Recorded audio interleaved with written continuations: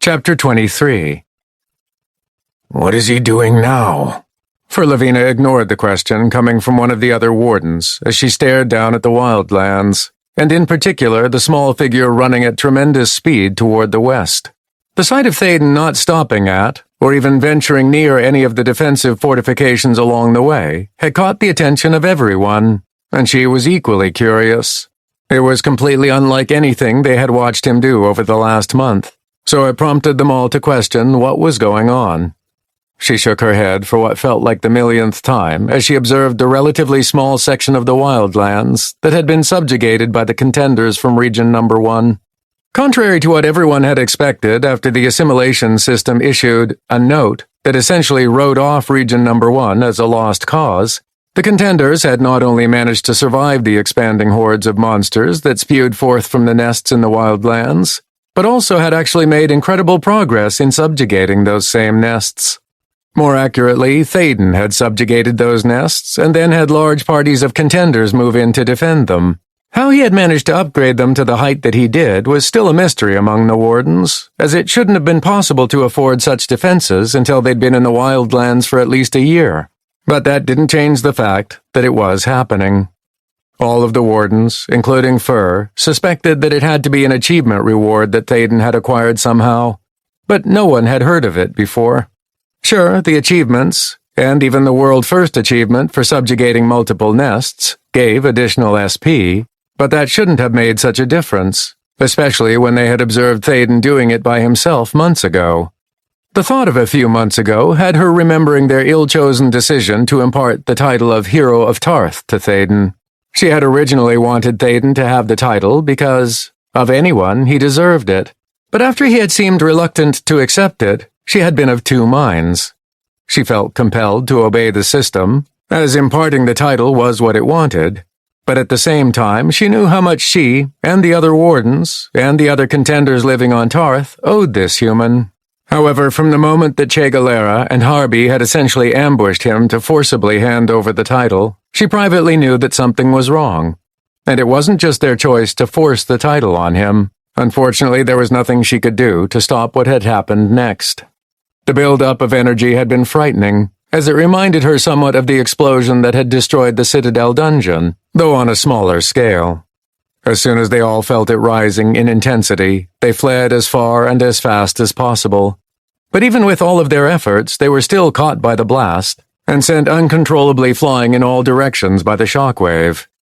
Their level 900 stats were the only things that kept them alive as they slowly recovered from the blast, and they were able to retreat to safety in the stronghold before they looked to see what had happened. The hole in the Wildlands wasn't nearly the size of the one where the Citadel dungeon had been, but it was large enough to frighten even the other wardens, who had watched the exchange and the aftermath from the safety of the stronghold. Everyone but the Aelvine who had actually worked with him thought that he had died from the blast, and only Fur, Che, and Tak were unsurprised to see him essentially walking away from the destruction as if it was nothing. She still didn't know what had caused the blast, and whenever she tried to think about it, her thoughts were sent in a different direction entirely. After a while, she had largely ignored the mystery behind it, because she was firmly convinced that she wasn't supposed to have that knowledge. After witnessing the Hero of Tarth experimenting with a defensive fortification near Region Number 1, building its defenses abnormally fast, there had been a period of a few months when nothing much had happened. Thaden went back to Region Number 1, and while she could somewhat observe what happened in the region from her viewpoint in the stronghold, any details were gained by the Shari wardens, who had primary access to the information the rest desired. In short, what they could observe and gain information about was a rapid rise in many of the Contenders' levels, which was apparently orchestrated by Thaden somehow running them through dungeon after dungeon for months. She had been thinking that they would reach a high enough level to actually succeed in finishing Phase 4, but then the evolution of the monsters within the Wildlands accelerated unnaturally quickly. No one had an explanation for why the monsters evolved so quickly, as even when they'd seen regions in the past ignore the Wildlands for a few months at the start of Phase 4, preferring to stabilize their region's defenses while allowing more of their number to catch up on levels, the monsters hadn't evolved as quickly as they had here, and now, with how accustomed to the energy within the Wildlands the wardens were, they could tell that it was happening again, Is the system speeding up the process? If so, why? The questions she'd been thinking about faded from her mind before she could even finish them, and she focused back on the defensive fortifications down below. It had been a complete surprise how effective the Contenders had been in subjugating so many nests, with Thaden's help, of course, and the number of defensive fortifications with highly upgraded defenses only grew by the day. In fact, it almost looked as if they couldn't be stopped, and while the upcoming monster evolution might slow them down a little, the foundation of defensible fortifications was strong enough that she didn't believe that it would affect them too much, especially with Thaden to help. So why does it appear as though he's fleeing from the Wildlands?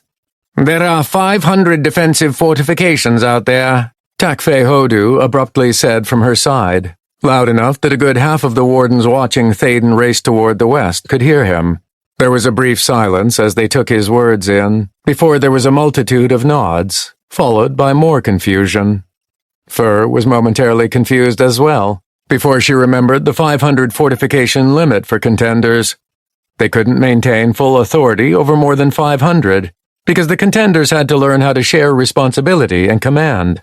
It was a restriction that rarely ever came into effect, especially when multiple regions were at work subjugating nests, because there were typically hundreds of different contender groups that would work with each other to accomplish their goal.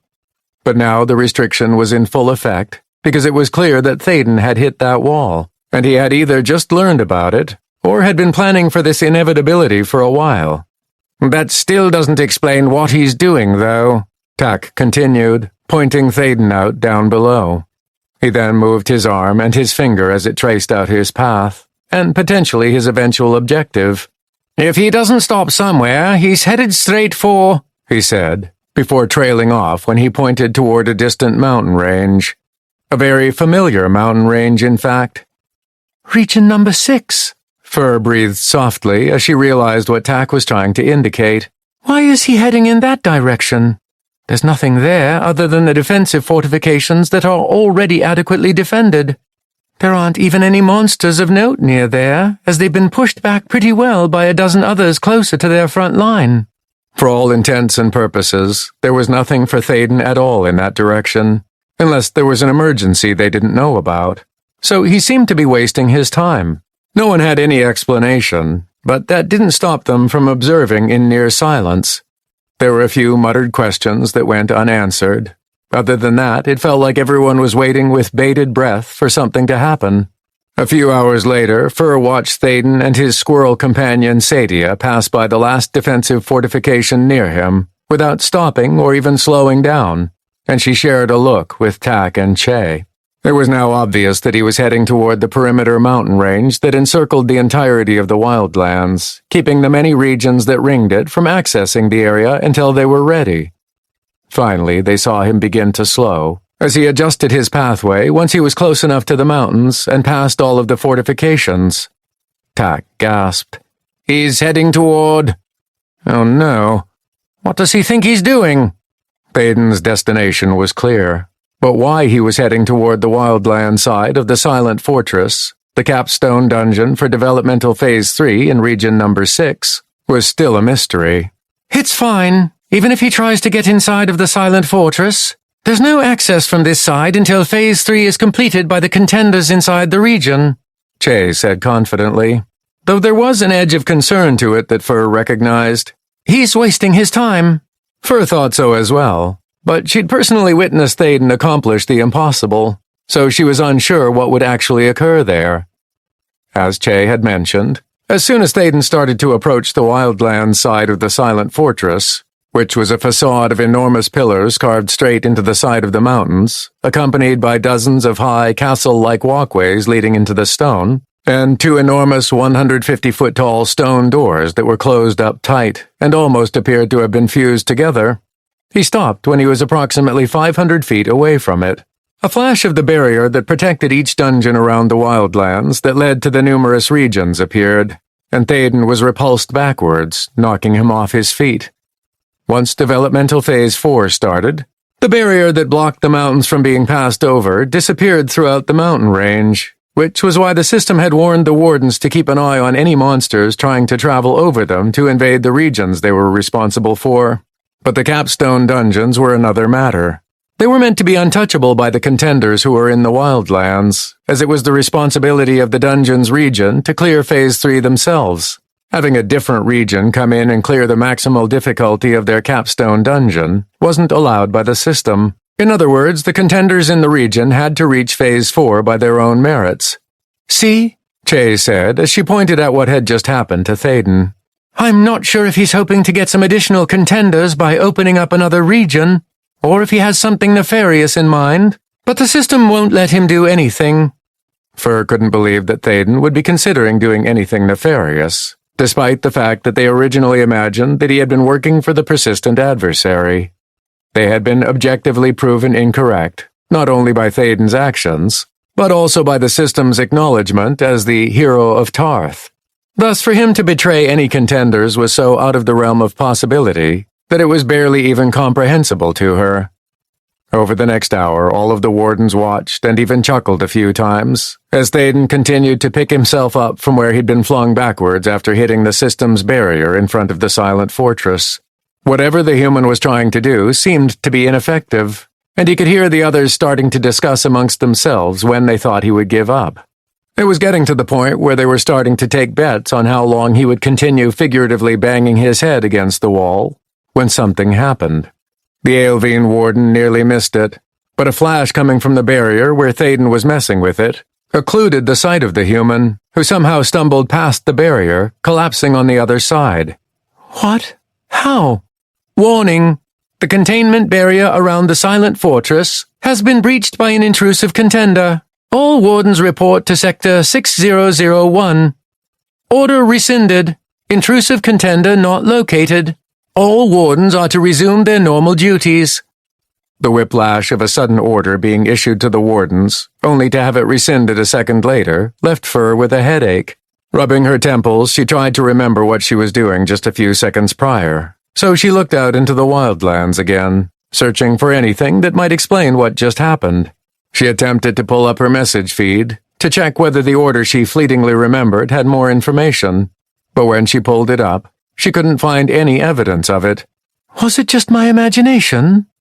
She shook her head again as her headache faded away, looking around to see the other wardens already observing what was happening with the defensive fortifications that the contenders had set up, once again marveling at how impressive they were for having somehow started Developmental Phase 4 earlier than the other regions. Something nagged at her mind as she wondered how they had managed it, but she couldn't seem to pin it down. With a mental shrug, she went back to watching the contenders down below, looking for any potential issues that might arise for which a warden would be needed. Nothing had come up thus far, thankfully, as it seemed as though the humans were more intent on survival than on causing trouble. But she knew from experience that such things could change rapidly, and that they needed to be prepared. Something brought her focus to the west and the region for which she and the other Aelvine were responsible. But as her gaze passed over the mountain range and the entrance to the silent fortress, she didn't see whatever had caught her attention.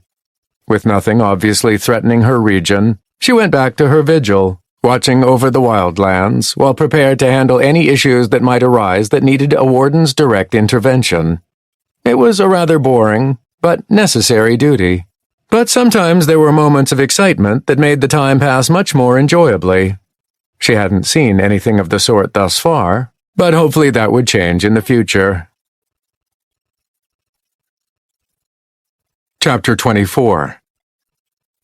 Thaden stumbled forward as he passed through the seemingly impenetrable barrier, blocking him from reaching the outside of the dungeon built into the side of the mountain range. He'd been trying everything he could over the last hour or so to get through it, but no matter what he tried, it kept tossing him backwards with a powerful wave of force. Thankfully, it didn't hurt him, because of the protection spells he had active. But it did have a strange disorientation effect, which lingered for a few seconds afterwards.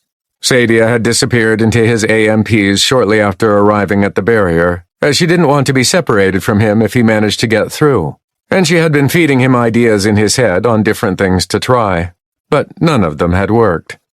He'd nearly given up when Sadia ran out of ideas, thinking that it was impossible to get through the semi-visible barrier, which was similar to the ones that prevented him from accessing nest bosses early. It was only as he got up from where he'd been flung yet again, defeat and disappointment running through his entire body, that something occurred to him.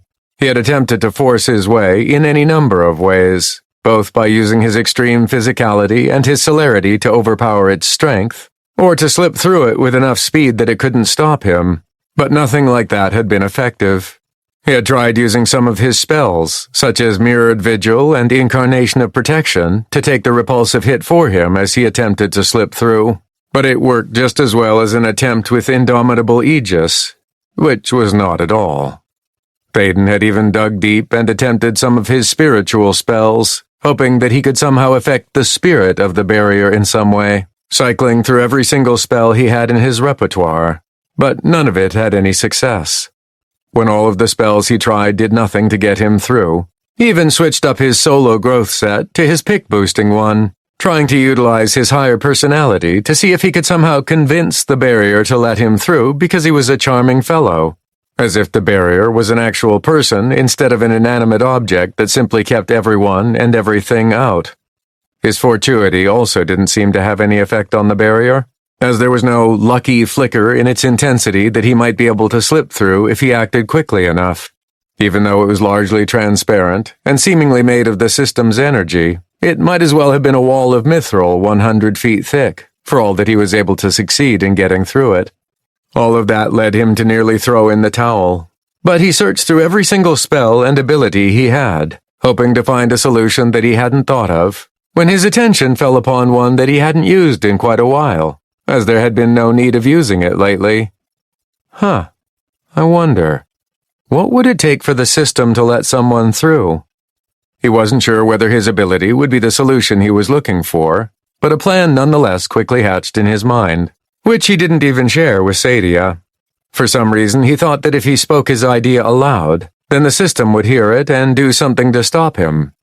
Therefore, as he ran toward the barrier one final time, he activated the unique ability to change his name tag at the last second. Even more than that, he applied every little bit of his mentality to speed up his perception of time, while he mentally forced the ability to temporarily apply to his actual name, class, and level instead of just the visual name tag. Fortunately, he had the perfect target for his impersonation, one that he thought might have the authorization to pass through the barrier, as he remembered the details about one of the Earthen that he'd partied with in Region Number 1. Takfe Hodu, Warden of Tarth, Elite Sentinel of Domination, Level 900. There was a tremendous pressure against the ability as he wrangled it in ways it wasn't meant to be used, but in the end he managed to get it to take effect for a split second before it reverted back to normal, causing a mental backlash that made him stumble as the resistance that normally flung him backwards let him through with a bright flash of blinding light.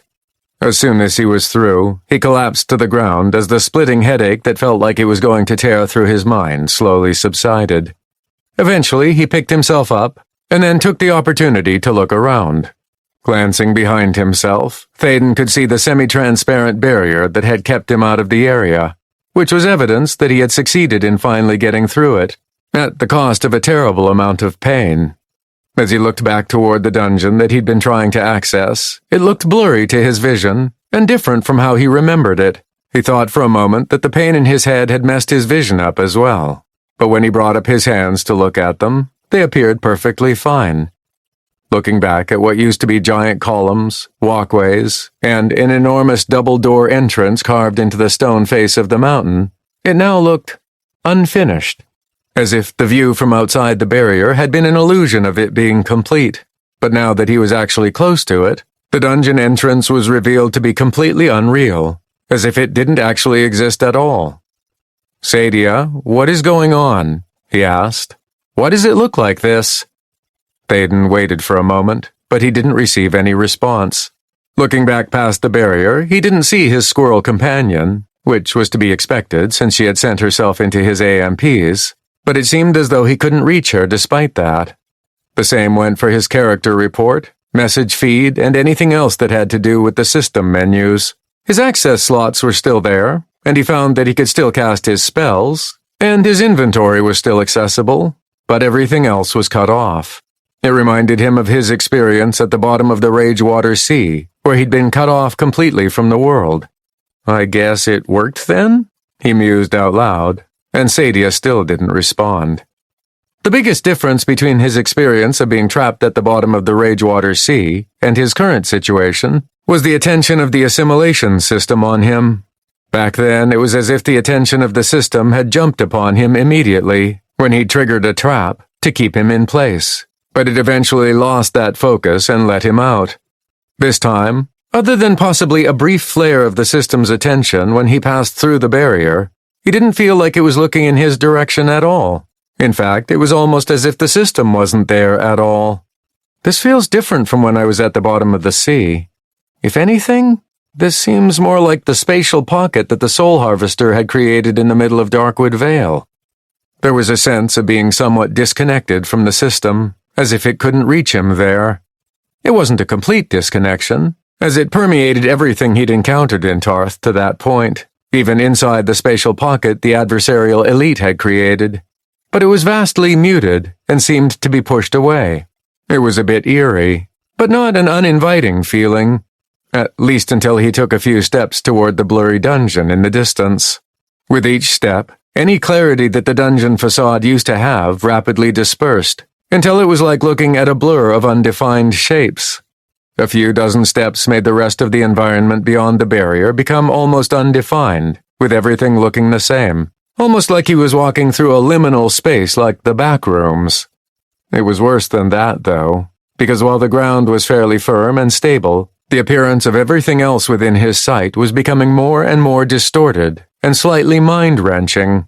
Well, I sure hope this worked to transfer full authority of those defensive fortifications from me to the other contenders, because I'm out of here. With that said, he turned around and swiftly walked to the barrier again, intending to walk through it back out to the Wildlands. Unfortunately, he was immediately stopped by an invisible force just a few inches from touching the glowing energy barrier, and no matter what he tried, he couldn't seem to pass through it. It was different from the repulsive effect of the actual barrier, as it seemed to be slightly flexible, but impenetrable, almost like it was some sort of invisible membrane surrounding the entire space. He moved along it to the left and right, trying to find an opening so that he could get to the barrier he was familiar with. But it seemed to encompass the entirety of the barrier's perimeter, widely curving around the section where the dungeon entrance theoretically existed. Unfortunately, even if he had wanted to try the same thing that had managed to pass him through the barrier the first time, temporarily changing his name to one with the right type of access, he couldn't seem to grasp the ability at the moment. Worse than being unable to take control of it, whenever he thought about activating the ability, it was as if there was a void where it used to be, as if it had been damaged or even completely removed from what he'd forced it to do. That's not good. What do I do now? With his inability to escape this place from where he'd entered, he figured that there were only two options left to him. The first option was to wait it out there in the hopes that, just like what happened at the bottom of the Ragewater Sea, the system would essentially let him go after it got bored keeping him trapped there. He had plenty of food in his inventory to last a while, so he wasn't worried about running out anytime soon at least. The problem with that was that he didn't believe that it was the system itself that was holding him there. Because of that, it was unlikely that, no matter how long he waited, anything would change in his circumstances. The second option was to venture into the dungeon, if it was even still there, and hope to come out the other side into region number 6. From there he would see if he could potentially get back to the Wildlands to continue the subjugation of the nests like he had been doing. They were counting on him to lead the push to complete Phase 4 after all. With the first option pretty much a literal waste of time, at least to his thinking, he only hesitated a few seconds before he walked back toward the blurry dungeon. The same effect of everything becoming distorted and disorienting occurred once again as he pushed forward, heading toward where he pictured that the enormous door had been. Before he'd hit 100 steps, the environment had been completely dispersed, until he was looking at an almost uniform gray around him. The only exceptions were the grass and dirt under his feet, and the short tunnel leading back to the barrier, which was still as clear as it had been when he entered. At about 150 steps, even the tunnel leading back toward the barrier disappeared, until he was trapped in what felt like a dome of featureless gray, with even the ground starting to blur at the edges. Another 50 steps completely eliminated the ground under his feet, though there was still an indiscernible surface that he was able to walk upon. At that point, he stopped and looked around himself, without moving his feet, as he wanted to keep his previous heading. There was nothing. It wasn't the void where the system had trapped him before, which was thoroughly frightening. Instead, it was as if he walked into an absence of substance. There were no sounds or smells, and while it wasn't dark, whatever illuminated the area was perfectly equal all around him, with nothing to indicate a difference between one section and another. As he took a breath to move on, he found that even the air around him seemed thinner than usual, which became even more evident as he started walking again on his same heading. When he'd traveled approximately 200 steps, even the air around him had disappeared, meaning that he couldn't breathe. Fortunately, Thaden had a high enough physicality that he could hold his breath for hours if he needed to, and even if he started suffering from oxygen deprivation, he could probably heal whatever damage it did. At 250 steps, the once temperate environment disappeared, and every couple of steps he was assaulted by either extreme heat or cold, with the temperatures reaching somewhere between walking on the sun or dipping into the icy bleakness of Neptune's environment. He was forced to employ his protective spells one after another, and his health even dipped down slightly a few times, only to be brought back up by a plethora of healing spells. Despite all of these obstacles, Thaden didn't stop moving. Whether it was stubbornness or a desire to see what was ahead of him, he refused to slow his steps. With no air, as well as zones of extreme heat and cold that only slightly hampered him on his way, he nearly hesitated when the relatively uniform illumination in the gray space began to fade. At 350 steps, it was completely dark, with not a single pinpoint of light anywhere around him. Even his growth equipment, which had a natural glow around it, didn't do more than illuminate a few inches away from his body. All light seemed to be absorbed by the darkness all around him. If all of that wasn't bad enough, after 400 steps, it felt like gravity was fluctuating around him, as it alternated between trying to crush him into the invisible path under his feet, to lift him up so that he was nearly floating, or even to yank him around in different directions. Thaden applied all of his physicality and celerity to anticipate and fight against these gravity changes, doing his best to stay on his path without straying, but it was difficult. One time he was nearly yanked to his left by a particularly strong pull of gravity, and he stumbled a few steps. For some reason, it felt as if he was on an actual path, positioned over a vast pit underneath him, and if he fell off of it, he would never hit the bottom. That thought prompted him to cast Mirrored Vigil, and for a split second a copy of himself appeared in his path, stopping him from being pushed completely off his pathway. The copy was killed shortly thereafter when he couldn't concentrate enough to protect it from the extreme temperature changes in the environment, but it served its purpose. At 450 steps, as if all of that wasn't enough, what felt like invisible blades bombarded him in an unceasing barrage, cutting him from all directions, including under his feet. His equipment didn't do anything to prevent them from slicing into his skin. It was like stepping into a cyclone of knives, and while he wasn't buffeted by high winds, only changes in gravity, there was no escaping the cuts that threatened to slice him apart if he didn't keep all of his protective spells going. Even with all of his personal bonuses, and the bonuses from his equipment making his spells insanely high-powered, he could feel that it was a losing battle, as his protections frequently failed, and he was forced to constantly heal himself while he re-established them. The intensity and strength behind the cuts that tore his protections and health to shreds only increased the further he went, to the point where he was seriously thinking about turning back. Throughout his time on Tarth, there had only been a few times that Thaden's spells and abilities had felt so outmatched by the incoming damage he was suffering, but this one took the crown with the millions of points of damage he was taking every second. Each step was nearly enough to convince him to turn around, but he stubbornly put one foot in front of the other. It was clear folly at its finest, but for some reason, something told him not to give up. Shockingly, Thaden finally reached step number 499. If this next step has something else trying to kill me, I don't think I can go any further. It felt like he was giving up before he had fully given it his all, but there was folly, and then there was clear, absolute stupidity. He might be foolish and stubborn, but he didn't think he was necessarily stupid.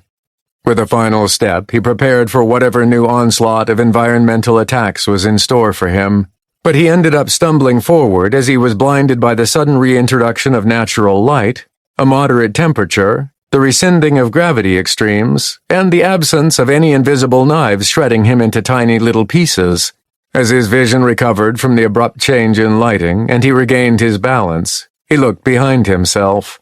Only a few feet back, the air seemed hazy and a little blurry, as was the environment a few hundred feet in the distance. When he tried to see the barrier that he'd passed through what felt like days ago, it had either disappeared completely or was contained in the blurry mess that the view of the Wildlands had become. When he turned around to look toward his front, however, he could clearly see the enormous doors of the dungeon that he'd observed from outside the barrier, looking exactly the same as he remembered, other than the fact that, instead of being closed up tight, they were swung wide open to either side of him, with a darkness inside that he couldn't penetrate with his eyes.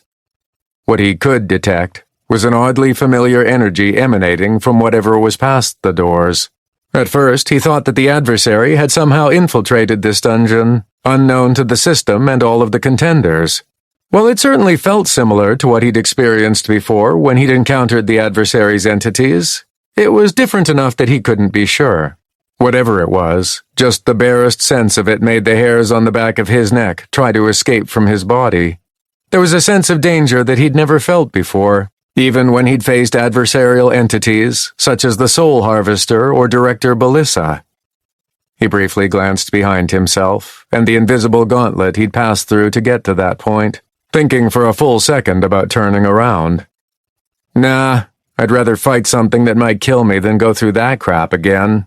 So despite the danger he felt coming from inside the dungeon, he took a step toward the open entrance. Chapter 25. There was no indication that he had just entered the dungeon, no notification stating that he had suddenly walked inside, as Thaden's character report and message feed were still inaccessible. This was the first time that he hadn't been prompted to choose the type and difficulty of the dungeon he wanted to delve, and there was no temporary freeze as he walked across the threshold and arrived at the dungeon properly. The reason he knew he was inside of it was because the darkness that had obscured his view of anything past the threshold suddenly disappeared, and he was presented with a tall arched hallway of stone walls and thick wooden columns, stretching at least 1,000 feet straight ahead of him. It was all illuminated by hundreds of dimly glowing orbs set along the stone walls, as well as a dozen dark wood and shimmering crystal chandeliers dangling from the ceiling. There was a scent of what he thought was freshly cut wood, mixed in with a pungent incense wafting out from deeper in the dungeon, and a soft breeze gently blew past him as he took a formal step forward. Needless to say, the relatively calming atmosphere was completely at odds with the dangerous energy he felt coming from somewhere further inside the dungeon. "Sadia, I really wish you were here," he murmured to himself. Walking into a dangerous situation like this made him cognizant that he was there alone. While that didn't normally bother him, he really wished he had someone to talk to at that point. Strangely enough, there was no sign of any monsters as he slowly walked down the long hallway, nor did he detect any type of deadly trap or dangerous obstacles, as the flat flagstone floor was clean and swept, without any indication that anyone or anything had ever been there. Looking down toward the end of the hallway, it appeared as if it ended in a stone wall that was carved in a beautiful menagerie of nature and gentle animals. He spotted a few rabbits, a deer, and a couple of foxes that frolicked through lifelike flowers and trees. Again, it was so completely unlike what he was expecting, especially for a dungeon, that it threw him off a little and nearly made him miss a step. As he moved closer to the carved stone wall, he discovered that the hallway actually continued to the right, and after pausing to stare at the intricate detail of the carving for a few moments, he continued down the new hallway, which was almost identical to the previous one in appearance. The only difference was the open doorway at the end of this one, which was the same distance away as the exit. Walking closer to it, he got the impression that there was an enormous space just beyond the doorway, but he couldn't see much more than what appeared to be a wall of wood blocking sight of everything else. It was only when he was within 100 feet or so of the doorway that he realized that it wasn't a wall of wood that he was seeing. It was instead an enormous tree growing up from the floor, stretching up past where he could see from his position. It was difficult to determine just how large it was, but he estimated that its trunk was at least 500 feet in diameter, if not wider. Stopping at the threshold, Thaden looked up at the enormous tree, finding that its top went through the ceiling approximately 1,000 feet above his head. Trying to imagine how far it actually stretched was mind-boggling, especially given the size of its trunk.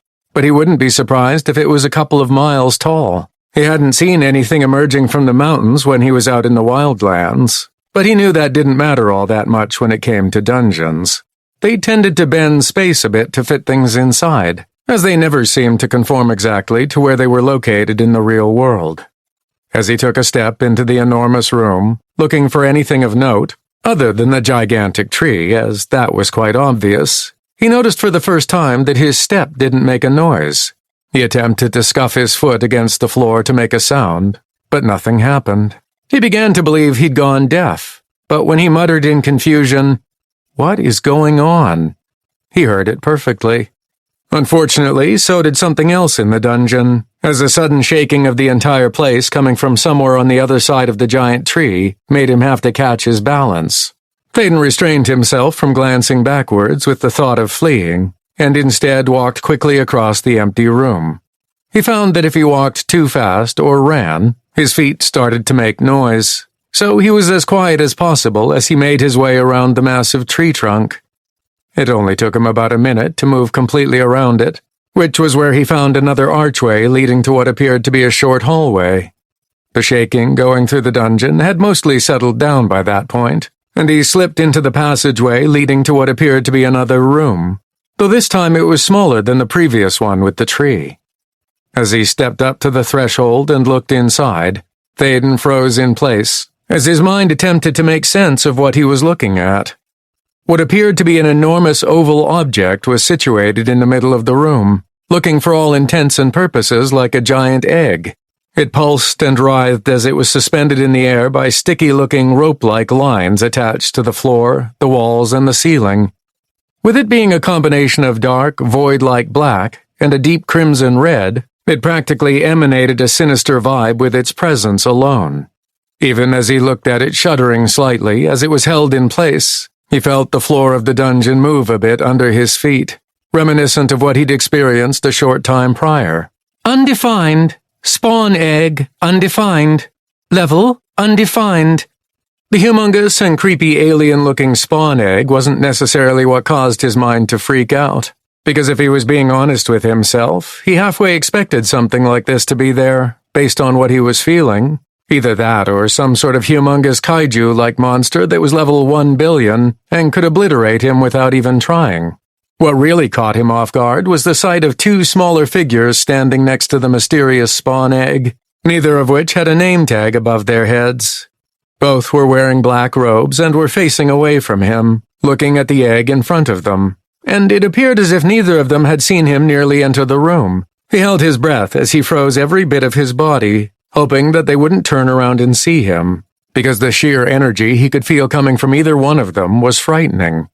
The first one was smaller in stature, and while he couldn't see the face or even the front of them, the impression he got from it was the same he'd received when he confronted Director Belissa in the Citadel. That was unquestionably bad if there was another director in the dungeon, because he didn't want to end up blowing it up again, thereby opening Region Number 6 up to the monsters in the Wildlands. If Region Number 1 was fairly underprepared when Phase 4 initiated, then Region Number 6 was likely in even worse of a position, and they would have no way of surviving if even a single monster from the Wildlands managed to find its way inside. But it was the figure next to what he was convinced was another director of the adversary that frightened him even more. While a hood covered its head, the height and size of the figure was close enough to one of the assimilators inside the Adventurers Coalition that he couldn't see it reasonably being anything else. Suddenly, what he realized was a mental conversation going on between the two figures somehow reached him, and he was able to listen in. "Appears to have calmed down," The rest have all been positioned where they are needed, as usual. All that is being waited upon is the conclusion of the developmental phases. Are we still going to be able to meet the quotas? With what happened in Region Number 1? It will be less of a harvest than normal, but still within acceptable parameters. Nevertheless, the current batch of contenders is a failure. Has that been officially concluded? Not officially, but with the way the developmental phases have progressed prematurely, it is only a matter of time before the conclusion becomes evident. There is no way for them to recover now, even with the unprecedented leniency the system has instituted for once Region Number 1 falls. I heard about that. Not even a pause in the phase will save them? Unlikely. The probability of their survival is astonishingly low. Well then, what about that mysterious contender I've been hearing about? You must know that my faction would trade significant concessions for such a unique outlier. The system neither acknowledges nor disavows any knowledge of this mysterious contender you speak of. What? Are you saying that someone else got to them first? Who was it? The system neither acknowledges nor disavows any knowledge of this mysterious contender. Fine. Keep your secrets. But if word gets out that a contender has been poached before the conclusion of the developmental phases, you know how much trouble that could cause. There have been no improprieties. Such an event, therefore, is unlikely to occur. Well, for your sake, I hope you're correct. The last time that happened, the perpetrator lost an entire section as compensation for the impropriety, as you say. You need not remind this one of such penalties. Besides, as was mentioned, this entire conversation is a non-issue. Fine. I'll drop it. In related news, have you heard what they're doing to the source of these contenders? With their likely failure? Are they being eliminated? Negative. They responded remarkably well to the conditioning, so they'll be used to seed future developmental worlds. I see. You know, if these contenders do fail, the next recruitment round is going to be cutthroat. There's only one other developmental world that's slated to be finished by that time, so there will be far fewer candidates to choose from. That is an accurate assessment. Anyway, with this final Annihilator spawn egg positioned correctly and secured, I think we can get out of here. Thaden was still frozen, his mind racing as he absorbed the conversation he was overhearing, so he didn't react in time when the smaller of the two robed figures turned around and spotted him immediately. What? Who are you? How did you get here? It was now clear to him which voice was which in the previous conversation, because he heard the voice of the smaller robed figure in his head at this point. The questions caused the presumed assimilator to turn as well, and Thaden's presumption was proven correct when he could clearly see the black-eyed, gray-skinned alien appearance of an assimilator underneath the hood of the robe. As for the other individual, their face was shrouded in darkness, similar to what he'd encountered with Director Belissa. But the Omenic Drifter was 99% convinced that this was another director, or someone with similar power. Entry into this spatial pocket should be impossible. No one can survive passing through the safeguards. How did you get here? The voice of the assimilator thundered through his mind, and he staggered backwards, clutching at his head as he quickly recovered. Fortunately, it was only a brief blast of mental anguish, and he was able to look back up at the two incognito figures, only to see them walking slowly toward him, in as non-threatening of a way as possible. Their mental conversation was completely different. I knew it! This is that contender I was talking about. You were keeping him hidden, weren't you? That's against the rules. He should not be here. This contender has somehow infiltrated the spatial pocket and needs to be removed immediately. Oh, I agree. But since no one knows he's here, why don't I just take him off your hands? That would be an extreme violation. Regardless of your desires, this contender needs to be permanently removed. Unauthorized access to secure system functions requires swift and conclusive punishment. Oh, come on. Just let me have him. We haven't ever before seen anything like what he can do. I'll make it worth your while. Bribery is also a severe violation. Do not interfere while this one exacts the necessary punishment upon this contender. Prepare for permanent removal. The dichotomy between the conversation and their casual-like walk toward him was confusing, but the final statement coming from the assimilator was clear enough for him. The director, whoever it was, seemed to want him for some reason, but the taller alien simply wanted to remove him permanently. Well, that could be a euphemism for politely moving him somewhere else with admonitions never to come back. He was fairly certain that the assimilator meant to kill him. Moving back a few steps, Thaden shouted, "Stay back!" He wasn't sure if he could actually kill either of these two individuals, as he couldn't even see who they were or their level, but he wouldn't hesitate to go down fighting. He didn't have his wild health leech active yet, as he hadn't wanted to accidentally damage something within range, such as a giant level 1 billion kaiju monster that was peacefully sleeping or something. But if they didn't step back, he would cast it immediately. Even then, he was still hesitant to do anything, as he hoped that they would listen to reason and let him go. Killing an assimilator probably wasn't the best way to get on the system's good side after all, and might even give him a black aura, regardless of whether he resurrected it afterwards. Miraculously, the two of them stopped mid-stride. But the reason for that quickly made itself known, as the spawn egg reverberated where it was, shaking the entire dungeon around him. "Stop making noise! The oral balance around the Annihilator spawn egg is very delicate, and any significant sound may trigger its activation sequence. You do not want that to happen until—" "Surrender to your punishment, Contender. Any foolish actions could lead to you being responsible for the inevitable deaths of your fellow humans. Do not resist." Thaden took another step back as the two figures started for him again, even as the spawn egg in the background slowly settled down. He was about to warn them to stay back again, but then his mind finally registered what they'd told him about the noise, and he didn't want to wake whatever this Annihilator was. The name alone was enough to warn him away from doing so. But he also wasn't going to simply submit to being killed. Do not resist, huh? Yeah, that's not going to happen. As he started the process of enacting his wild health leech combination of spells, he couldn't help but think, well, I warned them. Triggering wild health leech, he then spammed healing spell after healing spell on himself.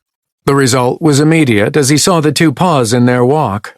Though if he had hoped to kill them instantly, he was sorely disappointed. It was as if they weren't even affected by the damage he was dishing out. Almost as if they weren't even physically there. "What are you doing? Stop! You have no idea of the forces that you're playing with. Foolish human, cease whatever you are doing or—" The two of them spoke into his mind simultaneously, but it was already too late.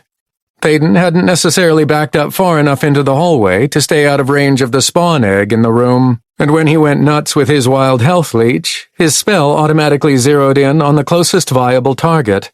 As the damage was redirected toward the spawn egg, there was a brief second where nothing happened. But then the dungeon began to shake uncontrollably, as the shuddering of the ovoid object began to increase past anything that he'd felt to that point. When Thaden realized what he'd done, he immediately canceled the spell, but the damage had literally already been done. The shaking was to the point where it actually knocked him down and he fell onto his back. He had trouble pushing himself upright, but he managed it just in time to see the presumed director and the assimilator turn to each other, both seemingly unaffected by the shaking, and with a simultaneous nod to each other, they suddenly disappeared without a trace. Oh shit. What have I done? The environment was so chaotic by that point, with the entire hallway he was sprawled out in moving so violently that he couldn't even get to his feet, let alone run away. It was all he could do to try and scramble backwards and away from the pulsing spawn egg in the adjacent room. He was halfway down the hallway when the shaking abruptly stopped, and a silence fell over everything as he froze once again, hoping that the crisis had passed and everything was okay. It was then that Thaden heard a deafening crack coming from the room with the spawn egg, and when he looked inside, he saw that the suspended ovoid object had broken free of the rope-like lines keeping it in the air. And when it hit the floor, a clear vertical crack in the center of it had traveled from the bottom all the way to the top, and likely all the way to the other side. As he quickly got to his feet, preparing to run, the two halves of the spawn egg began to separate. Chapter 26. Watching in horror as what could only be his doom emerged from the spawn egg, Thaden felt his lower limbs refuse to move, even as he mentally screamed for them to start moving him away. There was no sign of the two figures that had disappeared moments before, nor did it seem as if they were coming back. He wasn't sure what could be bad enough that even a powerful assimilator wouldn't want to stick around, but he definitely didn't want to see it. Unfortunately, he was on his own, and now even his body was betraying him. The two halves of the giant spawn egg completely separated, crashing to the ground on either side of the creature inside, even as a noxious-looking green miasma emerged from inside of the receptacle, obscuring whatever it was. The only glimpse he received of it was a flash of its name tag, which appeared near the ceiling, just barely contained by the room. Annihilator, World Boss, Assimilation System Recycler, Level 3333. Perceived level ineffective. Thaden gulped involuntarily as he saw the level on the Annihilator, along with the tag stating that it was a world boss. His mind was incessantly screaming for his body to flee, but it still refused. It was almost as if it was waiting for a view of the monster before it broke him out of his frozen state. A portion of his mind was also curious as to what it was that he'd unleashed, but he shouted it down, for all of the good that it did him. After about a minute, the green miasma began to dissipate, revealing what was inside the spawn egg, which turned out to be nothing. Oh no. Is it invisible? If not, where did it go? Has it already been unleashed upon the contenders in region number 6? His questions were answered a moment later, as he saw one of the still intact halves of the spawn egg rock a little, and a small shape poked its head up over the edge. He instinctively flinched backwards, but then he felt a nearly uncontrollable desire to say, "Aw, how cute." Rather than a world-ending kaiju monster like he expected, the Annihilator turned out to be a small, furry mammal, approximately the size of a large chihuahua, with gray and white fur covering the majority of its body, with black fur rings along its tail and around its eyes, which were large, wide, and innocent-looking, as if they came from an anime or an animated film with princesses. In other words, it was a cute baby raccoon with wide, adorable eyes. This is the Annihilator? This doesn't look like it could hurt anything. Thaden restrained the desire to pick up the world boss and pet its soft-looking fur, which turned out to be a good idea because of what happened next. The Annihilator opened its jaws to chitter for about a second, before a powerful inhalation of air that sounded like a jet engine rushed into its mouth, and before Thaden's eyes, the half of the spawn egg that the raccoon had emerged from was sucked into its throat, despite being 100 or more times the size of the small animal. Within seconds, the other half was sucked up into its mouth, as well as all the remains of the rope-like attachments around the room. When every trace of the egg was gone, Thaden looked back at the Annihilator to see that it had grown in size, with it now being approximately the size of a golden retriever. Uh-oh. In a panic, Thaden restarted his wild health leech combo again, trying to see if he could kill the Annihilator before it became too large. But that turned out to be yet another mistake. He wasn't sure how much damage it actually did to the level 3333 world boss, because it didn't seem to be affected by it much. But it certainly got its attention. Before he attacked it, the raccoon had been ignoring him, as if he wasn't of any importance. But that all changed once it started taking damage. It turned toward him, and the same inhalation noise that had consumed the spawn egg was aimed in his direction. Even approximately 100 feet away, the hero of Tarth felt the tremendous suction pulling at him, and his body finally responded, reacting against the pull with every little bit of physicality he possessed. It was worse than the gravity changes he'd experienced in the void-like places that he'd passed through to get to this place, as it felt like he was in the middle of two F5 tornadoes trying to push him toward the relatively small, gaping maw of the Annihilator. He was nearly horizontal as his feet miraculously maintained their grip against the textured stone under his feet, though even when he added his fingers gripping every little protrusion in the floor, he felt himself slipping. None of his protective spells did much to diminish the suction pulling at him, and as the world boss didn't seem to be significantly affected by anything Thaden did, even his spiritual spells, which seemed to ineffectively fizzle against it, He began to believe that this would be his end. He kept his head facing toward the end of the hallway leading to the room with the enormous tree, which began to stretch further away from him as he was pulled backwards, and he dug deeper and used every spell in his repertoire to see if anything would have an effect. Nothing worked, though, and he could hear the floor around and behind him cracking. Pieces of stone were pulled up and flew backwards, disappearing into the raccoon's insatiable gullet, the power of the suction only seeming to increase as Thaden fought against it. As it seemed to reach a crescendo of power, with even the walls starting to crumble apart and be pulled away, he felt himself slipping even faster, as it felt like his skin was being ripped off his body. Just when he was about to lose what little traction he still possessed, the suction abruptly stopped. Rather than bless his good fortune, Thaden took off down the hallway, only looking back once he was rounding the corner of the hallway and into the room with the giant tree, only to see that the Annihilator had grown again, now nearly the size of a small pony. The hallway around the larger raccoon was in shambles, with huge chunks of it missing and crumbling apart, and he could see a small section of it that was still intact, right where he had been fighting against the pull. It seemed as though the reason the Annihilator had stopped was because it couldn't keep the suction going indefinitely, but the cooldown on it was very short. Even as the Omenic Drifter was glancing down the destroyed hallway at the growing creature, the jet engine-like suction began again, this time even stronger than before. He was barely around the corner, and nearly got pulled off his feet as he ran as fast as he could toward the exit around the backside of the tree.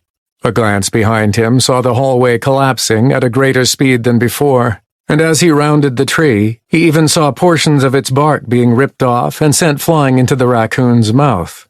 At this point, the last glimpse he had of the Annihilator was it lumbering forward out of the much wider hallway, now the size of a Clydesdale horse, and only seemingly growing bigger as it consumed everything in sight. Panicked now, as the world boss was too much for even Thaden to handle at this time, he used every bit of speed he could get from his celerity to reach the larger hallway leading to the exit, and before he knew it, he was outside of the dungeon's entrance. He hesitated for only a half-second before he plunged back into the torturous void, where he was immediately assaulted by an all-encompassing darkness, extreme temperatures, invisible knives trying to cut him apart, and gravity changes that threatened to send him flying off his path. Fortunately, with every step he took, the severity of all that he'd experienced the first time reduced dramatically, so that within 100 steps he was back to running, faced with nothing strong enough to make him need to slow down. No more than a minute after entering the dangerous void, he raced out of it and saw the Wildlands in the distance. Better yet, he didn't see any sign of the barrier that had kept him out of the space in the first place. Unfortunately, he also didn't see the invisible barrier that had been inside of the outer one, but it certainly made itself known as he crashed into it at full speed. He collided with it and came to a full stop, before he began banging on it with his fists. "Let me out! Open up!" Of course, nothing seemed to hear him, and his attempts to escape once again seemed futile.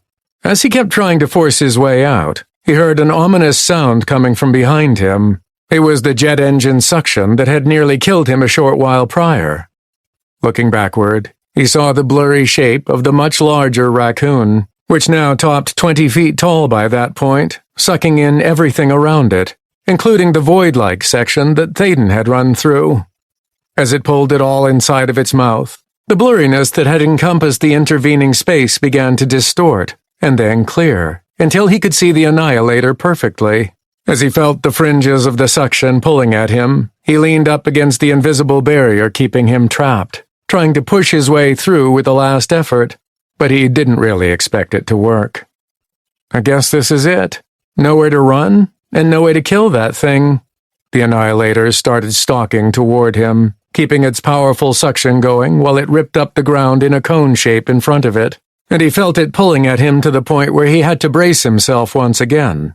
He was beginning to frantically search around himself, futilely looking for any potential solution, when he felt the barrier he was braced against start to buckle behind his back.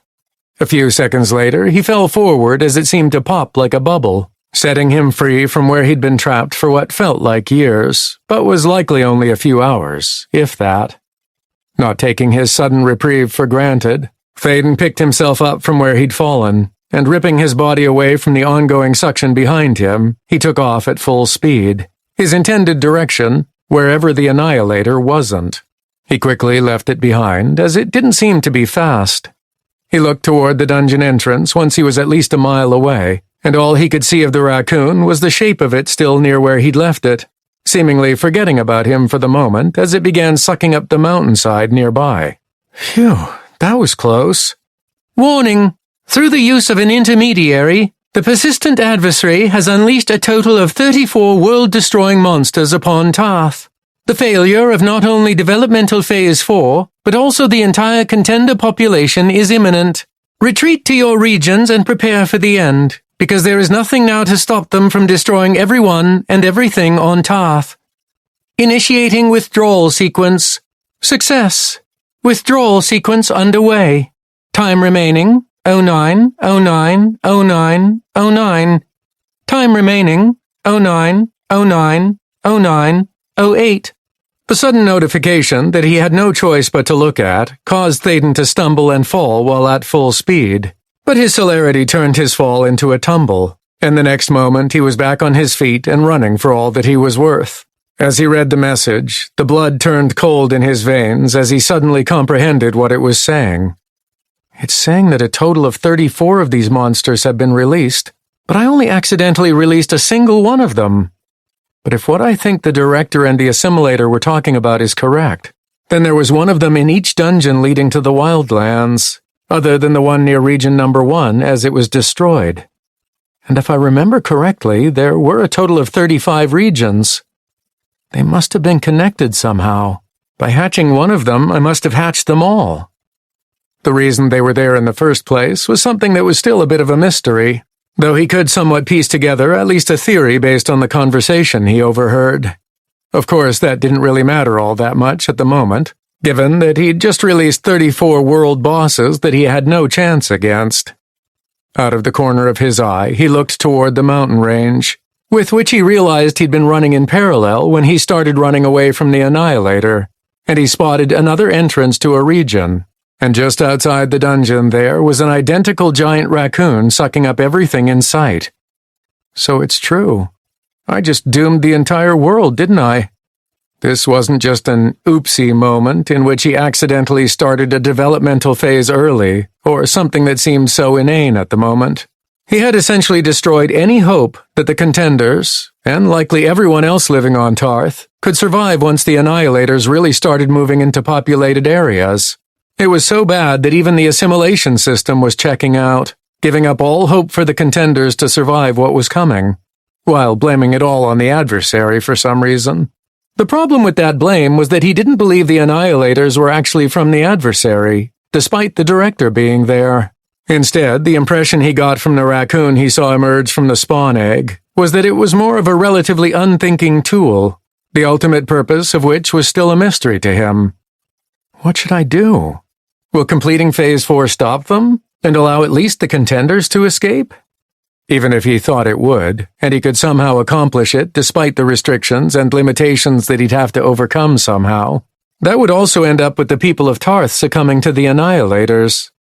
In addition, he wasn't exactly sure what the system's withdrawal meant, but he figured it couldn't be anything good.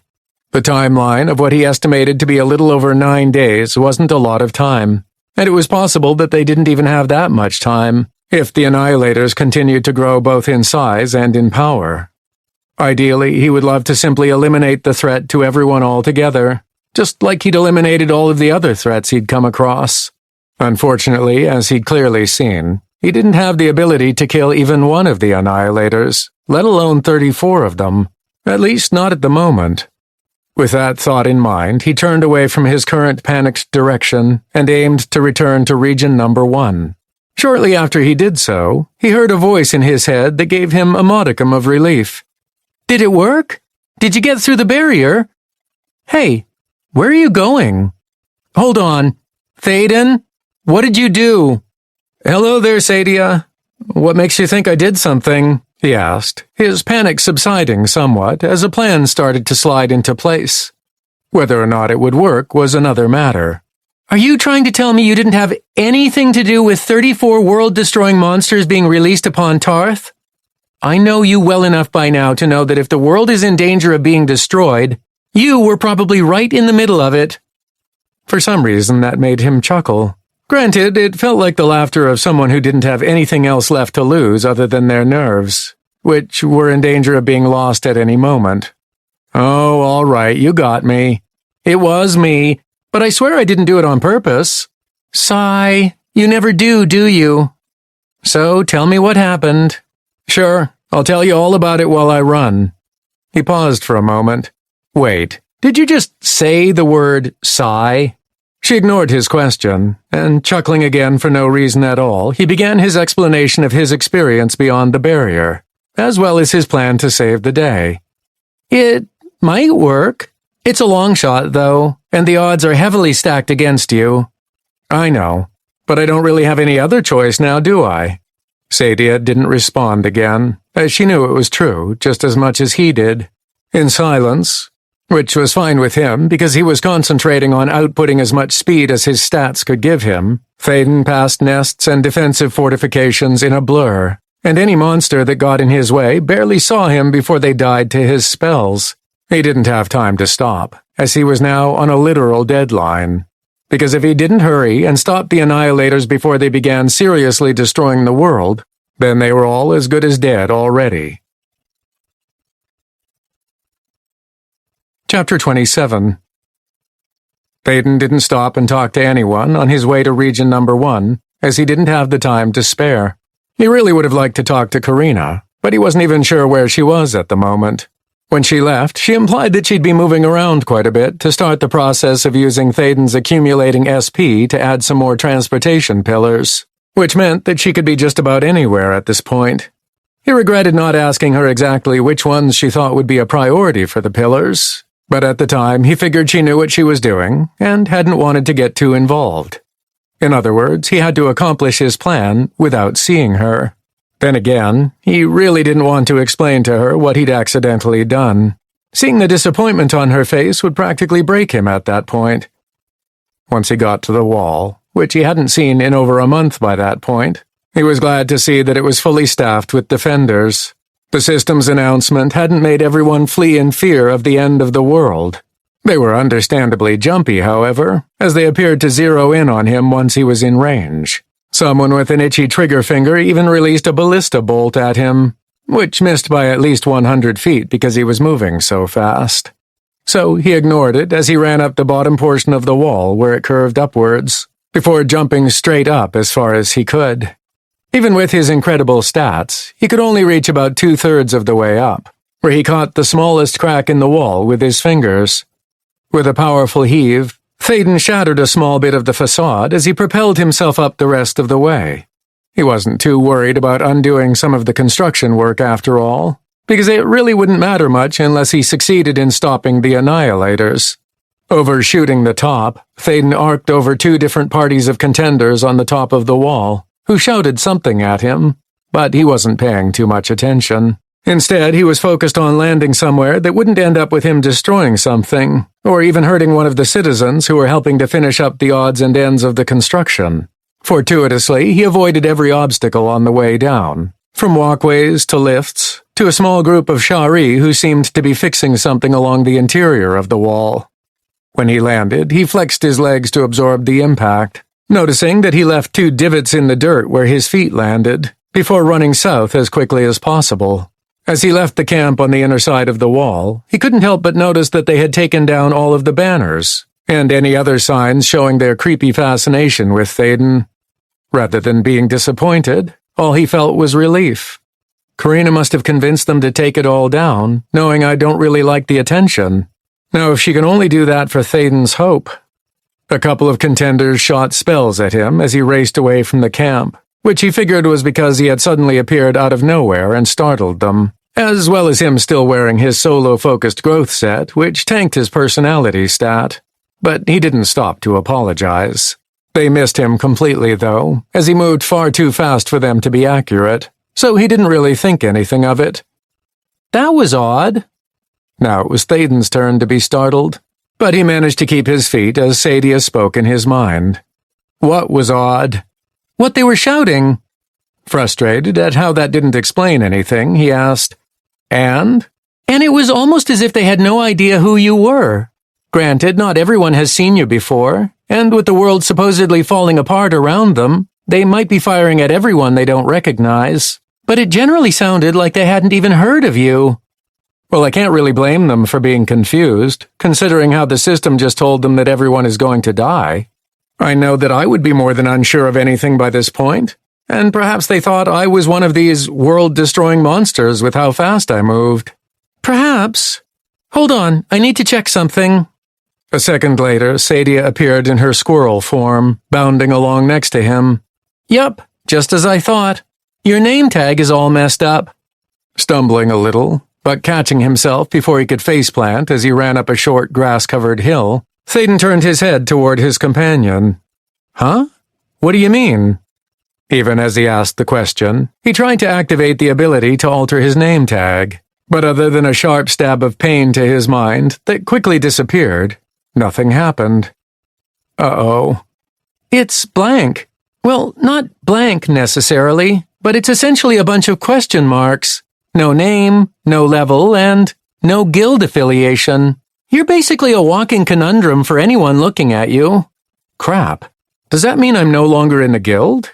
He asked, though she didn't seem to know the answer to that. My ability to change it isn't working, he further admitted. Yeah, that's not good. If what you told me about how you got through that barrier is true, then you might have somehow damaged the ability, even though I wasn't even aware that was possible. That was what he was thinking as well, and it would somewhat explain why he was showing up as just a bunch of question marks.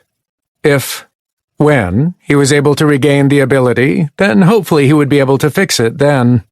As he continued his run southward toward the nearest town, which he remembered from the maps he'd studied was called Gumper Moor, Thaden first opened his message feed, which he hadn't really looked at since he'd left Karina earlier that day. Aside from the dozens of monster-slain messages, there wasn't anything else, which was a surprise as there wasn't a single increase in his competencies while he was inside the barrier, let alone much of anything else. The only thing he discovered was a very brief internal system message that was both confusing and worrying at the same time. External spatial void 1001 breached. Alerting wardens. Order issued. Complete. Targeting intruder. Error. Target unable to be located. Spatial void 1001 clear. Rescinding order. Complete. Searching for breach origin. Target source identified. Removing traceable echoes. Complete. From what he could make out, the system noticed him moving through the barrier, which alerted the wardens, but then it lost sight of him. That was clear enough. It was the last line referring to the target source and traceable echoes that didn't make sense. I have no idea what that means, Thaden, but based on your track record, I don't think that I'm going out on a limb when I say it's probably nothing good for you, Sadie told him when he asked if she knew what it meant. Thaden shook his head, knowing she was probably right, but not knowing what to do about it. What was more of a concern to him at the moment was his character report, and what might have changed with it. At first glance, nothing looked all that different, at least until he saw his subjugation points, and the bonus trait ability that normally allowed him to alter his name tag was a mess. Number 32599999-E, Hero of Tarth, Omenic Drifter, Wizened Solitary Shaman, Level 450, Progressive Internal Combat Knowledge, Pick 2,189,500 out of 2,189,500, 512,654,720. Adventurer Coalition Rank, Platinum Plus, 705 out of 810 RP. Subjugation Points, SP, 0. Subjugation Points, SP, Accumulation, 0 per hour. Bonus Traits, A32, A4S, DF968, 4H, 5K9D3, AS1G, F6U5, DS4, 7S, S, GHG FD9FV3 DSS1 4H4/2S 4ER99 open parentheses Q5W1 S2FO LYHIJ greater than less than greater than S79 WIB 86MO close parentheses. First, the good news was that his plan to give up authority of the defensive fortifications seemed to have worked, as he now no longer had any SP, nor any hourly accumulation, which had to mean that the fortifications were newly being controlled by other defenders. Not that such a thing mattered all that much, given the plethora of world bosses wandering around and sucking up everything they could see, but at least his idea had actually worked. As Sadia had posited, it appeared as if his ability to alter his name tag had been thoroughly messed up, which was evidenced by the gobbledygook listed under his bonus trait. Pushing the ability past its limits, even temporarily, to force his way past the barrier, had evidently broken it to the point where it not only wouldn't activate, but was actually screwing up his current name tag to make him some sort of unknown. Other than those notable changes, nothing else popped out to him as being significantly different. However, while he still had a short distance to cross to get to the town of Gumper Moor, the land around him was quiet enough that he figured he could get started on his plan.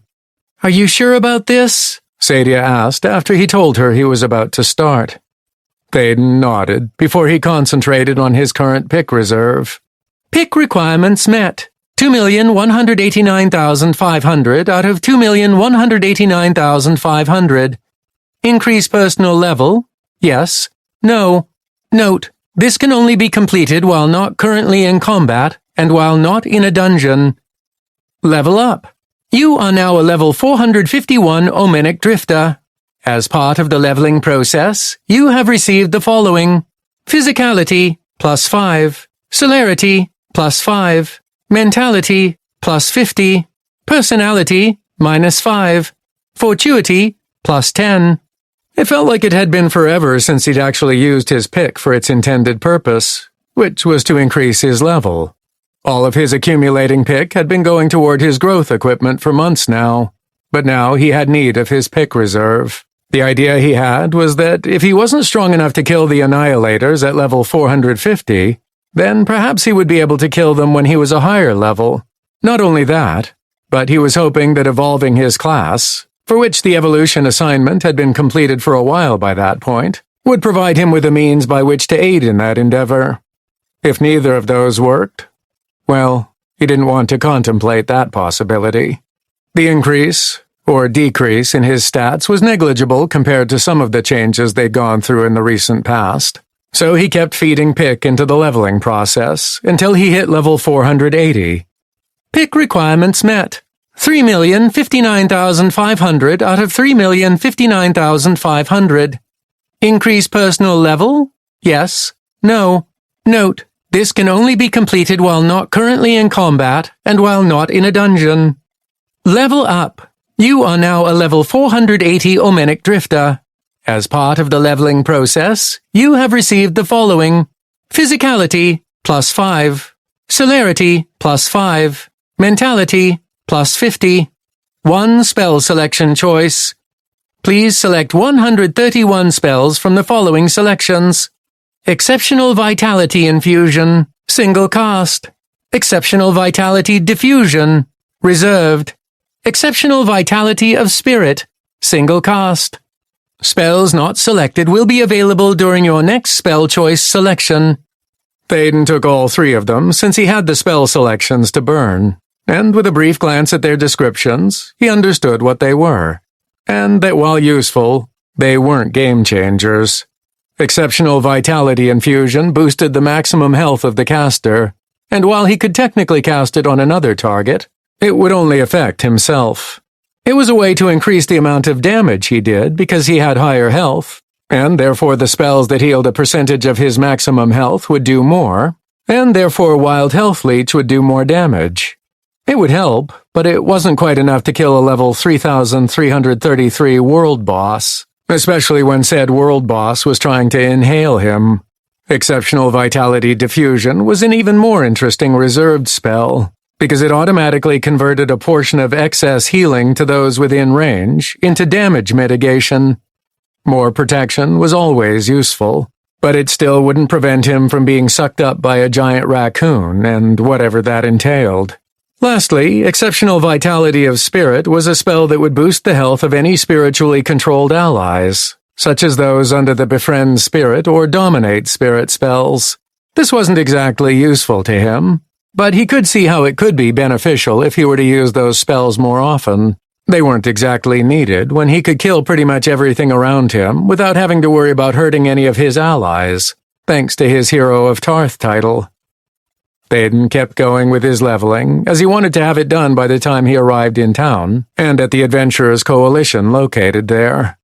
When he reached level 520, he received another spell selection, and he picked up all three of them: Exceptional Health Relinquishment, Exceptional Protection Relinquishment, and Exceptional Spiritual Relinquishment. All three of the spells were single cast and were similar in effect. What they did was essentially sacrifice 30% of an allied target's maximum health, damage mitigation, or spiritual will to boost the other two.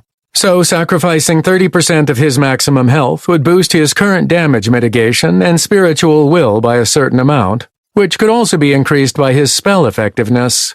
The problem was that the spells put a temporary cap on whatever was sacrificed. So if he had a maximum of 10,000 health before the spell, and he sacrificed 3,000 of it to boost the others, then his maximum health wouldn't be able to be pushed past 7,000. Neither of the first two spells was something he wanted to mess with, but he thought that Exceptional Spiritual Relinquishment had some nice possibilities, as he didn't think he needed his spiritual will quite as much as the others. It still wasn't enough to make a difference against the world bosses, at least not yet, but he thought he was getting closer. As he saw the town of Gumper Moor on the horizon, he finally finished getting to level 567, which was his current maximum level before he had to evolve his class. At his final level for his current class evolution, he unlocked a trio of additional spells. And these were so different from the others that he actually slowed down before he arrived so that he could look at them a little bit closer. Huh. Now those are interesting. He looked at each of them individually, as they were different enough that they couldn't be lumped together. Exceptional Chaotic Battlefield Absorption. Reserved. Whenever any target dies within range of Exceptional Chaotic Battlefield Absorption, a portion of the target's maximum health is absorbed by all allies in range as a healing effect. Each instance of absorption also has a chance to cause a lesser amount of damage to all targets within range. Range, 300 feet of caster. Healing amount, 90% of dead target's maximum health. Damage chance percentage, fortuity divided by 3,000. Damage amount, 30% of dead target's maximum health. Casting time, instant. Mana cost, reserved, 30% of mana pool. Exceptional Borrowed Bastion, single cast. The caster of Exceptional Borrowed Bastion will copy all of the damage mitigation, damage nullification, and all resistances possessed by a secondary target. Once Exceptional Borrowed Bastion's duration expires, or is cancelled by the caster, there is a chance that both the caster and the secondary target will have all damage mitigation, damage nullification, and all resistances reduced for a limited time. Damage mitigation / resistance reduction chance percentage. Fortuity divided by 1,000. Damage mitigation / resistance reduction amount, 90%. Damage mitigation / resistance reduction duration, 20 seconds. Range, 600 feet of caster. Duration, 120 seconds. Casting time, instant. Mana cost, 60,000. Exceptional Spiritual Guardians, channeled. When Exceptional Spiritual Guardians is cast, a number of spiritual protectors surround the caster, each of which possesses a variable amount of health. Each spiritual guardian will draw the attention of potential attacks in the caster's place. When a spiritual guardian dies, there is a chance of a stackable spiritual backlash being inflicted upon the target which killed the spiritual guardian. So long as the spell is maintained, a new spiritual guardian will replace those killed after a small cooldown. Number of spiritual guardians, 6. Guardian health, 20,000. Guardian cooldown after death, 2 seconds. Spiritual backlash chance percentage, fortuity divided by 5,000. Spiritual backlash amount, 10% reduction in all resistances and natural regeneration. Spiritual backlash stacks, 8 stacks. Spiritual backlash duration, 30 seconds per stack. Casting time, instant. Mana cost, 6,000 per second. Each of the new spells he received had great potential against the Annihilators. Exceptional chaotic battlefield absorption had a chance to do a lot of damage, if he was able to kill one of the massive world bosses, though the problem remained killing one of them in the first place. The exceptional borrowed bastion was something that might help with that. With a chance that he could reduce the damage mitigation and resistances of the Annihilators by 90%, he might be able to deal enough damage to kill one, though the same thing would affect him as the caster. That could be a deal-breaker, as having his damage mitigation and resistances reduced by 90% could end up killing him. But, for what felt like the first time, his spiritual spellcasting option was potentially even better than the other two options. Exceptional Spiritual Guardians was almost like a protection spell, as it gave him 6 spiritual guardians that essentially blocked attacks, and then had a chance to deal a spiritual backlash against the attacker when they were killed, reducing the attacker's resistances and natural regeneration by 10%, and it could stack up to 8 times. In combination with a few of his other spells, including some of his competency advancements, he could see this being a highly effective method of killing powerful targets. Was it enough to kill an Annihilator? He was tempted to rush back and try his luck against one now that he'd leveled up 117 times, but he was already near a town. He figured he might as well see what a newly evolved class could bring him that could end up tilting the scales of success in his favor even further. Plus, he'd received a new achievement when he hit level 567, which might help when picking his evolved class. Congratulations for reaching the pinnacle of your current class. Current class, Omenic Drifter. Achievement received, Class Act 4. Bonus reward, additional classes unlocked. Contender World First Achievement, 1 additional class option. Now all he had to do was talk to one of the support class representatives, and hope that the assimilator didn't somehow recognize him as the one who had unleashed the world bosses upon Tarth. His fortuity might have to work overtime to ensure that occurred, but he figured it had to be good for something. Chapter 28. Whoa! Get back! What are you? The town of Gumper Moor was relatively quiet, at least from the outside, which meant that there wasn't a line outside the gates to get in, which was good for Thaden because he was in a hurry and really didn't want to wait. Unfortunately, as he rushed up to the 2 Shari town guards that were stationed on either side of the gate, they took one look at him and lowered their spears, pointing them straight toward him. He held up his hands with as non-threatening an appearance as possible, confusion warring with his impatience. "It's me, Thaden. You know, hero of Tarth and all that? I know my name tag is a little messed up." "I know of no Thaden," the town guard said harshly, "let alone any hero of Tarth. Who are you, and what is that?" Now Thaden was becoming a bit annoyed, as the town guard gestured threateningly toward Sadia with his spear. "That's my companion Sadia, and I already told you who I am. In fact, here's my badge," he said, pulling out his Platinum Plus Adventurers Coalition badge. "So you can see that I'm not only a member of the Coalition, but I'm also a contender." He saw the flicker of surprise pass over both guards' faces as he passed the badge to the guard, who immediately passed it back to him with a grunt. "It appears legit. However, do you expect me to believe that you have not only a Platinum rank, but Platinum Plus? That's impossible, unless you're a Warden of Tarth, and human wardens don't exist." The disrespect was practically dripping from the Shari, which didn't make any sense to Thaden. Just to make sure nothing would hinder him on his way to the Adventurer Coalition, before he started up again toward town, Thaden had ensured he was wearing the appropriate growth set so that his personality wasn't in the negative, especially after his recent level-ups. Then again, if he understood his Hero of Tarth title correctly, Even if he had -1 million personality, the residents of Tarth should have treated him with at least a modicum of respect. But that obviously wasn't happening there. He wondered if the title was also broken, but he didn't really have a good way to test it without endangering other people. Theoretically, he could simply push his way through and get done what he needed.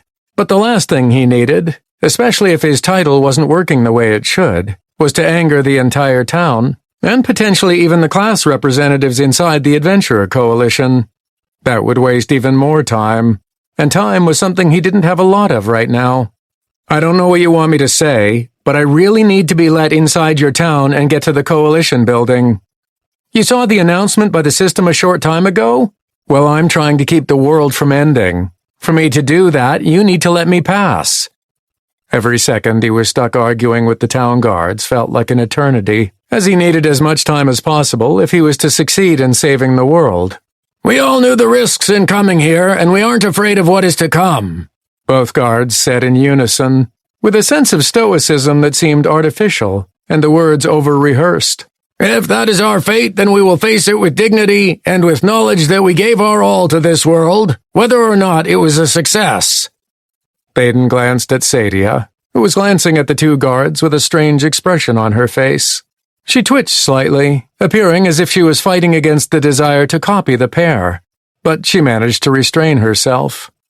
Did the system brainwash everyone again, making it so that the residents of Tarth won't panic and will simply submit to their deaths?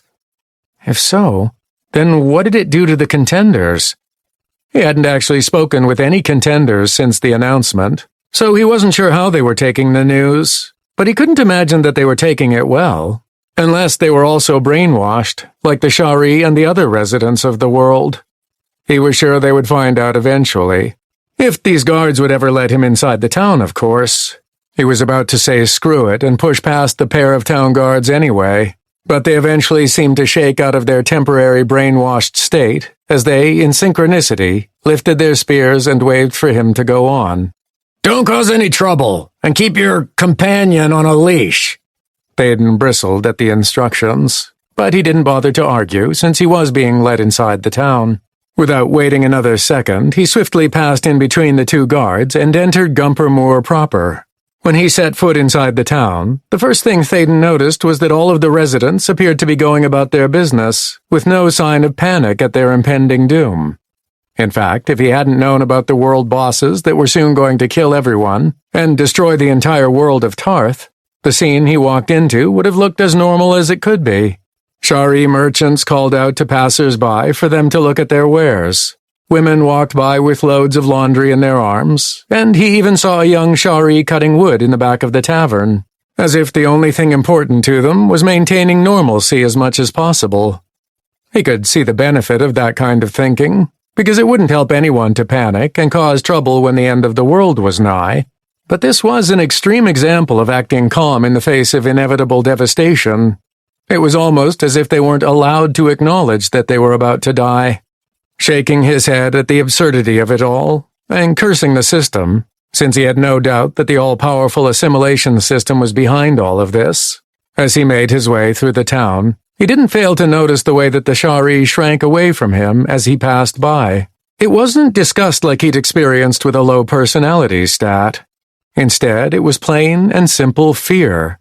Somehow they could be scared of his simple presence, but were perfectly capable of facing the world's destruction without flinching.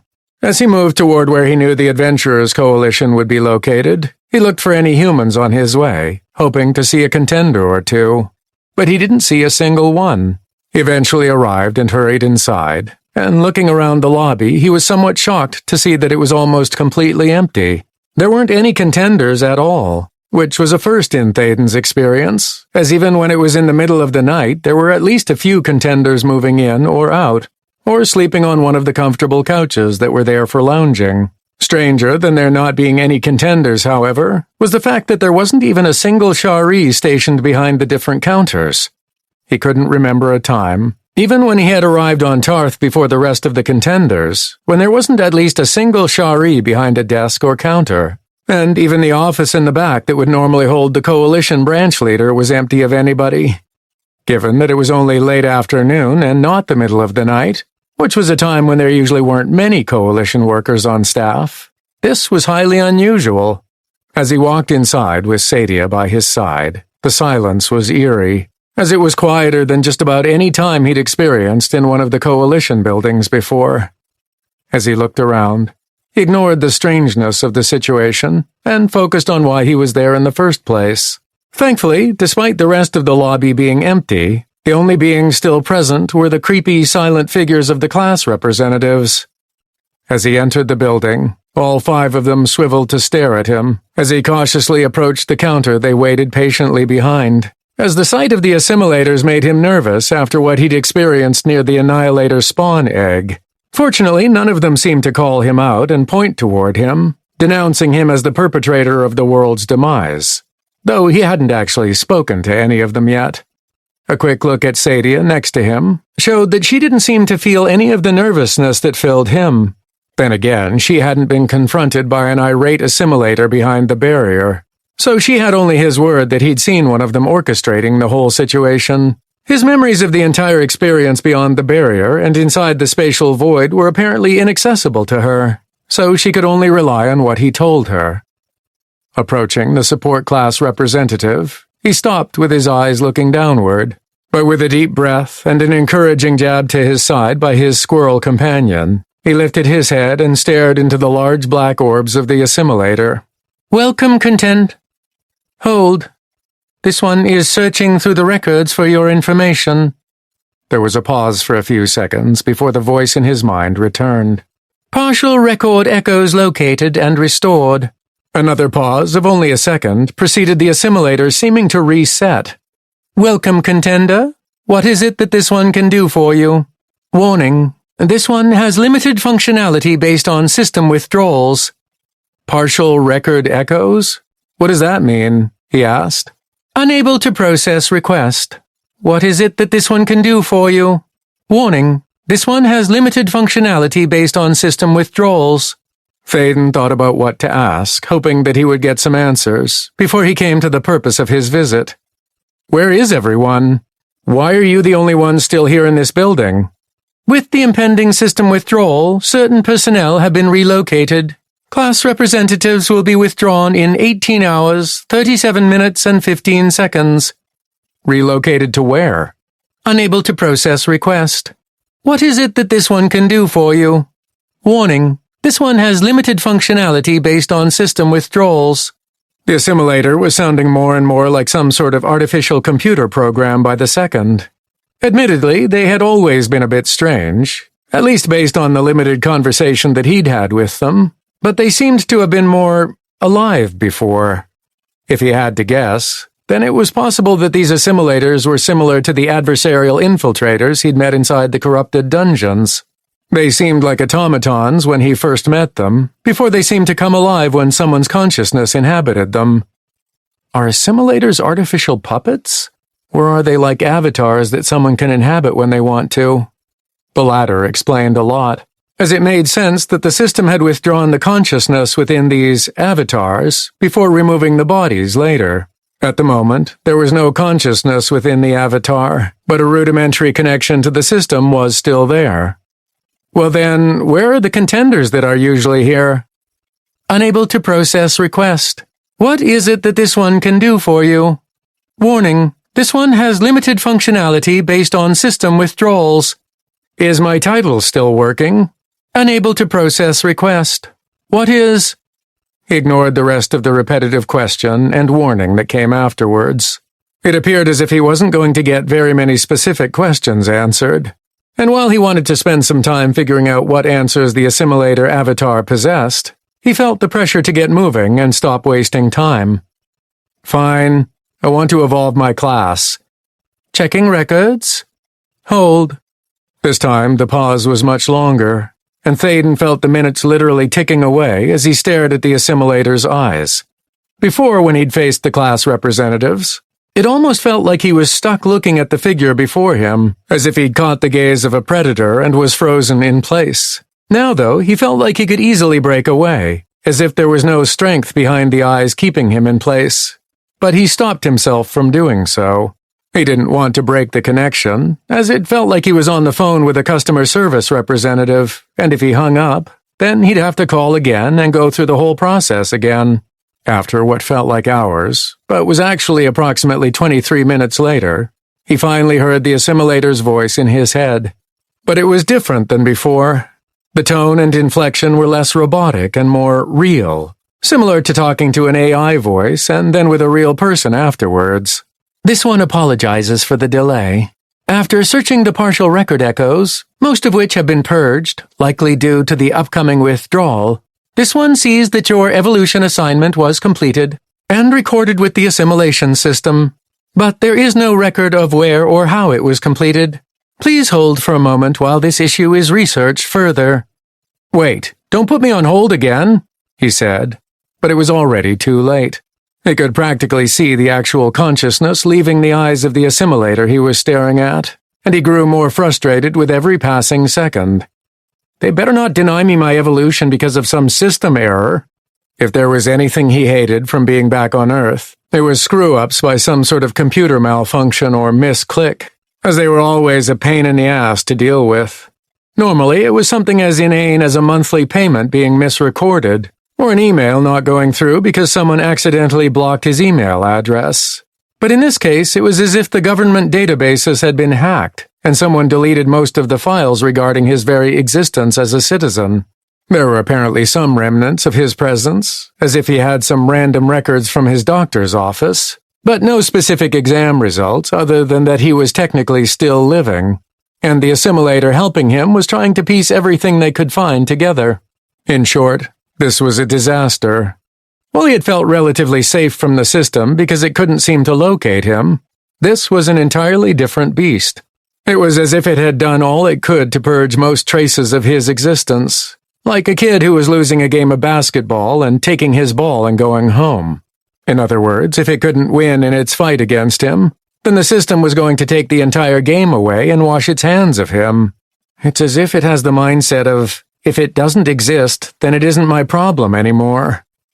As he was waiting for the assimilator to come back, he had a horrifying thought. If the system had removed his records, did that mean he was removed from everything? A quick mental command brought up the rankings, and his heart dropped when he didn't see his name or his number-based designation on any of the lists. Crap. What does that mean? Can I even help complete the developmental phases if we manage to survive that long then? He wasn't sure, but that didn't deter him. He had a goal to complete first, and if he managed to live through the world bosses, then he would worry about it then. After approximately an hour, the conscious assimilator voice came back. This one apologizes for the additional delay. Thank you for waiting, Contender.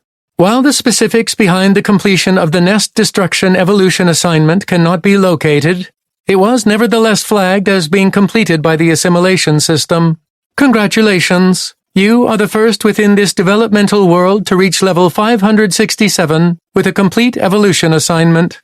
Thaden sighed in relief, while still maintaining eye contact with the support class representative.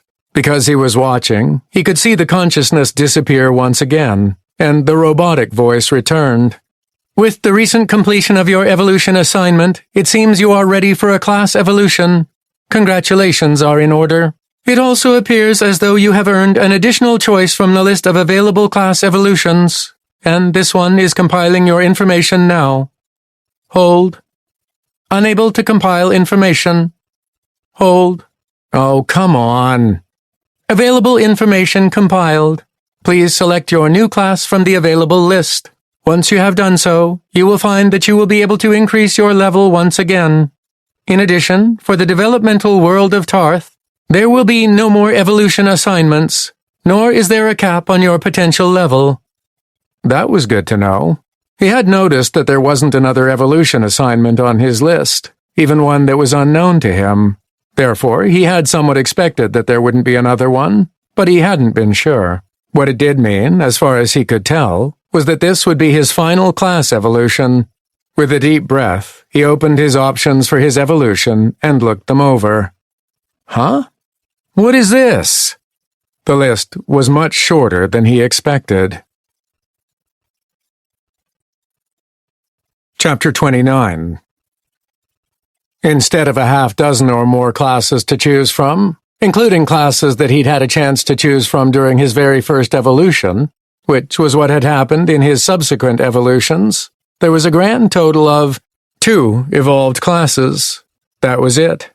Gone were any common, uncommon, rare, epic, or even legendary classes, such as Supportive Master or Wizened Solitary Shaman. Instead, it appeared as though his selection of Omenic Drifter, a unique class, had locked him onto that path, so he wasn't able to change it. In fact, if it wasn't for the extra class selection that his world-first Class Act 4 achievement, which he'd obtained after hitting level 567, provided, it was entirely possible that he would have only had a single choice, which obviously wasn't much of a selection if there was only a single evolution on the list. But at least he had somewhat of a choice now that he had 2 classes from which to choose. If there was anything to be thankful for, the options he was given weren't obscured by a bunch of random nonsense like his first experience with a unique class, as both of them were quite clear in what they were. As he read through the first option, he immediately recognized it as an upgrade to his current class, Omenic Drifter. That wasn't necessarily a bad thing, of course, but whether or not it would be enough was something that he'd have to consider. Obsessive Omenic Drifter, unique. Through perseverance and stubborn adherence to single-minded pursuits, your application of your Omenic Drifter class has brought you to the heights of your power. By obsessively focusing on improving yourself, you have unlocked your potential in ways never seen before. Now you can apply that obsessive drive to your advantage as you travel throughout the land, bringing change and opportunity that favors you, potentially at the expense of others who get in your way. The obsessive Omenic Drifter is an extremely complicated individual, unlike any that the assimilation system has ever seen, as they inherently contain impossible power to inadvertently change pivotal events in their favor. They survive through a mixture of support, defensive, and spiritual strengths, making them nearly invulnerable to most types of attacks, if they have time to prepare. Insurmountable challenges they encounter are but temporary obstacles as they apply their obsessive focus to push right through them, no matter the consequences. As an obsessive Omenic Drifter, you will receive a significant boost to all aspects of your spellcasting, making you an incredibly powerful individual. But woe be upon those who cross your path. Can learn spells at weak, minor, lesser, major, greater, superior, exceptional, or celestial strength. Automatically upgrades all previously learned spells to their next strength upon evolution. All single-target spells can now target anyone. All spells cast upon self have their effectiveness increased by 300%. All rewards gained while solo are increased by 100%, including quests completed and achievements earned. All rewards gained while in a party have a fortuity-based chance to either increase the reward by 30%, keep it the same, eliminate it entirely, or kill the recipient of the reward, including quests completed and achievements earned.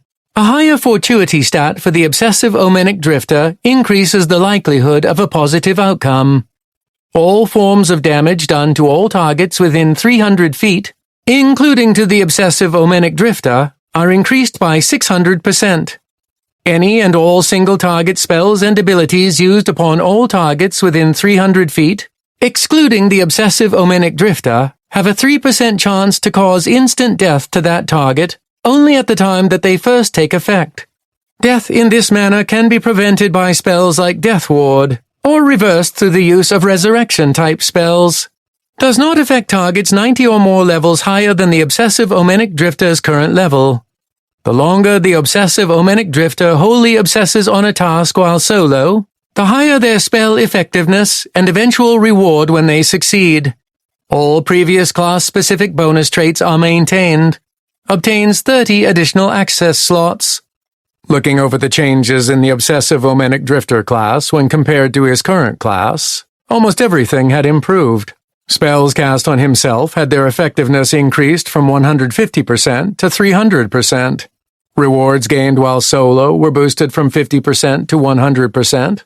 The damage done to all targets within 300 feet doubled to 600%, and there was a 3% chance, up from 1%, To kill someone within 300 feet with a single target spell, up to 90 levels above his own, instead of 60 levels. In addition, a new strength of spell, Celestial, was also available to improve his spells past exceptional, and there was a new trait that increased his spell effectiveness and rewards when focusing on a task while he was solo. There wasn't much more information on just how much either of those things improved, nor how long it would take for him to see improvement, nor what it actually meant by wholly obsesses on a task. He was sure it had to be impressive, given that the name of the class had obsessive in it, but there was no specific number for him to evaluate. The largest downside to the class was in the reward section for parties. It used to be that he might end up doubling the rewards, keeping it the same, or, unfortunately, eliminating the reward entirely. With the evolved class, however, the reward had a chance to increase by only 30%, keep it the same, eliminate it entirely, or kill the recipient of the reward. That was a harsh penalty, and if this chance happened every time someone in his party, for instance, received pick for killing a monster, it could theoretically kill them. From what he could see, Obsessive Omenic Drifter doubled down on the solo theme that many of his recent classes possessed, adding additional penalties to joining a party with other people. Even his new trait about obsessively focusing on a task had to be done solo, so it was essentially useless if he was in a party. Still, the class was undeniably powerful, especially as the spell effectiveness it granted would be increased by an additional 150%, and all damage increased by an additional 300%. Coupled with the new spell strength, Celestial, he thought that it might be enough to put a significant dent into the Annihilators, especially with the recent spells he'd unlocked. Plus, he was sure he would be acquiring even more spells with his new class evolution, and he could only imagine how powerful they would be. But will this be enough? Possibly. He didn't choose the evolved Obsessive Omenic Drifter class yet, of course, as he had another one to look at. As he began to look through the second class, it became quite obvious that this one was quite different from any that he'd had before. It was so odd that he began to wonder if it was some kind of mistake, or if the system was trying to make a joke at his expense. The more he read through it, however, the more it intrigued him. Fortunate Catastrophe. Unique. You are a walking disaster, with a purpose. Everywhere you go, calamity and tragedy seem to follow in your wake, though you always seem to come out ahead despite the collateral damage, which you do your best to keep to a minimum. But the seemingly random catastrophic events that occur around you aren't exactly random, as they are not influenced completely by chance. With your wide-reaching outlook on life, which is enhanced by your fortuitous nature, each disaster gets you closer to your objective, whether or not it may feel that way at the time. By leveraging your abilities, as well as the accurate belief that bad things happen for a reason, you can overcome obstacles that would absolutely crumple others from the pressure of failure that hangs over their heads. That would be because you don't know the meaning of failure. There are only situations where you haven't yet figured out how to turn them to your advantage. But it is inevitable that you will succeed, because your nature knows no other outcome. The Fortunate Catastrophe is a unique class that has never before been seen in the assimilation system, and was created specifically for undefined. They survive and thrive through a mixture of support, defensive, and spiritual spells heavily influenced through chance. They concentrate on the bigger picture rather than the individual. While they can join with others to complete some necessary tasks, the Fortunate Catastrophe tends to invite trouble that they can turn to their advantage, making direct proximity to them a perilous endeavor, even for friendly allies. As a Fortunate Catastrophe, you will receive a minor boost to all aspects of your spellcasting, as well as an increasing focus on wide-area effects, though your greater strength lies in the ability to influence events on a higher level. Can learn spells at weak, minor, lesser, major, greater, superior, exceptional, or celestial strength. Automatically upgrades all previously learned spells to their next strength upon evolution. All single-target spells can now target anyone. You can now choose to have all single-target spells affect all allies, all hostile targets, or all targets within 180 feet of your location, with a 100% increase in effectiveness. All existing wide-area spells and effects now have their effectiveness and range increased by 300%. All spells have their effectiveness increased by 50%. Fortuity is increased by 300% while in combat, and for 30 seconds after combat is concluded.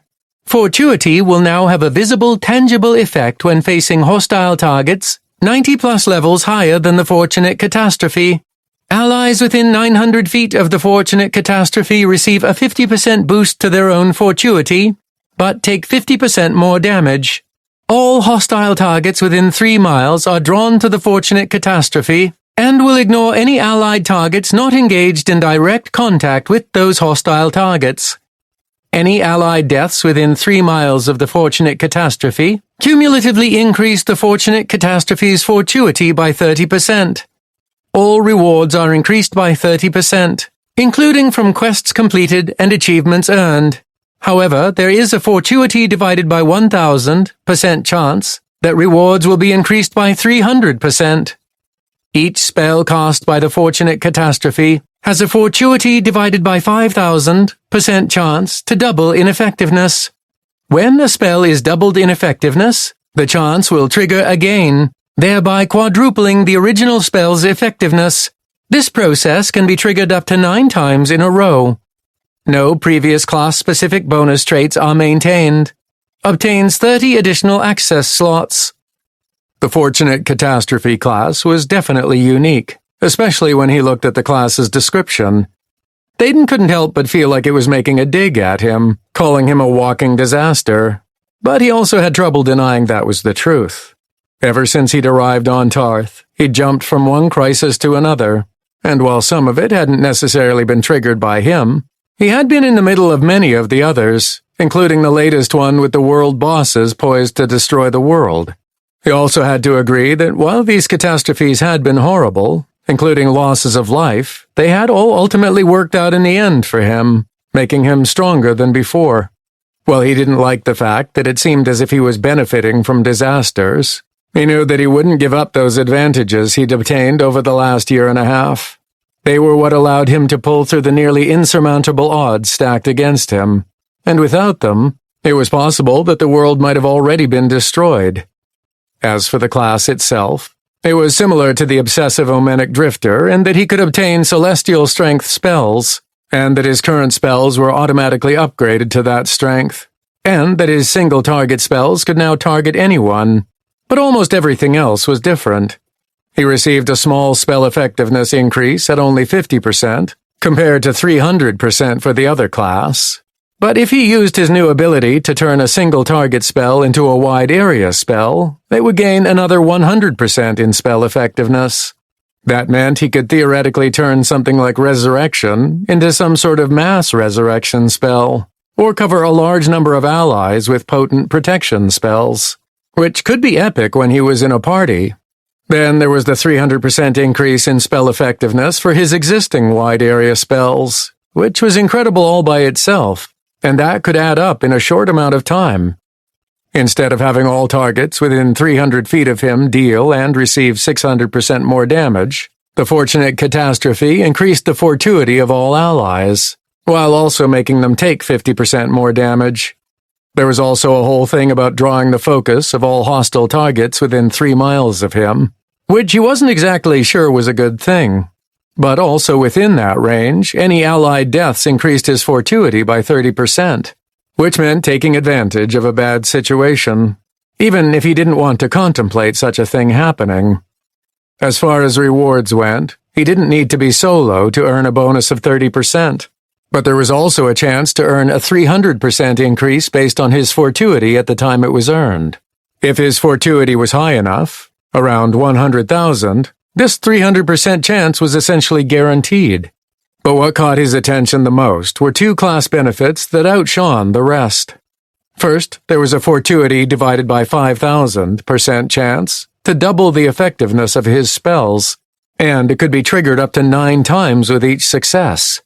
That meant if he was able to get lucky enough and have a spell double in effectiveness all 9 times, then it would become 512 times its original strength. In other words, if a spell originally healed him for 1,000 health, It would then heal him for 512,000 health. When he considered that 1,000 health for a healing spell was almost impossible for him to achieve, as he was typically healing for 1 million or more each time once all of his other bonuses were in effect, then he could be doing 500 million in healing or more with a single spell. Of course, that required that he get lucky and actually trigger the doubling chance up to 9 times. But with how fast he could cast his spells with his unlimited mana, it was almost inevitable that some of them would reach those heights. The second thing that caught his attention was another nebulous benefit, similar to the obsessive omenic drifter's obsessive focus on a task while solo, as it didn't exactly detail what it meant by that. In the case of this other class, it was the reference to fortuity having a visible, tangible effect when facing hostile targets 90+ levels higher than the fortunate catastrophe. The odd phrasing of the benefit didn't tell him anything about what it actually did. Would he be able to wield his fortuity like some sort of magical lucky sword? Would he be granted some sort of chance-based premonition power that would allow him to avoid future attacks? Or would a beam of pure fortuity strike down from the heavens and smite his foes? He had no idea, and the way it was worded didn't exactly give him any answers. Thaden wished he had the chance to ask Sadia about it, but it felt like the world had frozen around him once he started looking at the pair of classes. It was the same way when he was picking his last class evolution, which was how he'd ended up with a unique class. That, and he hadn't known better at the time. Regardless of being able to speak to Sadia or not, he knew he had to make a decision. The benefit of Obsessive Omenic Drifter was that he already knew the class fairly well, so he wouldn't have to adjust to a brand new class when time was short. It also doubled the bonus to his spell effectiveness when cast upon himself over the original class, as well as doubling the damage to all targets within 300 feet. The reward bonus and penalty didn't really matter to him all that much, as he had more to worry about at the moment than such things. They would only matter if he managed not only to survive, but also to succeed against the world bosses set on destroying Tarth. The only question about the class was the mystery regarding wholly obsessing on a task, and the increase to his spell effectiveness and reward once he succeeded. But, and this was a big but, the evolved class also made it nearly impossible for him to party with anyone in the future. Even if it was simply subjugating a nest with a raid party, it was quite possible that half of them would end up dying at some point before it was done, and having to resurrect them all, or adding death wards to them multiple times, would not only be a pain, but he could imagine that many of the contenders would begin to resent him and be hesitant to join a party with him. Was the trade-off worth it? He didn't mind soloing, and even preferred it. But taking the Obsessive Omenic Drifter class would quickly ensure that going solo would be the only thing he could do. As much as he didn't care for people, he had no idea what would happen when he left Tarth. It could be that grouping up with other people would be necessary to survive and succeed against the adversary. If that was even what was going to happen.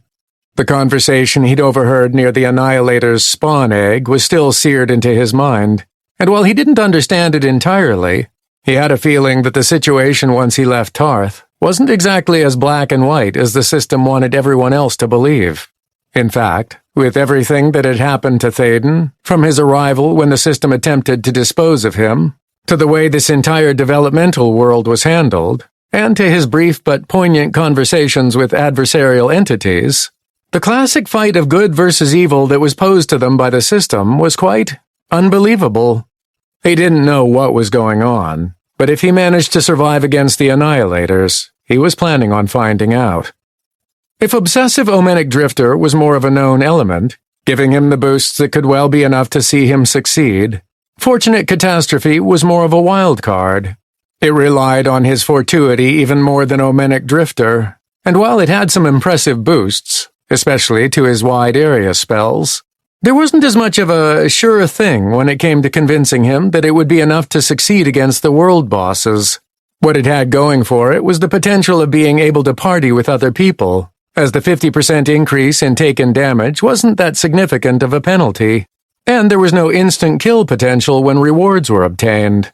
Unfortunately, there also wasn't a boost to the rewards any party members or allies with him would receive, but that already had been a bit of a crapshoot, so that wasn't a deal-breaker. What it ultimately came down to was whether or not he believed that one of the unclear benefits was stronger than the other. Would the near-guaranteed potential for obsessive focus on a task providing an increase to spell effectiveness be better than the visible tangible effect of fortuity when fighting a stronger monster? Thaden wasn't that much of a gambler back on Earth. As a data analyst, he preferred to rely on hard numbers and verifiable data to make decisions. His time on Tarth had changed him, however, as he had learned that magic was powerful, that monsters were both real and could be extremely dangerous, and that luck was an actual viable statistic that could influence the world. It was difficult to quantify just how much his fortuity affected things around him, but even when he had been in some difficult situations, he could almost feel it working in the background, changing things so that they ended up in his favor. So, while he might not be much of a gambler, Thaden was more than willing to take a risk on something that had proven successful in the past. He had faith in his fortuity, if that was the proper word to use, and he was confident that it would see him through to the end. Taking a chance on chance seemed stupid, but he couldn't help but be drawn to the class that relied on it more than anything else. With only a slight hesitation as he rethought through his justifications, only to find that they still didn't make the most sense, he selected Fortunate Catastrophe for his evolved class. Thankfully, other than a surge of power that flowed through him, making some subtle changes to his body and other unknown parts of him, Thaden didn't collapse in pain like when he'd chosen Omenic Drifter in the first place. It was slightly uncomfortable for a few seconds, but it was nothing as world-shattering as what happened when a unique class was chosen for the first time. "Good luck, and don't die, Contender." The monotone voice of the support class representative slipped into his mind a final time, before it looked away, freeing Thaden from its gaze. He stepped back, looking at Sadia for a moment as he recovered from the experience, breathing in and out a few times as he accustomed himself to the changes he could feel deep down and throughout his body.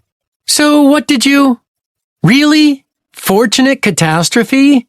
What kind of name is that?" Sadia asked. But he could tell his companion was already looking through the details and didn't need a response from him. "Huh. Good choice, I guess." That sounded more like a question than a statement. Slowly nodding, even as she continued evaluating his class, she said, "That's because it was. I'm not sure if this will be what you need to kill those annihilators, but what do I know? Feels like not much nowadays." Thaden didn't say anything about that, as he could only imagine how she must be feeling after hearing about his experience near the spawn egg.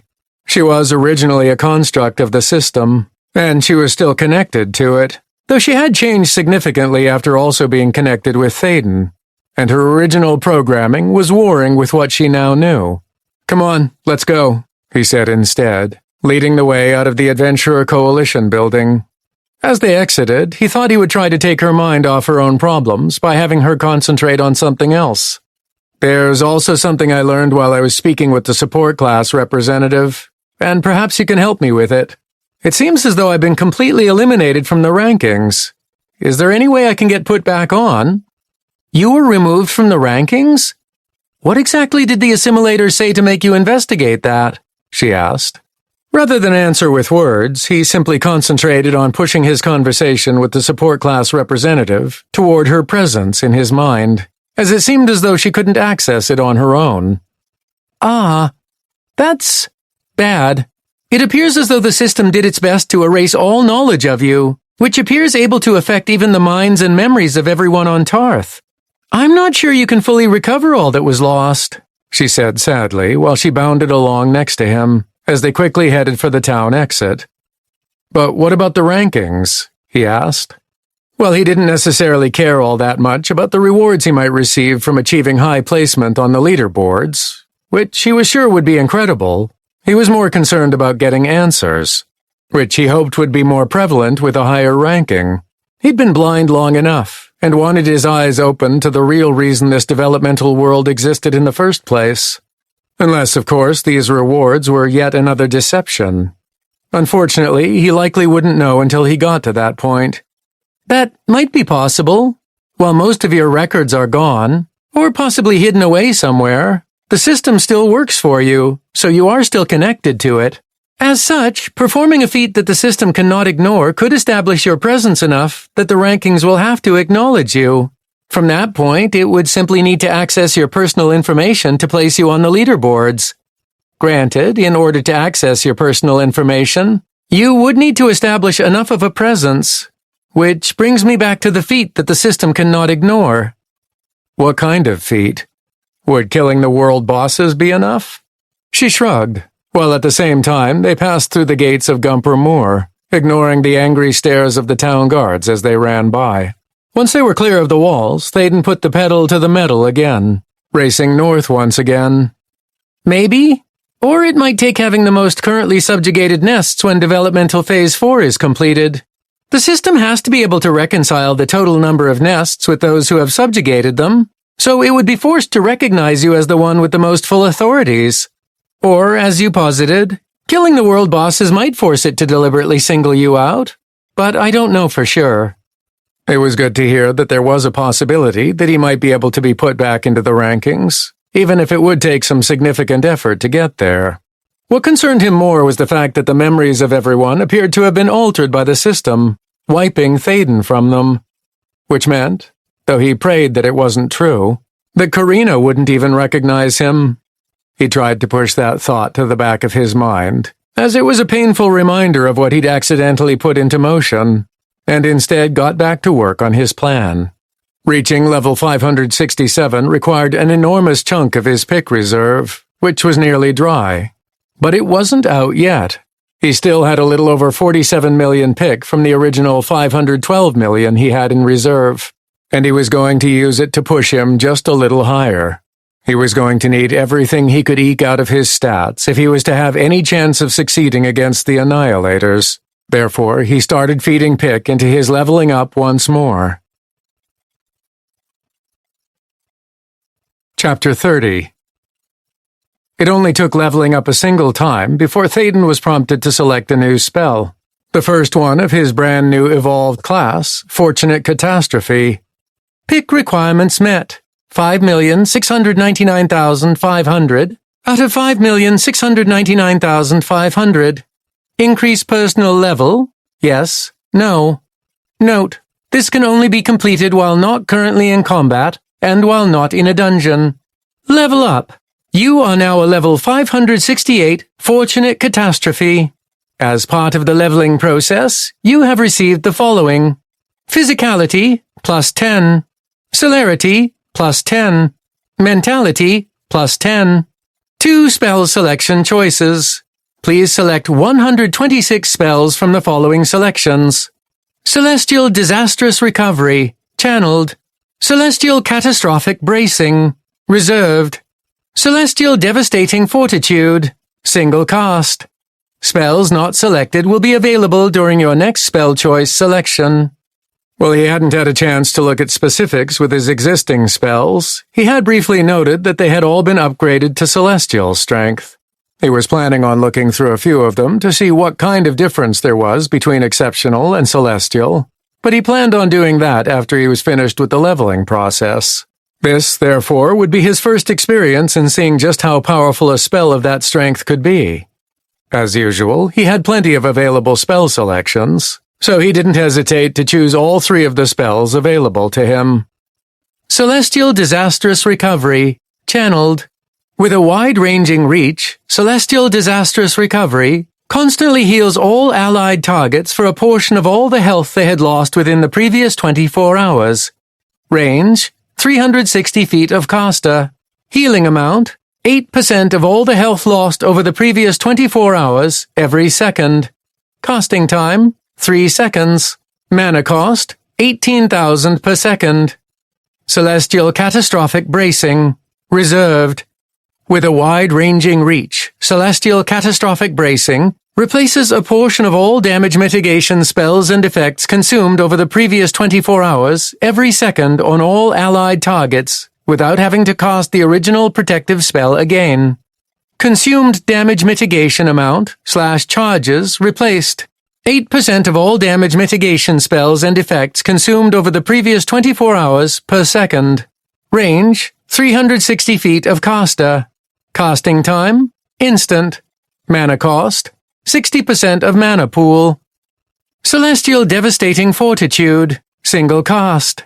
With a wide-ranging reach, Celestial Devastating Fortitude bolsters the spiritual, magical, and physical resistances of all allies based on how much spiritual, magical, and physical strain they had suffered over the previous 24 hours. Spiritual, magical, and physical resistance increase amount: 8% of suffered strain over the previous 24 hours. Range: 360 feet of caster. Duration: 5 minutes. Casting time: 10 seconds. Mana cost: 60,000. At first glance, the spells he received appeared to not be too complicated, nor did they seem to rely on fortitude or chance like he expected. Instead, they all seemed to be based on what he, and his allies, had suffered over the previous 24 hours. They almost felt like they were designed to help clean up after a catastrophe occurred, as they were affected by the amount of health lost, the amount of damage mitigation consumed, and how much spiritual, magical, and physical strain they had been under. Whatever that last one meant. Celestial Devastating Fortitude wasn't exactly clear what strain meant, but he could only assume it was based on damage or something else similar, and therefore it would enhance different resistances relating to that damage. Each of the spells was also similar to each other in the fact that they either healed, replaced damage mitigation, or increased resistances by 8%, though the first two spells were every second instead of an ongoing effect. They also had a range of 360 feet around him, which was quite a far distance, and all of them were quite expensive to cast. But that wasn't too much of an issue with his spellcasting bonuses. When he began to dig into exactly what each of these spells meant, he realized that they were powerful, though they could also be quite situational. While he fought a lot of monsters, Thaden didn't necessarily lose a lot of health, because his protective spells were typically enough to prevent any actual damage being done to him. He intuitively knew that disastrous recovery only applied to damage to his health received from outside sources, so just having his maximum health increased by 10,000 with a spell, and then canceling that spell, didn't mean that he just lost 10,000 health, so it wouldn't apply to disastrous recovery.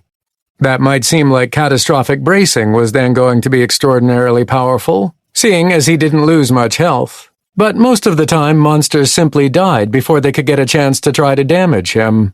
The same restriction on damage mitigation being consumed applied to this spell as well. So simply replacing a spell with damage mitigation, or allowing its duration to expire, didn't mean it was consumed.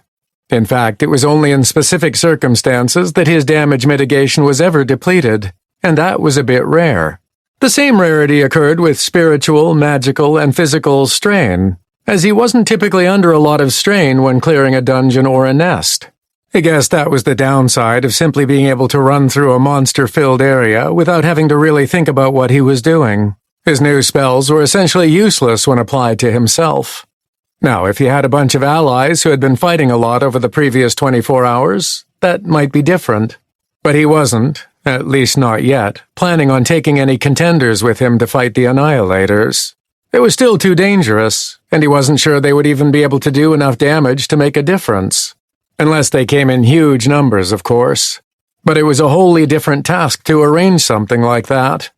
At best, he expected that he might be able to keep them alive, but he wasn't sure if splitting his focus between keeping them safe and trying to kill a world boss was the way to go.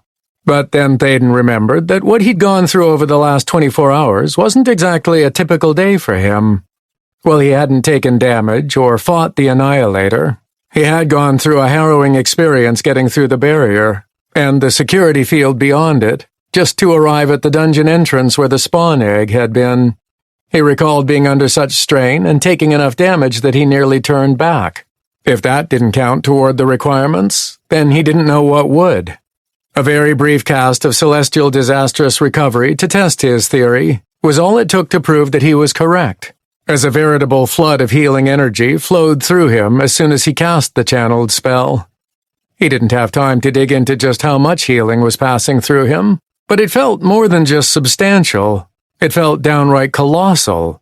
With his effectiveness bonuses, the 8% of all the health he'd lost over the previous 24 hours was increased, making the healing he was doing with the spell incredibly potent. He couldn't really test Celestial Catastrophic Bracing, as he wasn't currently losing any damage mitigation, but he was 99% sure that it would also work as intended. Celestial Devastating Fortitude was another matter entirely. While he hadn't been able to accurately see how much healing was being done, or damage mitigation was being replaced by his other new spells, when he cast the final spell on himself, he looked at his bonuses breakdown and looked at the resistances section. Shadow resistance, 84,720%, capped at 90%. Heat resistance, 115,280%, capped at 90%. Light resistance, 40%. Fear resistance, 31,901%, capped at 90%. Poison resistance, 20%. Earth resistance, 40%. Gravity resistance, 54,552%, capped at 90%. Cold resistance, 120,514%, capped at 90%. Nature resistance, 21%. Wind resistance, 355,971%, capped at 90%. Level compression resistance, 90%. Psychic resistance, 9,325%, capped at 90%. All resistances, 138%, capped at 90%. Physical damage resistance, 1,524,875. Magical damage resistance, 2,854,285. The first thing that he noticed about his resistances was that a few specific ones had been increased dramatically. Unfortunately, even if something like cold resistance was at 120,000%, it was capped at 90%. Each of the resistances that had gone up had been related to his experience getting through the nightmarish barrier blocking the dungeon, which made sense, but in addition to elemental and mental resistances, his physical damage and magical damage resistances had shot up astonishingly. Where they had been substantial before, hovering around 15,000 physical and 40,000 magical, thanks to his growth set being so high of a level, they had shot up to 1.5 million and 2.8 million respectively. Whether that made him essentially invulnerable against most monsters and attacks, even without any protective spells, was something he'd like to test one day. But he didn't really have time to play around right now. What he needed to know was whether his new spells were working for him at the moment, and this had definitely proved that they were functioning properly. Unfortunately, their success meant that there was even more of a time constraint on Thaden. If he wanted to take advantage of his new spells, then he needed to hurry and use them before 24 hours had passed since that dreadful experience. He also wanted as much of an advantage as he could get before he had to face one of the Annihilators, which meant using all of the pick he still had in reserve.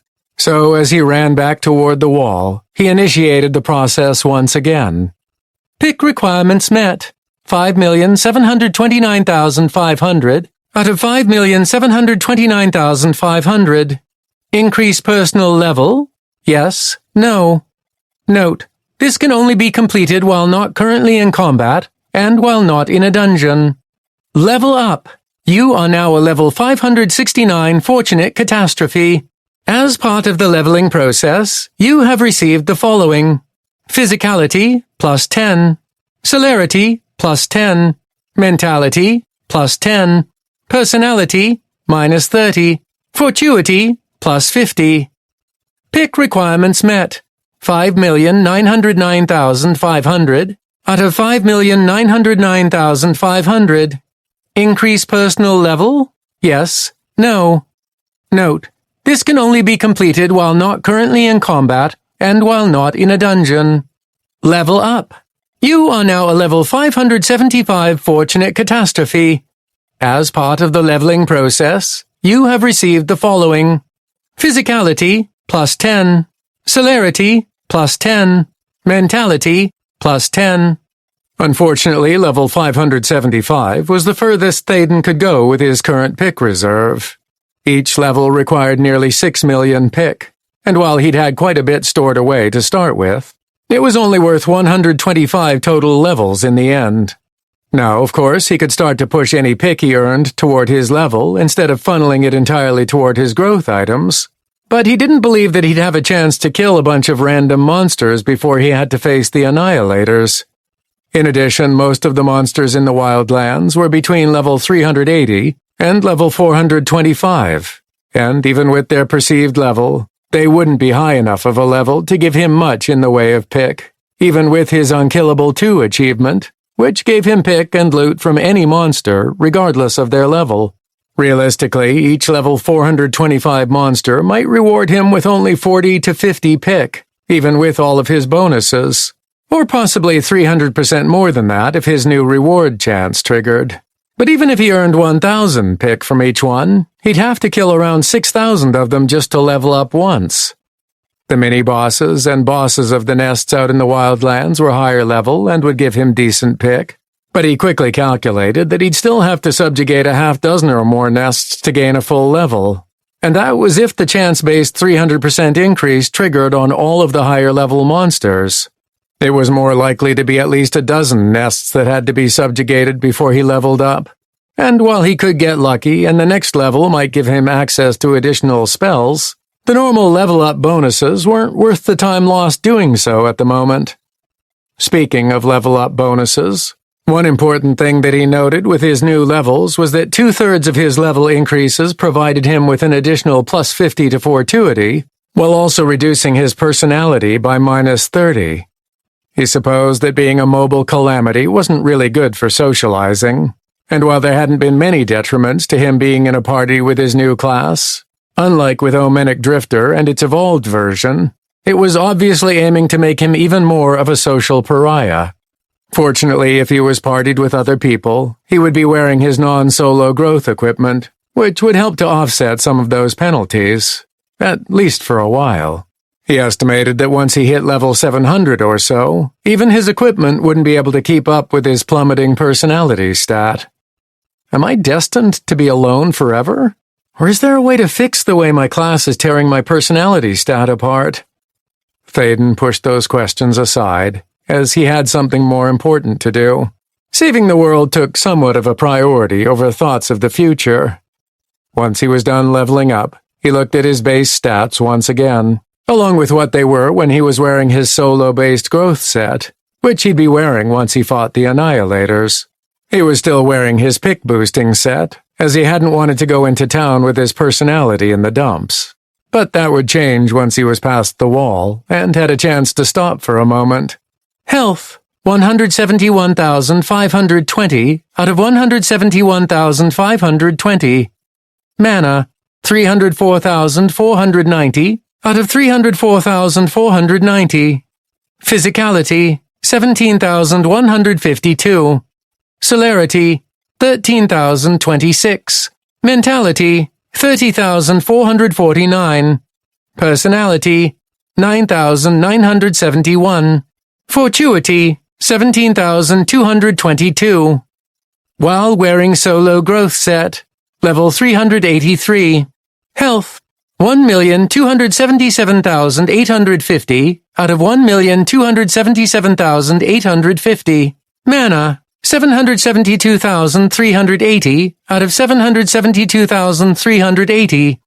Physicality, 17,152.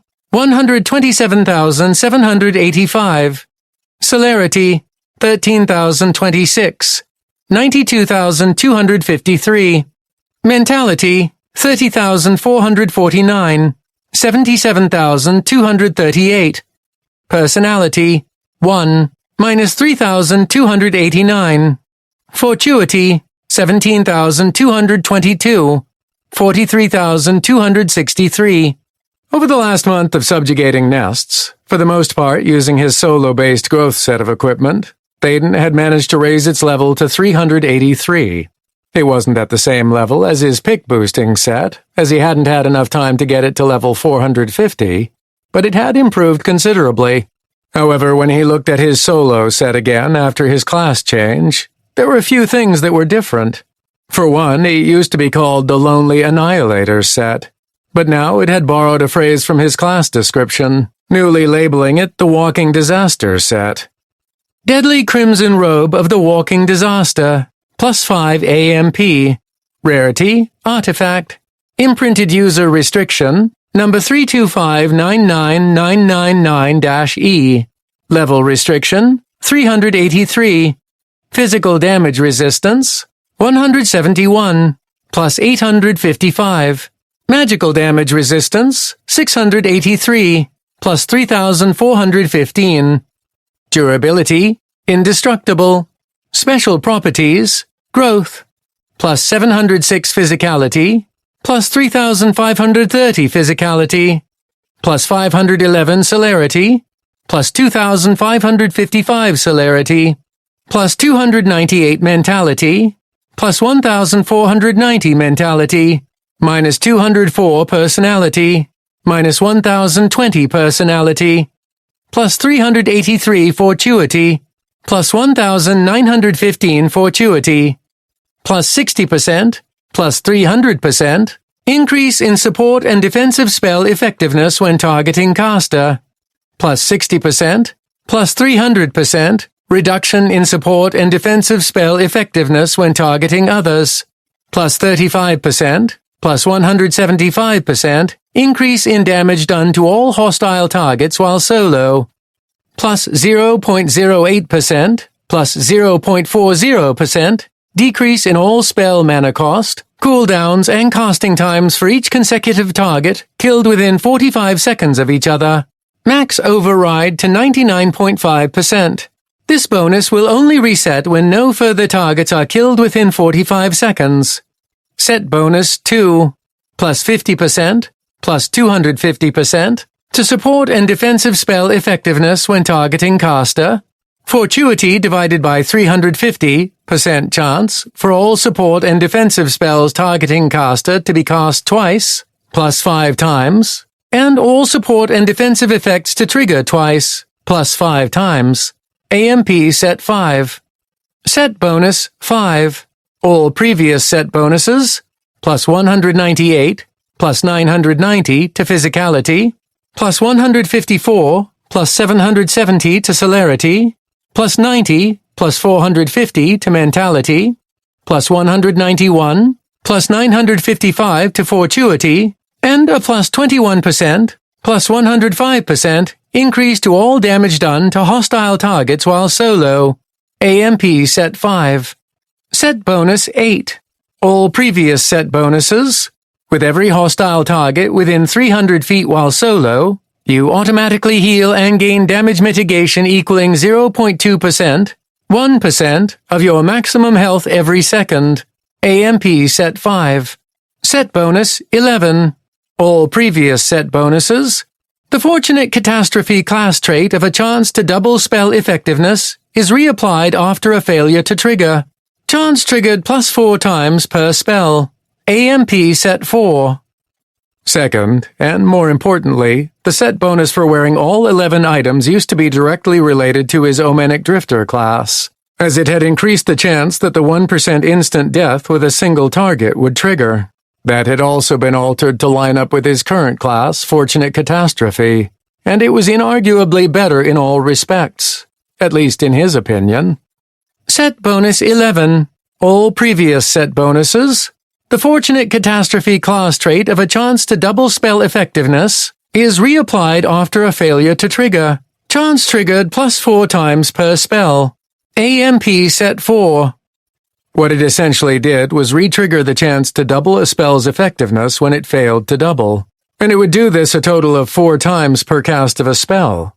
So, if he managed to double a spell's effectiveness twice, but then failed, he would have another chance to trigger it.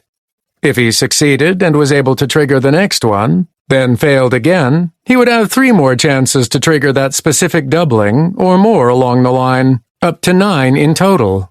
It was frankly incredible, and he was doubly glad that he had chosen this new class, as he was confident that it would work out in the end with all of these powerful new abilities. At that point, after finishing his leveling up and stat checking, he was prepared to dig into the changes in his existing spells, now that they were celestial strength. But he was interrupted when he arrived at the wall once again. He was already mapping out the route he would take to jump from different protrusions along the inside of the massive barrier in order to get over it, when his gaze caught sight of someone familiar on the top. Someone he was intimately familiar with. Chapter 31. Do I really have time for this? No, but he would make time nevertheless. Thaden wouldn't avoid talking to Karina, if only because he needed to know if what he was told was correct. Would she know who he was? Would she remember the time they'd spent together? He needed answers one way or another. "Something doesn't look right, Thaden," Sadia said as she bounded next to him, before suddenly disappearing as she retreated within the AMPs on his equipment. Before he could wonder why she did that, he stopped about 200 feet from the bottom of the wall, from where he was about to jump to the top to speak with Karina, when he heard a command coming from that very person. "Fire! Take it down!" Thaden had been so distracted by the sight of Karina that he hadn't noticed what Sadia had evidently seen, which was that many of the defensive weapons that had been constructed and placed on the outer facade of the wall had been moved so that they were facing inside, and were pointed right toward him. In the moment it took him to comprehend that they evidently considered him a potential threat, a possibility that he hadn't even considered up to this point. Nearly 100 projectiles and a few hundred spells launched by the gathered contenders washed over him as he tried to make sense of everything. Despite the barrage completely consuming his view of the wall and everyone on it, he wasn't actually worried. As he had hoped, his Hero of Tarth title was still completely intact, and with it, his invulnerability to damage inflicted by other contenders, though only a few actually managed to bypass his protections. So, instead of being worried, Thaden was surprised, and more than a little hurt by the clear distrust and fear shown by the wall's defenders. Rather than wait for the attacks to stop, as the ballista bolts, fireballs, constricting vines, and other forms of elemental destruction didn't seem like they were going to slow down anytime soon, Thaden pushed through it all, feeling only a slight resistance as he got through the non-damaging control class spells attempting to restrict him, as his stats were too high to succumb to such things. Soon enough, the route he had been choosing for his jump up to the top was traversed, even with additional control class spells attempting to slow him down or ground him, and he arrived at the top of the wall, where 30 contenders were waiting for him, and he immediately recognized them all as belonging to Gilded Glory, the same guild that he had belonged to not so long ago. All of the contenders were familiar, as he recognized Stephen and the rest of his original raid group with whom he'd delved through multiple intermediate dungeons while he'd been working off his agreement with the guild. Stephen and the others had been nearly fanatical in their devotion to Thaden, which had been uncomfortable at the time, but now he wished that it was still there, because there was not a single trace of recognition among any of them. It was as if they were looking at a stranger.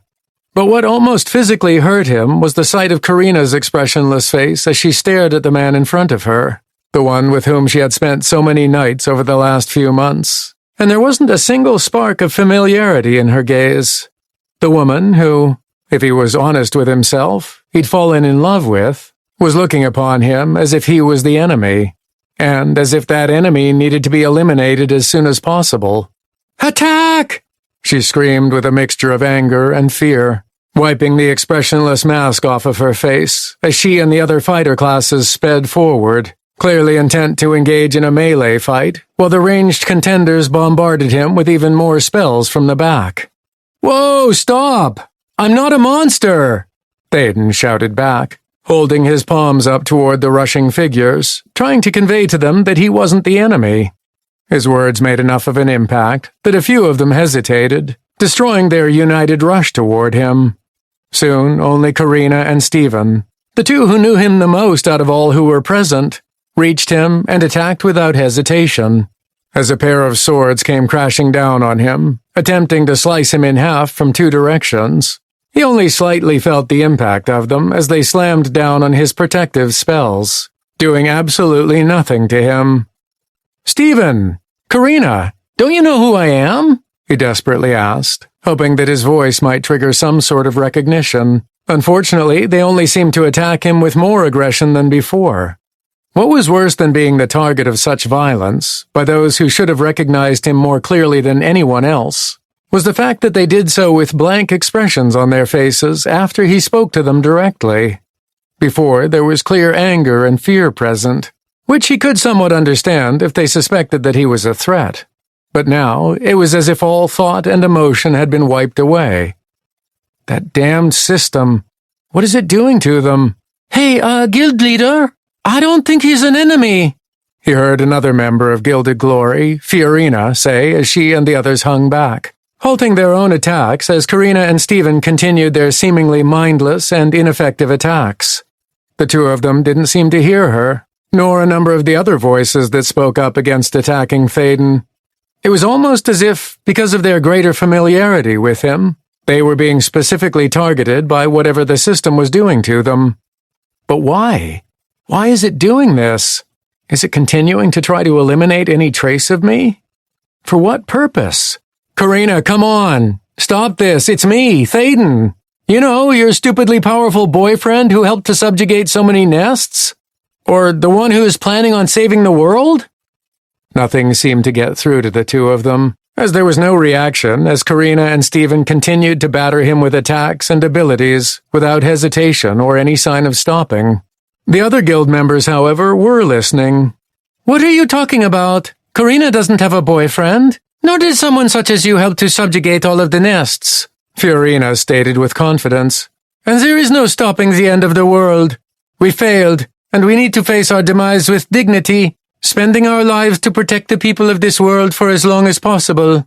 She said it with such confidence, as if the end of the world was simply a natural part of the developmental process, that it freaked Thaden out a bit. Rather than have everyone panic, it seems as if the system is ensuring that the Contenders, despite the world's devastation by the Annihilators, fulfill their overall purpose, though much earlier than normal.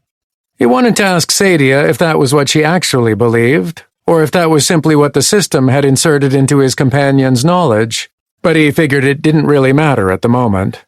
What was more important was that, as much as the system had screwed him over in the past, it had now gone entirely too far.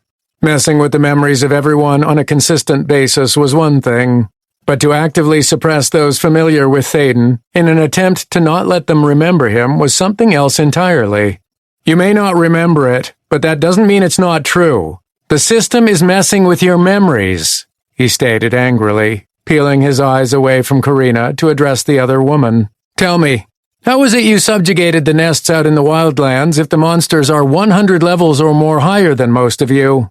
Better yet, how were tens of thousands of contenders in Region Number 1 able to level so quickly once Developmental Phase 4 began?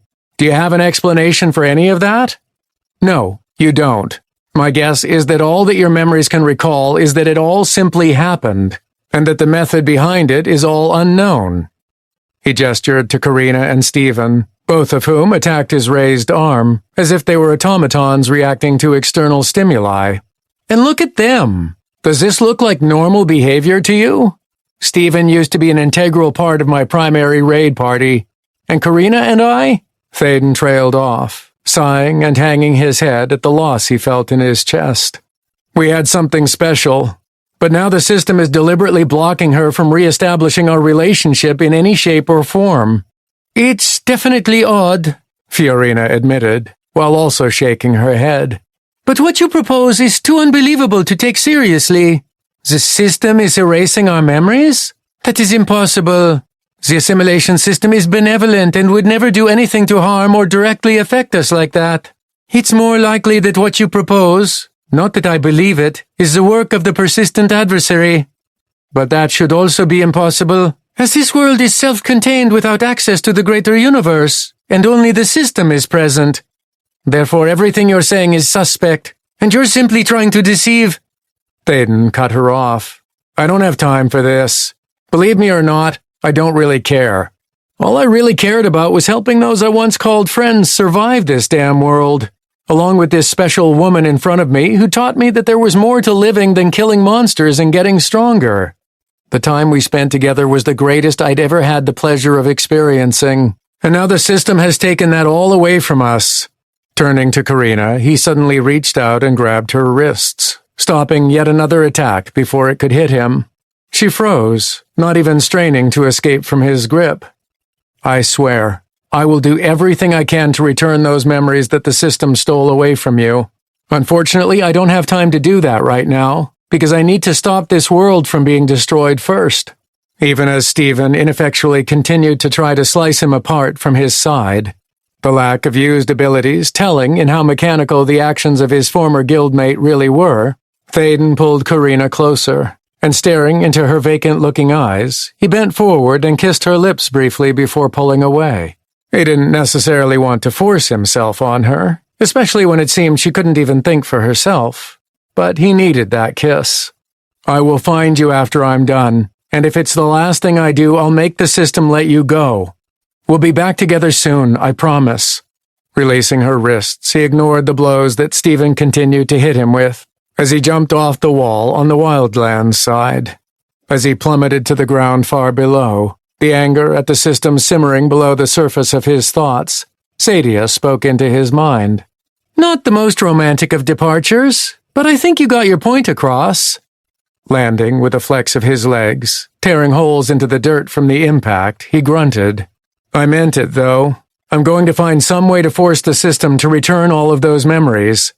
I understand that you're hurt and it isn't fair, but going against the system like that is what? Stupid? Suicide? I don't care. After everything I've learned about the system, it's definitely not as benevolent as everyone seems to believe. I still don't know what exactly it is or why it is doing all of this, even if I have some suspicions. Regardless, there has to be a way to manipulate it in a way that gets me what I want. Sadia was silent for a moment, before asking a question that stopped him in his tracks. And what is it that you want? At first, he thought the answer was obvious, based on what he'd just been talking about. To find a way to reverse the memory wipe among the contenders, or at least in those closest to him. But he knew that wasn't what Sadia was asking, which made him stop and think about it for a moment while he quickly changed his equipment to his solo-focused growth set. What do I want? Originally, after arriving on Tarth, learning about the system and deciding that something seemed off about it, I wanted to reach the highest rankings to potentially learn the answers to all of my questions. While I still want those answers, I feel like my reasoning for desiring those answers has changed as I've learned more and more, though many of my original questions remain. My suspicious curiosity has been replaced by anger and a desire for retribution, as I've personally experienced what the system is capable of. But the more I think about those feelings, the less I'm comfortable with them. Anger is a temporary emotion, and I can already feel it draining away, while retribution is simply reacting to past events. I want something else, something that could actually make a difference. Justice, he eventually answered his squirrel companion. Justice? Yes, exactly. The system, or whatever might be behind it, needs to be held accountable for what it has done to Earth and its people, and who knows how many other worlds out there. I don't believe that it is simply a charitable entity, because it has been imposing its will on billions or trillions of people to protect itself from the adversary. I'm sure there is a purpose behind it, and after I find out what that is, the system, or those behind it, will face justice for what they've done, intentional or not. I suppose that you're the one to administer this justice? Thaden shrugged as he took off again, now fully equipped for the tasks ahead. If not, who else? He had never really considered himself as some sort of hero or vigilante, fighting the wrongs of the world by taking down corrupt corporations or politicians, while raising up the people who had suffered from such entities. And he still didn't, because deep down in his heart, he knew that he didn't overly care about the many, the oppressed masses of people who might be subjugated by the system. Instead, his justifications were completely selfish, as the system had directly wronged him, and he wanted to do something about it. Justice simply seemed the best way to explain his desires, as it sounded better than revenge or retribution in his mind, even if that was what it ultimately was. Who else indeed? The two of them were silent as he took off toward the north, where Thaden would finally be able to see if his new levels and new class evolution were enough to make a difference against an annihilator. Karina felt the control of her body that had slipped from her grasp suddenly crash back into her. The transition was so abrupt that she felt herself fall to her knees, an exhaustion that affected not only her physical self, but also her mind, nearly overwhelming her. As she slowly recovered, she reached up and touched her lips, the memory of the abrupt kiss by the stranger somehow lingering just long enough before it disappeared that there was an echo of it going through her thoughts. "Are you all right, guild leader?" she heard from her left, and she looked over to see Stephen reaching out with his hand to help her up. She took it, still dazed at what had just happened, and nodded in thanks and acknowledgement that she was all right. Even if that felt like a lie. Karina wasn't all right, okay, or good. Her mind was a jumble of thoughts and emotions, and it felt like nothing made sense anymore. She vaguely remembered what had happened and the words that were spoken, but even as they disappeared from her mind, those same echoes as the kiss remained, making her even more confused than before. What exactly happened? Who was that? "He's gone, at least. Shall I spread the word to the defensive fortifications to keep a watch for him, and attack when the opportunity presents itself?" Stephen asked. "With him so powerful, he could be highly dangerous if left unchecked." She looked over the Wildlands side of the wall, seeing the tiny dot that was the incomprehensible man disappear into the distance, his speed so incredible that it was seemingly impossible. Shaking her head, she said, "No, let him go." "Are you sure? The fortification could be in danger." Karina held up her hand. "I understand your concerns. Spread the word to leave him alone, but be prepared to defend the defensive fortifications if he attacks them, but not to initiate an attack." Stephen nodded without hesitation, before moving away to share the order to the others on top of the wall. For some reason, she didn't think it would be necessary. Something about the unknown but powerful man had been strangely familiar, even if she couldn't remember why he seemed that way to her. But the impression she got from him was that he wasn't there to harm them, at least not deliberately. An echo of something told her that if anyone got hurt because of him, then it was all coincidental and inadvertent, not something that was planned out or impulsively executed. As she stared out over the wall into the Wildlands, knowing that the world's doom was inevitably approaching them without a viable solution to stop it, she touched her lips again. Hope bloomed in her chest as the fading words in her mind spoken by the vaguely familiar man were brought forth. The declaration that he was racing out into danger to stop the destruction of Tarth echoing through her thoughts. She desperately wished it was true, even if it was patently impossible. Sighing heavily, she pushed that hope away as she turned back to her guild members, knowing that they had a job to do. And wishes and hope weren't a part of that. Duty and dedication were more important, and her crew would go down swinging, keeping the native residents of Region Number 1 safe as long as possible, before their inevitable end came for them. Glancing one final time toward the disappearing dot on the horizon, she started shouting orders. "All right, people! Let's get those weapons moved back to their original locations! Quickly now, we don't have all day!" Chapter 32. Thaden didn't exactly know what to expect when he traveled north again, looking for one of the world bosses. It had only been around 5 hours since he'd originally left the annihilator that had nearly killed him, so he figured that it would still be around the same area that it had been in when he ran south. It turned out that he was largely correct, though his first glimpse of it was a bit of a shock. The once small, raccoon-like world boss had grown significantly since he'd left it to its own devices. It had already become larger than its original size when he saw it last, but now it was huge. He couldn't tell exactly how big it was, as the scale of it was beyond his comprehension. The fact that he could see it clearly from at least 10 miles away as it rose higher than the mountain range behind it was enough to know that it was the largest living being that he'd ever seen before.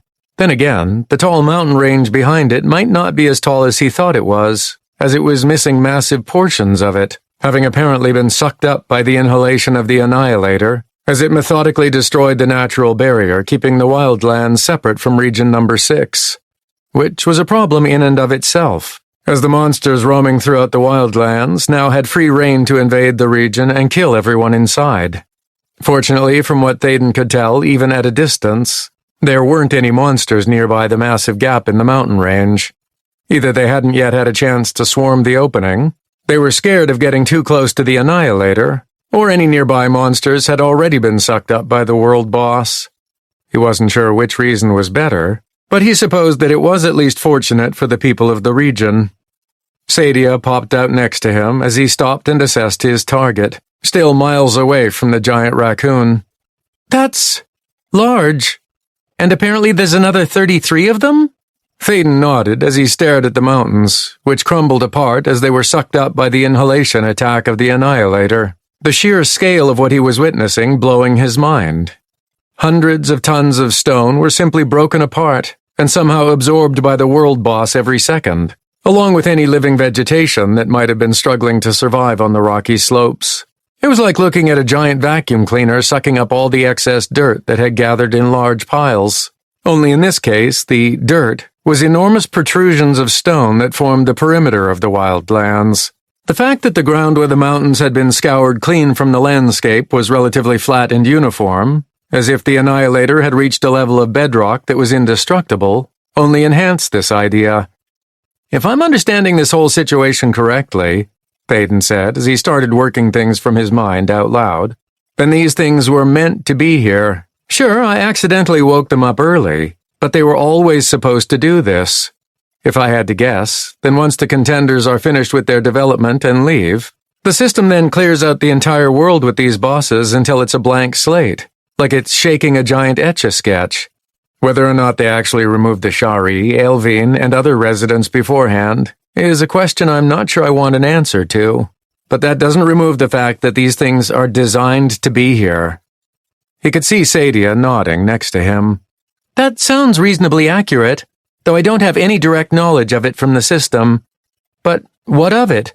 "Well," he replied slowly as he mused about what this revelation likely meant, "if they are indeed supposed to be here to wipe everything out, then perhaps we can use that to our advantage." His squirrel companion looked over at him in confusion. "You're not going to try to kill them?" "Oh, I'm still going to try to kill them," he reassured her. "It's just that I have an idea." Sadia groaned dramatically. "Oh no. What is it?" Shaking his head, he refused to answer. "I'm not telling you yet." "Why?" "Because I don't know if it will work or not." Now she chose to sigh dramatically. "Are you sure it's not because I'd try to convince you not to do it?" Thaden shrugged, not wanting to answer the question, but he grinned as he turned his attention away from the massive world boss to something he'd been putting off as he ran. Now that he had stopped and was evaluating his plan to combat the Annihilator, he finally looked at his older spells, and the changes they had undergone when they improved to celestial strength. The first spell he looked at was one of his oldest healing spells, Celestial Regeneration. He mentally recalled what it was when it was exceptional strength, comparing it to what was now. "Celestial, formerly Exceptional Regeneration, single cast. Grants a target continuous healing energy that replenishes health for a limited time. Healing rate, 66%. Formerly, 33%, of maximum health every 5 seconds. Heals 198%, formerly 99%, of maximum health after duration expires. Duration, 90, formerly 60 seconds. Number of targets, 1. Range, 180, formerly 120 feet. Casting time, instant. Mana cost, 5,400, formerly 2,160. For the most part, it appeared as though the most significant difference between exceptional and celestial strength for his regeneration spell was that it had doubled in the amount of health that was replenished every 5 seconds. It had higher duration and range, but those weren't as important to him as the amount of healing it did, as that would be important when all of his spell effectiveness and other bonuses were put into action. Looking at a few other support spells, it appeared as though the doubling trend continued, though not in exactly the same way. Celestial, formerly Exceptional Full Heal, single cast. Fully replenishes the health of a single target and adds a healing over time effect. Healing amount, 200%. formerly 100%, of maximum health instantly, and an additional 20%, formerly 10%, of maximum health every 10 seconds. Duration, 60, formerly 50 seconds. Range, 180, formerly 120 feet. Casting time, 5 seconds. Mana cost, 41,600, formerly 19,800. Cooldown, 15 seconds. Celestial, formerly exceptional, repeat, single cast. All single target healing spells and effects that affect the target of Celestial Repeat will now have that single target spell or effect instantly repeated at a chance-driven effectiveness. Number of repeats, 9. Formerly, 7. Effectiveness magnitude percentage, fortuity divided by 10. Previously, fortuity divided by 20. Duration, 6. Formerly 3 minutes. Range, 180, formerly 90 feet of caster. Casting time, 5 seconds. Mana cost, 26,800, formerly 15,700. While most of the support spells that directly healed Thaden doubled in the healing amount, other spells, such as Celestial Repeat, had a smaller increase in their effects, while its chance, duration, and range had doubled. When he looked at his defensive spells, he saw more of the doubling effect, which seemed to be the norm for the increase to Celestial strength. Celestial, formerly exceptional, damage shield, single cast, creates a full-body protective barrier around a single target that prevents all types of damage. Once damage is prevented, Celestial damage shield disappears. Cannot target self. Number of targets, 1. Range, 180, formerly 120 feet. Duration, not applicable. Damage mitigation, 100%, formerly 50% of caster's mentality, times 20, formerly 10. Casting time, 2 seconds. Mana cost, 42,800, formerly 16,200. Cooldown, 2 seconds. Celestial, formerly exceptional, wild health leech, single cast. Affects a single target. Whenever a healing spell is cast upon a target with Celestial Wild Health Leech applied, the healing amount is increased, while a percentage of the extra healing is leached in the form of health from a random target within range of the caster, including the caster themselves. Cannot target self. Extra healing amount, 600%, formerly 300%. Leached health amount, 100%, formerly 50%. Duration, 60 seconds. Range, can be cast on targets up to 270, formerly 180 feet away. Leeching affects random target within a 180, formerly 120-foot radius of caster. Casting time, 4 seconds. Mana cost, 30,400, formerly 13,500. Investigating the rest of his spells with the mindset that the effects of the majority of them were being doubled, he didn't see anything in particular that stood out to him, until he looked at his support and defensive sprites. Celestial, formerly exceptional, support sprite, single cast. Summons a small invulnerable support sprite that hovers around a living target. For each single target support spell cast upon the recipient of the support sprite, the effectiveness of that spell is increased by 900%, formerly 300%. Range, 270, formerly 210 feet. Duration, 30, formerly 20 minutes. Casting time, instant. Mana cost, 27,300, formerly 9,600. Celestial, formerly exceptional, defensive sprite, single cast. Summons a small invulnerable defensive sprite that hovers around a living target. For each single target defensive spell cast upon the recipient of the defensive sprite, the duration of that spell quintuples, formerly quadruples. Any charges are increased by 30, formerly 10, and any damage mitigation is increased by 600%, formerly 200%. Range, 270, formerly 210 feet. Duration, 30, formerly 20 minutes. Casting time, instant. Mana cost, 27,300, formerly 9,600. For some reason that was completely at odds with the normal doubling of effects that most of his other spells appeared to have. Both sprites had their effects tripled. Celestial Support Sprite increased support spell effectiveness by a base of 900% now, while Celestial Defensive Sprite quintupled the duration of defensive spells, adding an additional 30 charges, and increased damage mitigation by 600%. In short, it was incredible. Along with his other bonuses, he was going to be able to inflict an incredible amount of damage, thanks to his Wild Health Leech spell. How much health do you think a level 3,333 monster would have? He suddenly asked, wondering how he stacked up against the world boss he was looking at in the distance. Sadia cocked her head to the side as she considered his question. To be honest, I have no idea, but I can perhaps offer a guess. Based on normal progression of non-boss monsters, at level 1 they might have an average health of 10. At level 100, the average health of them would probably be around 10,000. Though keep in mind that their natural defenses usually play a role in how much damage they actually take from attacks. At level 500, you're looking at a health of around 1 million, and the damage they take is again influenced by their natural resistances. At level 1000, I could only speculate that they would have health somewhere around 100 million, as I don't know for sure.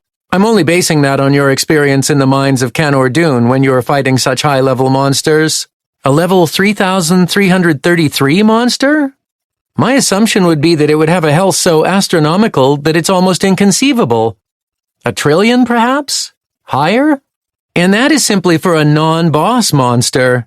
A mini-boss typically has 3 times the health of a non-boss monster, and double the resistances. A boss could have up to 10 times as much health and triple the resistances. I can only assume that a world boss has even more health, and will take less damage altogether.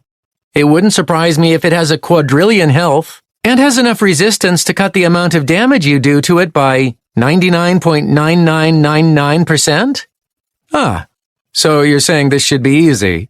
Sadia chuckled at his response, but she also didn't refute his claim. Thaden didn't really know how much damage he could actually do now, and if the Annihilator genuinely had that much health and damage resistance, he should probably know. It could mean the difference between quickly running in to attack it and whittling its health down over the course of a few minutes, or if it was going to take days to do enough damage to kill one. If the latter was the case, then there was no way he was going to be able to kill all of them in time before the world was destroyed. That would also mean that he might have to try to gather them all up so that he could try to kill them together, maximizing the amount of damage he was doing over the course of a few days. It took some mental math and checking his bonuses breakdown quite a bit, but after a few seconds of furiously putting all of his mentality toward the project, he had a fairly basic understanding of what he was working with. First, he had to evaluate all his spell effectiveness bonuses that came from his class, his advancements, his achievements, and his solo-focused growth equipment. For most of his spells, he wasn't considering his spiritual spells in this, since he wasn't planning on factoring them into his damage calculations. He would have a blanket increase of 3,760% to his spell effectiveness. The majority of that came from his equipment, which was 3,300% of it. But every little bit helped.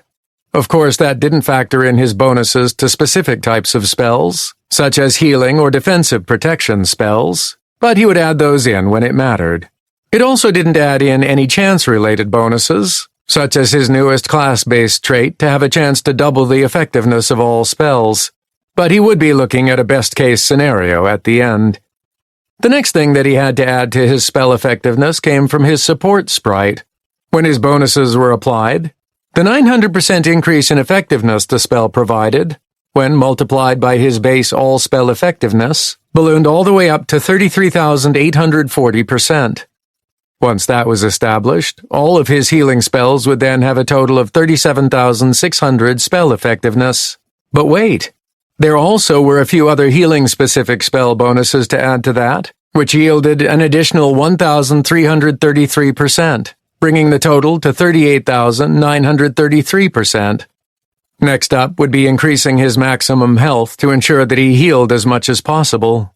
With his natural limit of his physicality being 9 times his base stat, He could increase it up to 154,368 using celestial mana transformation, which translated to 1,543,680 health as his maximum. But wait, there was more. There were a few ways to inflate his maximum health, including his defensive spellcasting advancement, Bigger is Better, which increased his max health by 30%. But the real gem was Celestial Health Augmentation. Celestial Health Augmentation. Single cost. Increases a target's maximum health. Number of targets, 1. Range, 270 feet. Duration, 60 minutes. Magnitude, 120% of maximum health. Costing time, 10 seconds. Mana cost, 14,360. When the spell effectiveness bonuses were applied, health augmentation increased his maximum health by 45,120%. When adding in the 30% from Bigger is Better, which seemed like such a small amount at this point, he would be able to increase his maximum health up to 696,971,520, which was quite the improvement. Next up was the application of the spell that would do all of the damage to the Annihilator. Celestial Wild Health Leech normally increased his healing by 600% and did 100% of that healing as damage, but with the bonuses, that increased to 225,600% more healing and 37,600% more damage. That was impressive, but Thaden could do even better. With Celestial Health Renewal, Celestial Recovery State, and Celestial Health Treatment, he could increase his healing, with spell effectiveness bonuses, by another 624,160%. When added to Wild Health Leech, his total bonuses to healing shot all the way up to 849,760%. If all of those spells were active, then it came to actually casting a healing spell. If he was to pick something such as Celestial Full Heal, which normally healed 200% of his maximum health, which would be somewhere in the range of 1.4 billion, and apply all of his bonuses, he would need to first increase the effectiveness of the actual spell by 38,933%, allowing him to heal a little under 550 billion health, but then that would be increased by his healing bonuses. When the 849,760% healing increase was applied to the spell, he would end up healing around 4.6 quadrillion health. That was incredible, of course, but he was here to do damage to the world boss, not heal it. With Wild Health Leech, he would be doing 37,600% of his healing as damage. When calculated out, that would equal a little over 1.7 quintillion damage. But even that wasn't all. He also had bonuses to the damage he dealt thanks to his growth equipment, his mana assassin competency, and various achievements, which totaled 2,562%.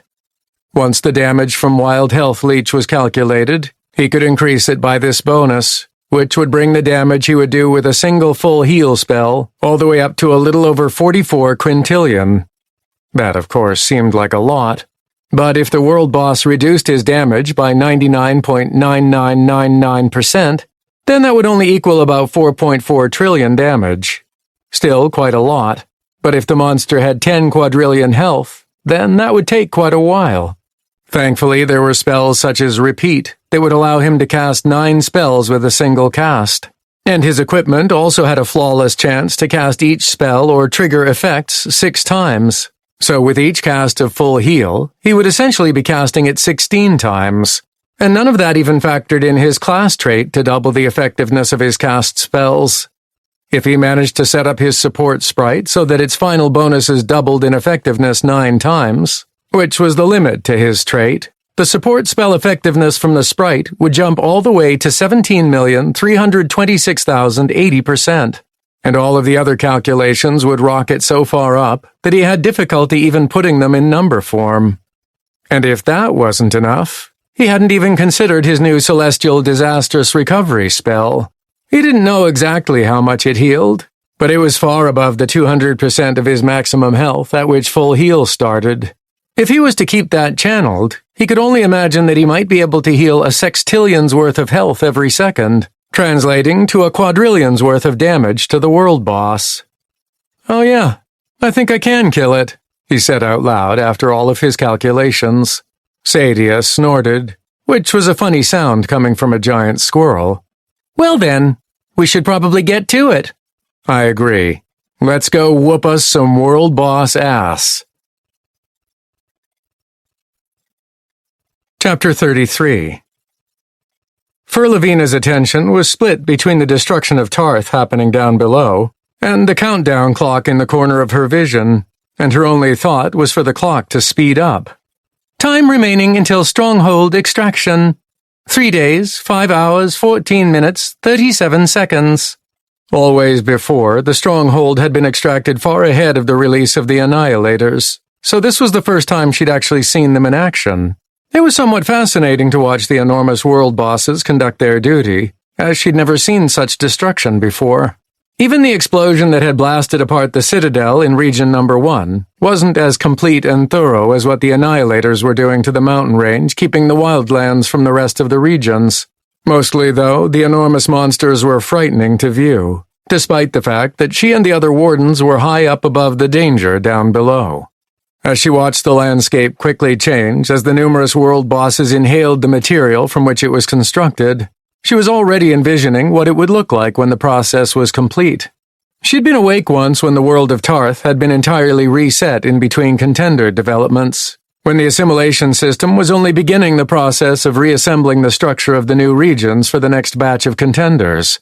It was a relatively lengthy process, as it required nearly a century to construct everything to the system's specifications, which were tailored to whichever contenders would be selected next.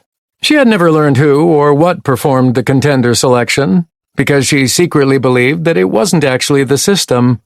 She wasn't sure why she believed that, as she didn't have any proof one way or the other, but sometimes it felt like the system was simply reacting to orders. Of course, stating such a thing out loud was sacrilege, because the system was held to be infallible, all-knowing, and all-powerful, so she kept such thoughts to herself. Regardless of whoever or whatever made those kinds of decisions, something had clearly gone wrong somewhere. She had originally thought that their efforts to clear Tarth of any influence by the persistent adversary had been successful, but somehow one of their agents managed to infiltrate one of the incubatory spatial pockets within which the Annihilators had been dormant and waiting to be unleashed. The wardens had been told that such a thing was supposed to be impossible, even if the adversary had managed to corrupt the entire world. Apparently, their superiors were wrong, which also felt like sacrilege simply to think, but in this case it was the assimilators that were wrong, not the system itself. Now that the world bosses had been released prematurely, this developmental cycle was over, and everyone in the world, other than the wardens in the stronghold, was going to die. It was always a risk for the various races to volunteer inside the regions, preparing and catering to the arrival of the future contenders, but the payoff was usually worth it, or so she'd been told, as she didn't possess that kind of specific information about the outside universe, though she thought she had at one point. Unfortunately, the years she'd served as a warden had likely worn away any memories of a life before her position, like a river forming a canyon over tens of thousands of years. But the risk that the different races took to essentially seed a newly created developmental world with people hadn't paid off this time. Not for any of them. Normally, once the contenders finished their final developmental phase and left Tarth, the residents of every region were extracted and sent away to their home planets, or to a planet of their choice, leaving the world free for the Annihilators to harvest. Once the world bosses did their thing, stripping everything away, they supposedly perished from the lack of additional materials to absorb, and the system then reused the energy they'd absorbed to recreate Tarth once again. Now, though, the people were going to be sucked up by the Annihilators and added to that energy, and there was nothing they could do about it. Fur somewhat wished she could do something to save some of them, as she was going to be extracted along with the rest of the wardens in the stronghold, to be put back in stasis for the next developmental cycle with a new batch of contenders. But that would only kill whoever she, or any other warden, attempted to bring up to the stronghold, though their death would come much slower than being sucked up by an Annihilator. There would be no sustenance for anyone in the stronghold, and only the wardens would be put into stasis for what would likely be the better part of 200 years. Anyone they saved would eventually perish from dehydration and starvation, no matter how much food and water they brought with them. Honestly, this was probably the best for everyone involved. Fur didn't turn around, but she recognized the voice of the Shari warden Harby as he spoke in a normal tone to someone else. It was simply quiet enough in the stronghold that he was able to be heard by everyone. The Contenders were already going to fail after our region was opened to the Wildlands, and Phase 4 began ahead of when it should have happened. With the Annihilators already in the process of cleaning everything up, at least now we won't have to wait for months before watching the rest of the regions collapse under the pressure of the Wildlands monsters overrunning them. It's always disheartening to watch millions of people die over an extended period of time, and they save us from having to witness it all. Plus, I'm ready for another nap in stasis. While this was all interesting up to this point, I'd rather get it over with and move on. While Fur felt somewhat the same as him, she had actually been strangely encouraged by how much progress the Contenders had made, despite being outmatched by the monsters in the Wildlands. She couldn't remember exactly how they had managed to subjugate so many nests, but they had obviously dug deep and proved that they were stronger than anyone would have believed. Even now, as she looked down and saw the Contenders stationed at the hundreds of defensive fortifications spreading out from the entrance to Region Number 1, they were still resolutely defending their acquisitions, despite the fact that Wildlands monsters were in such disarray that none of them were likely to attack them anytime soon. Or ever. Once the Annihilators were done inhaling all of the regions, they would come back and start destroying the rest of the Wildlands, beginning with any remnants of Contenders before finishing off the rest of the nests. As a result of the Annihilators' presence, most of the monsters had already retreated to their nests, with only a few still trickling in. Therefore, there was very little actually moving around the Wildlands, other than a random monster or Contenders patrolling just outside of their defensive fortifications. Which was why something caught her attention to the south and Region Number 1. "What's going on over there?" Fur heard Tak ask, though her attention had already been pulled to the enormous barrier the industrious Contenders and employed Shari had built across the gap in the mountain range that they called the Wall. It was, in fact, the only intact barrier left between the Wildlands and the regions, as Annihilators had already been at work dismantling the rest of the mountainous perimeter. There wasn't one of the world bosses near Region Number 1, as the incubatory spatial pocket that normally would have contained an Annihilator spawn egg hadn't been recently added, since there was no dungeon left in which to anchor it. For some reason, the Contenders had moved their large defensive weapons to the inside of the wall, directing their aim southward, and they were attacking something that was arriving from that direction. "I have no idea. But who is that?" she asked, seeing a disturbance along the top of the barrier, where a large party of Contenders was ineffectually attacking a singular figure. For some odd reason, there was a hint of familiarity in the figure being attacked, but she couldn't place it. When she tried to dig further, those traces of recognition seemed to float away from her grasp, as if they were being repelled by her investigation. Intrigued by the situation, she marshaled all of her focus on corralling and locking down the fragments of memories that swam to the surface of her mind. The closer she got to finally controlling her fragmented memories, the more they resisted, until there was a flash of recognition as an image of a human Contender was visible in her mind's eye, accompanied by a name. Thaden. The image and name were firm for a split second before they began to break apart, drifting away into her memory, where they floated around without any tangibility. The name lingered in her current thoughts for a few more seconds before it too faded, but the fact that she remembered something made her even more curious. Yet despite trying to piece together more information from her memories, nothing else came to the surface. As her focus came back to the current situation happening at the wall, she realized that she had been preoccupied for longer than she thought. "I lost focus for a moment. Where is he?" she asked quietly, and Tak helpfully pointed out the familiar figure, running to the north and slightly west, directly toward one of the Annihilators.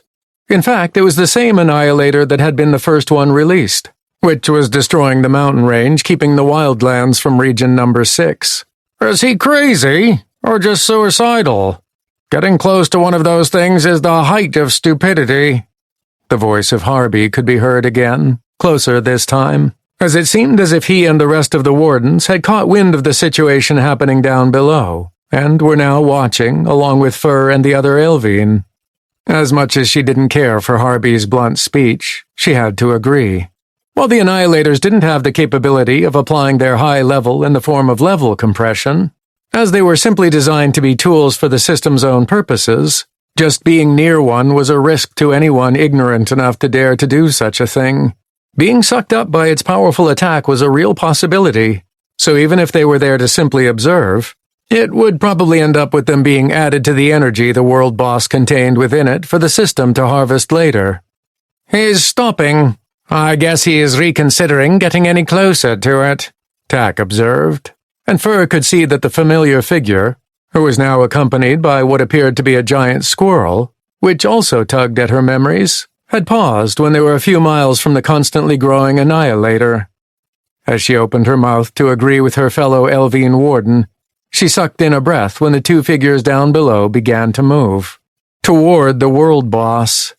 For some reason, Fur felt a twinge of sadness and disappointment when she thought about the inevitable loss of life that was coming as the figures approached the Annihilator. She'd become quite inured to the deaths of contenders and other citizens of Tarth during her stint as a warden, as they were a matter of course. But that changed when she saw this particular contender enthusiastically heading toward his death.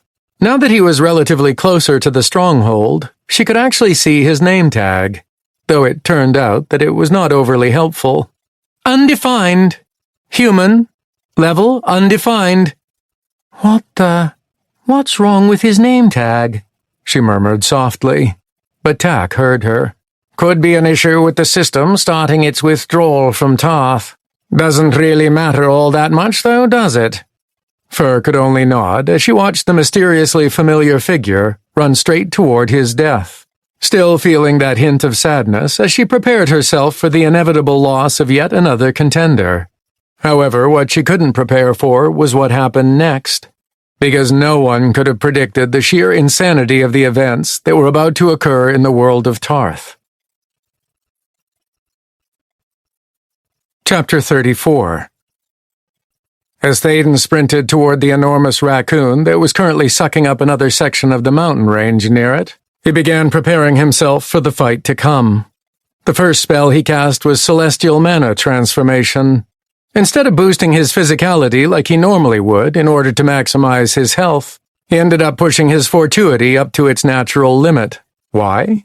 Because he wanted to maximize his chances of triggering his class trait of doubling his spell effectiveness. Fortuity 17,222 becomes 154,998, 181,039. With his growth gear equipped, he now had a little over 181,000 fortuity. Whenever he cast a spell, there was a 36.2% chance that he would double its efficiency. With the 11-piece set bonus, he also had 5 extra opportunities to double the spell's effectiveness if he failed to trigger it, so he was fairly confident that he could succeed quite a bit of the time with the maximum amount of doubling. Next, he loaded himself with as many defensive spells as he could, starting with his Celestial Defensive Sprite to boost all of his future spells, as well as Celestial Guarded State to boost them even further. While he wasn't able to reach quite the same heights of damage mitigation as his bonuses to healing, he could still constantly provide quadrillions of points of damage mitigation from just his basic spells if he triggered the doubling multiple times. When he used his new Celestial Catastrophic Bracing spell, which replaced a portion of all damage mitigation spells and effects consumed over the previous 24 hours, he was fairly confident that he could take quintillions of points of damage every second and still be safe. Lastly, once he was protected as much as possible, he also added in a Celestial Devastating Fortitude, which increased his spiritual, magical, and physical resistance based on how much strain he'd suffered over the previous 24 hours, and he felt like he was completely invulnerable by that point, as he felt the doubling trigger at least a handful of times. Sadia, bounding along next to him, repeated most of what he'd done as well, protecting herself as much as possible. He debated keeping her safe in the AMPs for the upcoming confrontation, but decided that it probably wouldn't matter all that much. He was planning on keeping all attention on himself anyway. Besides, he'd rather have her there to help in case he needed her. Are you sure this is wise? You're not going to try to kill it immediately? Thaden shook his head as the distance between the two of them and the enormous annihilator shortened by the second. Not yet. I have a stupid plan, remember? Oh, believe me, I remember. Should I stay with you, or should I?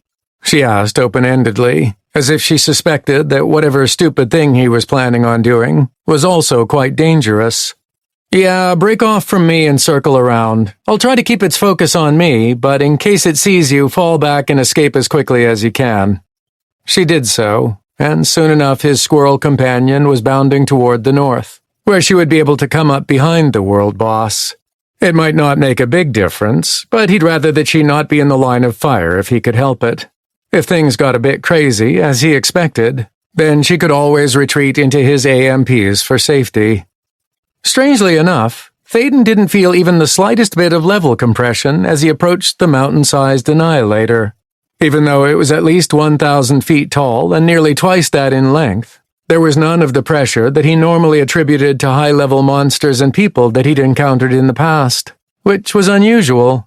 When he thought about it, he realized that he hadn't felt anything like that when he'd accidentally woken it up out of its spawn egg, even when it had been chasing him.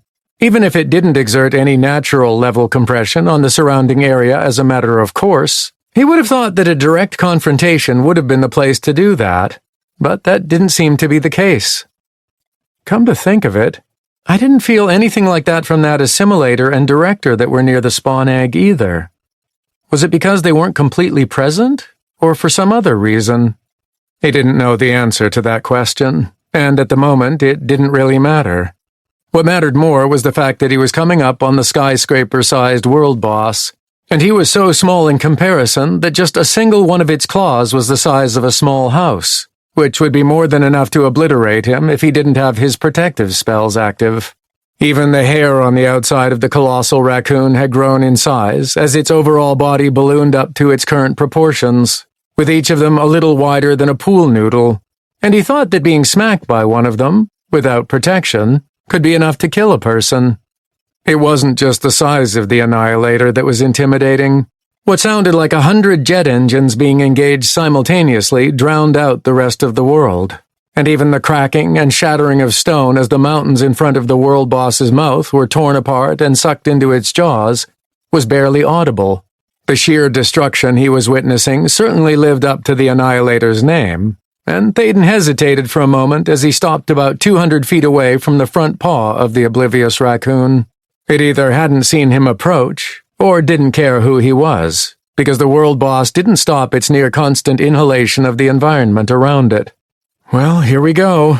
I guess I better get its attention. With a deep breath, and a glimpse to the north at Sadia, who was still approaching from the rear of the giant monster, he activated his wild health leech, and then cast full heal on himself. Two things happened simultaneously. First, since he officially entered combat, that activated his class trait, which increased his fortuity by 300% while in combat, subsequently bringing his fortuity up to 724,156. With it so high, his 36.2% chance to double his spell effectiveness shot up to 144.8%. Meaning that he couldn't fail to trigger it. As a result, his full heal got the full treatment of being doubled 9 times. Even with that occurring, he wasn't healing for quintillions of health like he'd calculated before, because he wasn't set up for that. But his bonuses were still high enough that he healed himself for billions of health, if not more. From that, he ended up doing trillions of damage to the annihilator. And this was automatically repeated another 6 times as his equipment triggered the chance to duplicate the spell. The second thing that occurred almost instantly after he entered combat was that a strange, transparent green fog seemed to fill the world around him. It didn't exactly hinder his vision, other than tinting everything with a slight greenish hue, but he could tell that this fog was more concentrated around himself and the enormous annihilator. He didn't know what it was right away, other than it seemed to be benevolent and not a threat to him. A few seconds later, however, he discovered what it was after he gained the attention of the world boss. Thaden didn't know how much damage he ended up actually doing to the annihilator, but it was enough to make its name tag slightly flicker after it took the multiple hits from his full heal. It was taking even more damage as some other automatic effects triggered, healing him and doing even more damage, though it wasn't nearly as much as his original spell. The slight bit of damage it took, however, was enough to get its attention. The inhalation attack abruptly cut off as the Annihilator's head whipped around, faster than he thought something of that size could move, as it locked onto his position down below.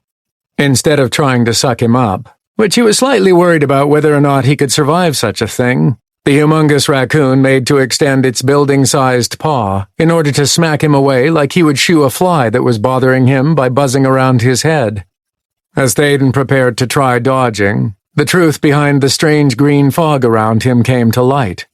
Moving its leg and paw toward him, the Annihilator suddenly became unbalanced, as the green fog appeared to condense around the back legs of the raccoon, where it seemed to push on them slightly. The resulting movement caused the raccoon to fall forward slightly, and because it was already moving on one of its legs, the swipe in his direction was thrown off, and it passed by 10 feet to Thaden's left without him having to move. Is that my fortuity? Is this what my class description said about the stat having a visible, tangible effect? He could only assume that this was the case, as nothing else could easily explain what had just happened. What should have been a direct hit against him was instead deliberately altered so that he was unharmed. When the world boss immediately recovered from the stumble, another swipe of a building-sized paw was avoided as the ground beneath him suddenly shook violently through an application of the greenish fog around him, landing him flat on his back. The paw passed over Thaden's prone body by no more than 6 inches, and he was sent tumbling by the wind created from the near miss. As he popped up to his feet, after being blown another 15 feet further than the wind should have produced, again thanks to the greenish fog, he found that he narrowly avoided being smashed into a pancake as the Annihilator stomped down on him. This is not exactly what I had in mind. I wanted it to... Wait. I was thinking about avoiding the first few blows as I wanted to get it riled up, and that was exactly what happened. Now, though, I need something different. The Annihilator, having missed him multiple times, suddenly decided that it was done playing around with him and began to inhale. As he struggled against the vacuum, Thaden's boosted resistances gave him enough ability to avoid being sucked up immediately, though he saw pieces of the ground around him being ripped up as they flew into its maw high up above. When he saw the green fog suddenly spreading out, covering something like 2 miles in diameter from his location, he struggled to stick to the ground under his feet, as a massive portion of the dirt and grass around him was ripped upwards, fully intact. The piece that was pulled up from the ground looked like an enormous vinyl record 200 feet thick, with a tiny little hole in the middle to which he was holding on, while the rest flew into the face of the Annihilator. The too large chunk of ground crumbled slightly as it closed in on the world boss, but it was too intact to break apart completely, and so the majority of it smacked into its face, neck, and upper body, staggering the enormous monster as it was hit by something pulled up by its own attack. Thaden doubted that it was even hurt by the impact, but it certainly was startled, and it was pissed off. He stood back up as the suction stopped trying to pull him away, and he thought he could see the absolute anger on the face of the colossal raccoon. Normally, he might have missed the emotional reaction on an animal like a raccoon, but his experience with Sadia made it a bit easier to notice. Good. Exactly what I wanted. That might sound counterintuitive to anyone else, but it was part of Thaden's stupid plan. As he thought about what he wanted, he could see the green fog start to move, even as he could see the raccoon rearing back on its hind legs, becoming even taller than before. The fog concentrated around its right front leg and paw, and as its upper half descended toward Thaden, he looked over at Sadia, who had stopped just on the outside of the devastation that had been wrought over the ripped-up ground. She looked panicked, but he gave her a thumbs up, a cheesy grin, and a wink to convey that this was what he wanted. The swing of the world boss's right arm and paw, enhanced by its downward motion, and after some prompting by his fortuity-charged fog, smacked right into Thaden, who was standing tall on the 20-foot circle of stable ground under his feet. Like a golf ball on top of a tee, the paw acted like a driver as he took the incredible impact, his protections barely enough to absorb the damage that was inflicted upon him. The power behind the paw swipe was so great that even with all of his resistances, he was sent flying into the air at incredible speed, to the point where the air rushing past felt like it was trying to rip the clothes off his body. The landscape around him passed by so quickly that it was a blur, and he couldn't even begin to calculate how fast he was moving. He knew that he was lucky to be alive after that hit, and if he hadn't had as much protection as he had, which was multiplied by his new class trait, doubling spell effectiveness, he might not have survived. The Annihilator didn't just have a colossal amount of health and resistances. It also could kill pretty much anything with a simple swipe of its paw. Let's just see if my luck holds from here on out. He could feel his arc through the air starting to descend, and while he couldn't feel himself slowing down, he suspected that he had decelerated at least a little bit. It wouldn't necessarily affect the impact when he finally landed, but that was why he was already replacing his protections, while also maintaining his channeled catastrophic bracing spell to continue building them up. In less than a minute, Thaden finally looked toward where he was heading as he felt the ground coming closer. And even though his eyes felt like they were being squished by the air pressure from his flight, he could see his target. It was exactly as he had hoped. His fortuity had come through again. As the enormous presence of a second Annihilator filled his vision, he braced himself for the impact as he slammed right into the left ear of the world boss, the upright flap of skin and fur not doing anything to cushion the impact. In fact, he hit it with such speed that he visually damaged the ear flap, as a Thaden-shaped portion of the ear was scraped away, drawing a tiny bit of blood from the inconsequential wound.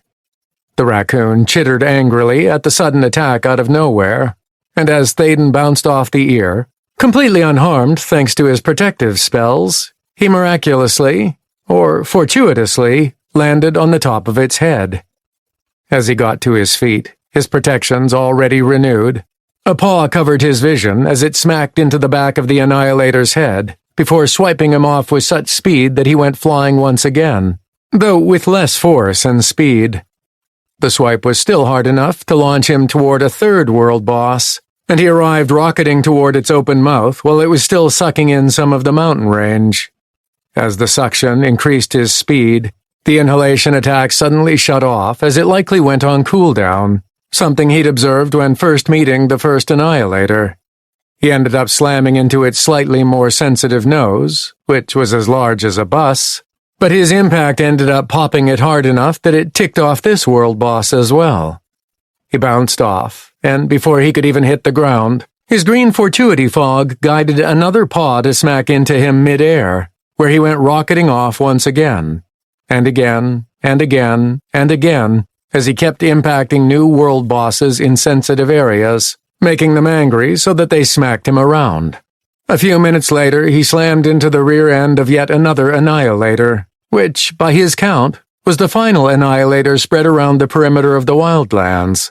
Thaden barely avoided smashing into its butthole as it stood up to move to a different location, but the sudden shock of something hitting its backside was enough to force a reaction, and a reactive back kick sent him flying high in an arc that was less directed toward another giant raccoon and more toward a specific location.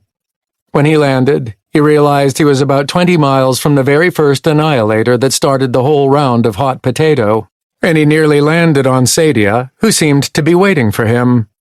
Picking himself up and dusting himself off, he coughed at the dust he ended up inhaling, before smiling at the disappointed expression on his squirrel companion's face. "And what, pray tell, was that all about?" Chuckling a few times, he looked up just in time to see the original Annihilator heading straight toward him, as it had obviously abandoned its mountainous meal in order to chase after the nuisance that had minorly harmed it, but had still ticked it off. As it ran in his direction, it had its inhalation attack active, which was pulling up everything in its path, which included dirt, stone, grass, and nests, along with the monsters inside. Where it passed, nothing was left in its wake. He winced when he realized that there was also a defensive fortification with Contenders stationed in it along its path, but it was too late to do anything about it. Fortunately, he didn't think too many of them would be in the line of fire, but those who were, he hoped that they were able to evacuate before it was too late. "My stupid plan isn't so stupid now, is it?" he asked rhetorically, pointing at what was happening in front of them. "You," Sadia began to say, but her attention was pulled away to the northwest, where, on the horizon, she noticed something else. "Nope, still stupid. There's another one heading this way." Thaden turned around, seeing what she had noticed, and he froze in surprise. His plan was simply to garner their attention, leading them to start tearing up the nests nearby. He wasn't exactly planning on them all following him. Unfortunately, his fortuity was a little too efficient. "I see. Then what are you going to do when they all converge in one place?" He shrugged. Well, try to kill them all? I'm not sure, actually. I didn't really plan for this. "Well, you better think about it quickly, because you don't have much time before that time comes." Yeah, I suppose I should work on that. It might not be a completely stupid plan, but it sure was a lot more dangerous than he expected. Chapter 35. Moving toward the closest annihilator, which just so happened to be the first one that he'd attacked, Thaden switched up his spell priorities, moving away from practically indestructible to the spell loadout he'd developed for dealing massive amounts of damage. When setting up many of the components, he left his fortuity at its maximum level with his mana transformation effect, so that he guaranteed hitting all 9 spell effectiveness doubles, which ended up making his bonuses to healing and subsequent damage even more incredible than his original calculations. By the time he was only a mile or so away from the world boss, he was fully outfitted with a maximum health that far outstripped his original estimates, as it had reached over 3 billion at that point. And with a much higher max health, along with the potential for doubling spell effectiveness of his healing spells, he was well equipped to start taking down the incoming annihilators. At least he hoped so. Now that he was deliberately trying to kill them, he hoped that it was actually going to be enough. "Come in from the north. I'll be pulling it south to take out that strip of nests," he shouted towards Sadia, who took off from him before it got too late. Already, he was feeling the suction coming from the advancing world boss, and he was worried she would get sucked up if she hung around him any longer. For his part, he diverted his own route to head more south, though it was already going to be a tight arc based on the annihilator's speed. Eventually, when he was about 1,000 feet away from the massive raccoon and was just about to stop, where he would do his best to hold on to the ground rather than be sucked up, the world boss suddenly leaped at him while still maintaining its suction attack. Thaden felt his eyes widen in surprise as he froze, and despite the greenish fog of his fortuity doing its best to redirect the enormous annihilator away from landing directly on him, it was already too late. Thaden felt his feet leave the ground as he was unprepared for the sudden movement on the part of the enormous raccoon, and in his panic he spammed as many of his healing spells on himself as he could. As he was sucked upwards toward the descending annihilator, he watched its health begin to fluctuate, as its name tag dimmed significantly, but it wasn't enough to kill it immediately. What his wild health leech did do was hurt the monster enough that it suddenly cut off its suction attack, as it recoiled from the sudden influx of damage to its health. Then, instead of being sucked into its void-like maw, Thaden was hit in mid-flight by the falling raccoon's leading paw, at such an angle that he shot away from it, right toward a nest that was full of berserker ogres. Bouncing on the outskirts of the nest, he slammed into and through multiple half-destroyed walls of the town that had supposedly once been there, before coming to a rest on the lip of the pit that led down to the nest itself. As he picked himself up with a groan and shook the stone dust off his equipment, he looked down into the pit to see dozens, if not hundreds of berserker ogres looking up at him, but none of them moved from where they seemed frozen in place. Before he could wonder about it too much, Thaden nearly fell to his knees as the ground began to shake underneath his feet, and he looked to see the annihilator following him at tremendous speed, the suctioning attack disregarded in favor of reaching him faster. As he started to move away from the charging raccoon, he saw it abruptly stop and open its mouth, expecting it to start attempting to suck everything around it up again. He was shocked into immobility when a bright blue glow of powerful energy suddenly began to gather inside of its empty, void-like mouth. Crap. He didn't have to use much imagination to deduce what was about to happen next, especially when the green fog of his fortuity gathered around him like a shield, and he intuitively knew what he needed to do. As the growing energy in the Annihilator's mouth hit a threshold, Thaden was already jumping straight upwards, aided by his fortuity, and a half-mile-wide beam of focused energy suddenly shot out toward his prior location on the edge of the nest pit. The edge of the beam hit him like 100 trucks, sending him flying once again, this time even higher than before, and at an angle that sent him more toward the middle of the Wildlands than near the edge like he'd been before. As he ascended, he was able to see the result of the powerful beam as the nest and the environs around it were completely wiped away. Not only that, but the world boss, in its attempt to hit his jumping form, had moved its aim to try to follow his ascent. As a result, he saw the beam attack cut through a half-dozen other nests that were further away, as it seemed as if there wasn't a range limit on the beam. He winced when he saw that it had also cut through a pair of defensive fortifications that had been in the path of the beam. But there was nothing he could do about that. He could only hope that they had already been evacuated.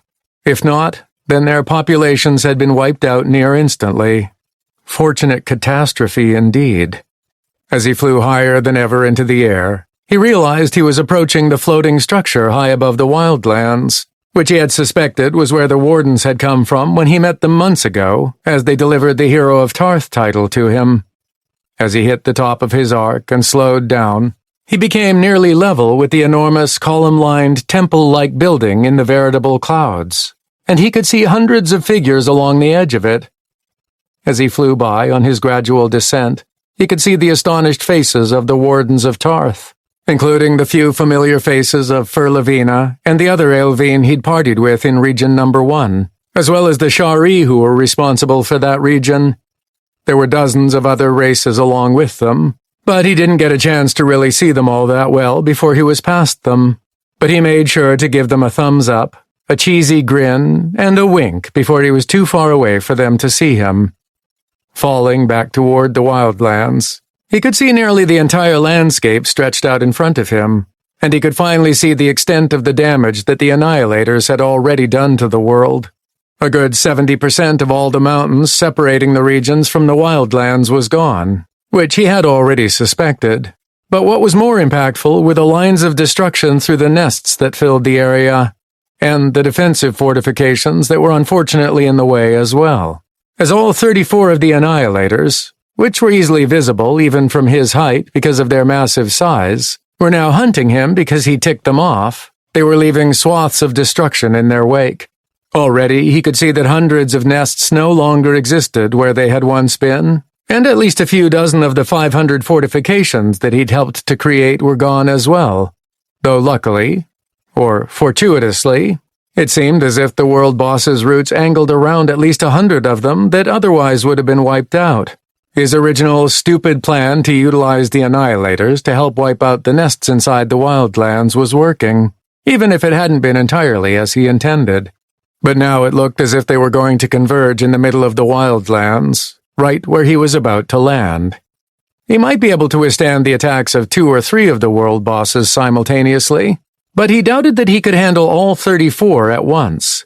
As much as they were helping to complete the objective behind Developmental Phase 4, he needed to start killing some of them before he got overwhelmed.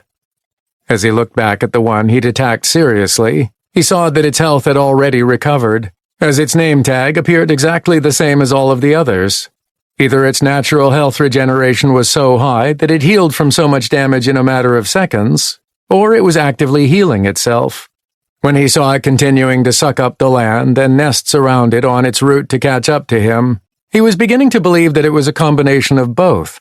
It was entirely possible that as it sucked up material and other monsters from the Wildlands, the Annihilator could use what it essentially absorbed to heal itself on top of its natural health regeneration.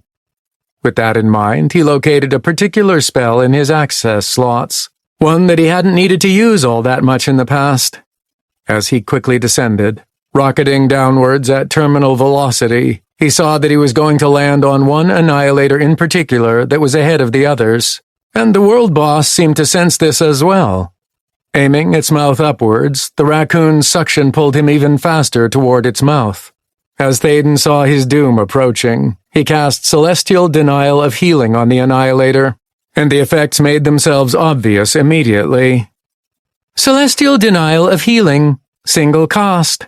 When cast upon a target, for a limited time they cannot cast any spell, engage any ability, or otherwise obtain any effects that replenish or augment health. Removes any previously cast healing spells or abilities upon time of casting. Reduces natural health regeneration of the target by 90%. After Celestial Denial of Healing's expiration on a target, said target cannot be affected by Celestial Denial of Healing for a limited time. Range, 540 feet.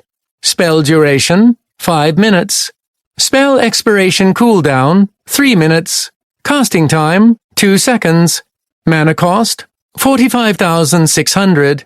Cooldown, 20 seconds. The suction ability shut off instantly as the Annihilator was affected by the spell, for which Thaden was grateful because it reverted the raccoon's maw from an endless void to a normal monster mouth.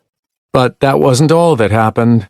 The world boss also stumbled forward at the sudden cessation of its spell, exposing its back to the descending contender. Thaden landed hard on the upper back of the Annihilator, and while his protections prevented him from being hurt by the impact, the wind was still knocked out of him temporarily. His hands instinctively grasped on to the enormous hairs surrounding him, even as he began pumping himself full of more healing spells than he could shake a stick at. As the repeated spells turned to damage thanks to Wild Health Leech, he watched as the health of the colossal raccoon rapidly depleted. As hundreds of healing spells and effects went off within a few seconds of each other, all of which were already boosted to astronomical heights by his bonuses, and then were enhanced further by many of them having their spell effectiveness doubled multiple times by his class trait, the world boss couldn't stand up to the damage Thaden was dishing out. With him stuck to its back, the giant raccoon went berserk as its health plummeted, and it was all he could do to hold on. As one more violent shake nearly dislodged him from the safety of its back, he breathed a sigh of relief as it suddenly went still and collapsed underneath him. Unfortunately, that sigh of relief was short-lived, as Thaden sensed an enormous build-up of energy coming from the corpse of the Annihilator underneath him. Oh no. Thaden was barely able to stand up from inside the forest of hair around him, before jumping through the only opening he could, when the build-up of energy inside the corpse reached a crescendo. It was only about 200 feet away when he felt, saw, and heard an enormous explosion coming from behind him, and he blacked out for a few seconds as he went flying nearly parallel to the ground, which was still flashing by him as he woke up. Barely able to re-establish his protections in time to impact the side of another Annihilator, he ricocheted off the world boss and found himself rocketing toward yet another nest. As he managed to stabilize himself in the air, he looked back at the raccoon he had impacted and saw that it was already coming for him, and it appeared to have gone berserk. Whether it didn't appreciate him slamming into its side, or because it was reacting to the death of its brethren, the Annihilator was on a mission of mass destruction as it charged at him. As it seemed to stumble toward him, it alternated between sucking up sections of the landscape and firing out beams of energy. While each of them was smaller in width than the one Thaden had narrowly avoided being hit by head-on, that didn't make them any less devastating. The head of the world boss swung from side to side as it staggered alone, sending beams in seemingly random directions, and he could see at least a few nests around him being inadvertently destroyed by the Annihilator. He couldn't see where some of the beams went in the distance, but he suspected that more than a few stray beams had hit some of the defensive fortifications. None of them came even close to hitting him as he flew through the air, nor when he landed, bounced, and rolled for over a mile, until a beam nearly hit him from an entirely different direction. It was only when he narrowly avoided the impact of a random beam coming from the northeast, the opposite direction from the Annihilator he'd just ricocheted off of, that he realized that all of the world bosses were going crazy, and they were going to destroy everything and kill everyone much sooner than before. He wasn't sure how far these beams actually reached, as he hadn't seen an end to them, but if they reached all the way to the regions, there could be entire towns and cities being wiped from existence with each random firing. "Hey there! What did you do?" he heard from behind him, and he whipped around to see Sadia looking at him with wide eyes. It appeared as though he had fortuitously landed near her again. "I killed one of them," he said quickly. "No time to talk. You better hide inside my AMPs for now, because these beams are entirely too unpredictable." Even as he said that, he instinctively flung himself to the ground, with his squirrel companion following suit at the same time, as a beam passed over them with only a few feet to spare. Sadia thankfully didn't argue, and a second later his companion's physical form was gone, and she was back safe and sound inside his AMPs. "All right, no more playing around. I need to kill them as quickly as possible now," he said to both himself and Sadia. His kill two birds with one stone plan had backfired, and now he had to scramble to clean up his mess before everyone was killed by the Annihilators, far before they would have been otherwise. Previously, his overall intent was to kill the world bosses while also using them to take out as many nests as possible. But now his objective was singular: kill the Annihilators as quickly as he could. He could practically feel the greenish fog around him changing, becoming more focused on his goal, while he charged toward the closest of the colossal raccoons, which was doing its uncontrolled best to absolutely devastate everything in sight, and everything along the path of its randomly discharging beams of energy. As he ran at the Annihilator, he had to keep changing his path as pieces of the landscape suddenly crumbled away in front of him. His route just so happened to avoid the few random beams that were fired his way, as he narrowly missed being hit by them. As Thaden moved to jump over an enormous hole in his path, his foot slipped slightly, throwing off his trajectory, and he landed on the other side approximately 100 feet away from his intended landing point, which was subsequently consumed by another beam of energy, and the edge of it missed him by no more than a foot. "Thanks, Fortuity," he mentally thanked his stat, and the green fog that seemed to be directing his steps to avoid him being creamed by one of the beams. As he approached the wildly berserking Annihilator, it seemed to focus on him a tiny bit, and along with the fluctuating suction attacks and beams, he had to avoid being stomped on and swiped by enormous paws.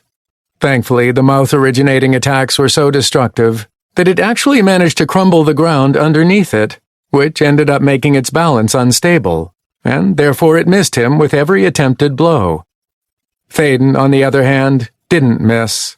With an application of celestial denial of healing on the world boss, its fate was already sealed.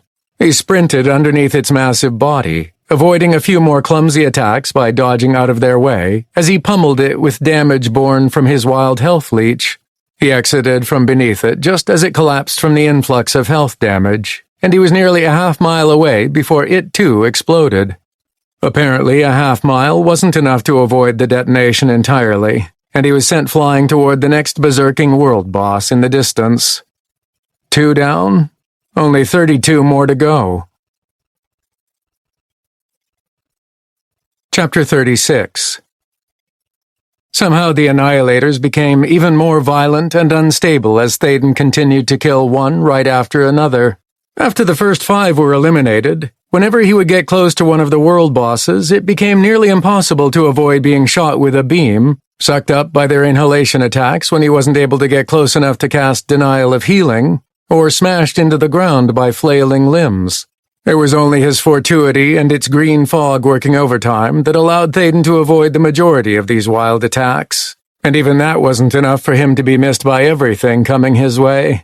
There were points when beams converged on him, randomly it seemed, from multiple directions at the same time, and he was forced to take a partial hit.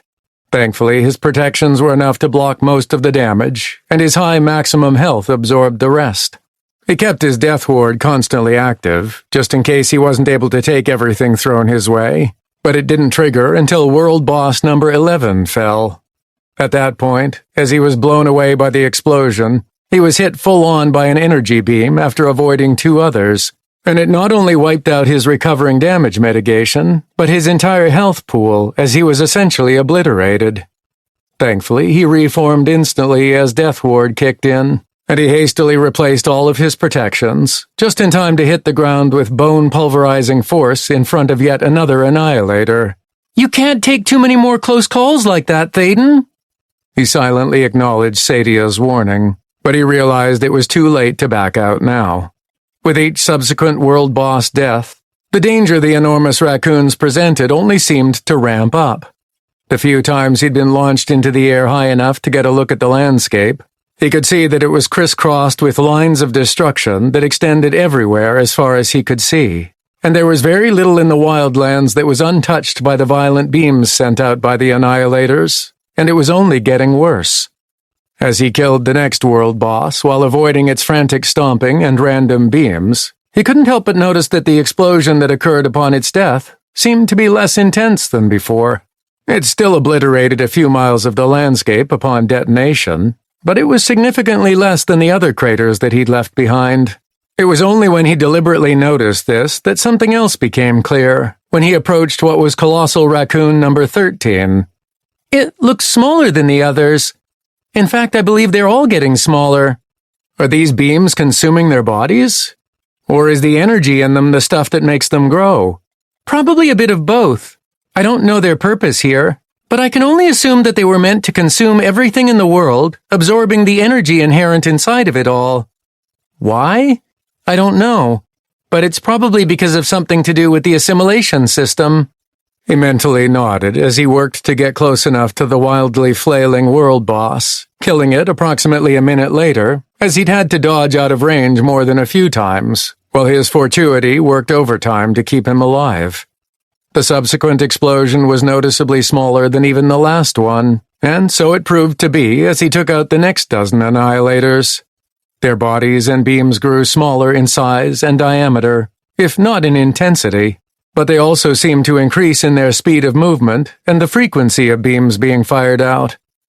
Eventually, as he closed in on the last few world bosses that needed to be eliminated, they had shrunk to the dimensions of an average-sized house, which was a massive difference from what they'd been when he first started fighting. Their size didn't matter, in terms of how much damage they still did to him when he was hit, it seemed, which he found out more than a few times when he couldn't avoid the beams, even if they were smaller in width, being only about 50 feet across. The problem he encountered was that they were firing out beams so quickly that the entirety of the Wildlands looked like it was participating in a high-tech laser show at a concert, with beams flying out in all directions at such a rapid pace that it was nearly impossible to avoid everything. Last one, I believe. To Thaden, it felt like he had been taking quadrillions of points of damage and inflicting quintillions of points of damage in return for years, but he doubted that it had been more than an hour. So when he landed nearly a mile away from the final Annihilator, it felt like he was waking up from a dream. It was especially notable because the light show had suddenly ceased, and as he looked to see where the Annihilator was, he couldn't see it right away. It was probably because he had landed in a depression in the ground caused by a destructive energy beam at one point or another. But even when he jumped up on one of the rare stretches of pristine grass still left in the Wildlands, he didn't see it right away. It was only when he saw some of the landscape being torn up and moving toward a small shape in the distance that he realized what he was looking at. It shrank all the way back down to its original size, didn't it? Sadia didn't answer him, as it was obvious what had happened. What wasn't completely explainable was the fact that the final remaining Annihilator didn't seem to be berserking anymore. And for the first time since he initiated combat with the world bosses, the greenish fog of fortuity around him had disappeared. Has it forgotten about me or something?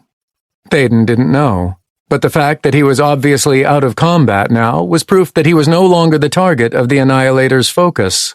It was almost as if, when it ran out of energy, the once giant raccoon had reverted to its basic instincts and started sucking up more of the nearby material. Already, he could see that it was approximately the size of a small pony, or an extra-large dog, and it would only grow bigger as it consumed more of the world. Might as well finish it off. As much as it wasn't necessarily a threat to anyone nearby, at least currently, Thaden knew that if he left it alone, it would eventually pose a threat to the rest of the world, or to whoever was left. He hoped that the majority of the contenders had fled from the Wildlands as soon as they saw the chaos happening, though he had his doubts that they would have made it all the way back in time to region number 1, or any other region now that they were open. He also desperately prayed that the wall had been spared from the wild flailings of the world bosses, as that was where Karina was last seen. But he couldn't think about that now. He had a job to finish, and once the ultimate threat was taken care of, he would go and see who and what had survived. The moment he took a step toward the final annihilator that he had to eliminate for the world to be safe, he froze as a whistling sound caught its attention. Looking up and slightly behind himself, he saw what looked like an enormous building that was seconds away from falling on his head. He quickly ran approximately 500 feet away from his former position, only to look back to see the building from which the wardens had been watching him, nearing impact with the ground. It was quite a bit different from what he remembered seeing of it close up not that long ago, as there were holes in it that had been punched through whatever material it was made of. They weren't the same size as the beams he'd been trying to avoid over the last hour, but they were still relatively substantial. Even though it looked like it had been involved in multiple drive-bys, the strong metal or stone material was apparently strong enough to reduce the amount of damage that was done to it. Otherwise, he had no doubt that it would have been obliterated entirely.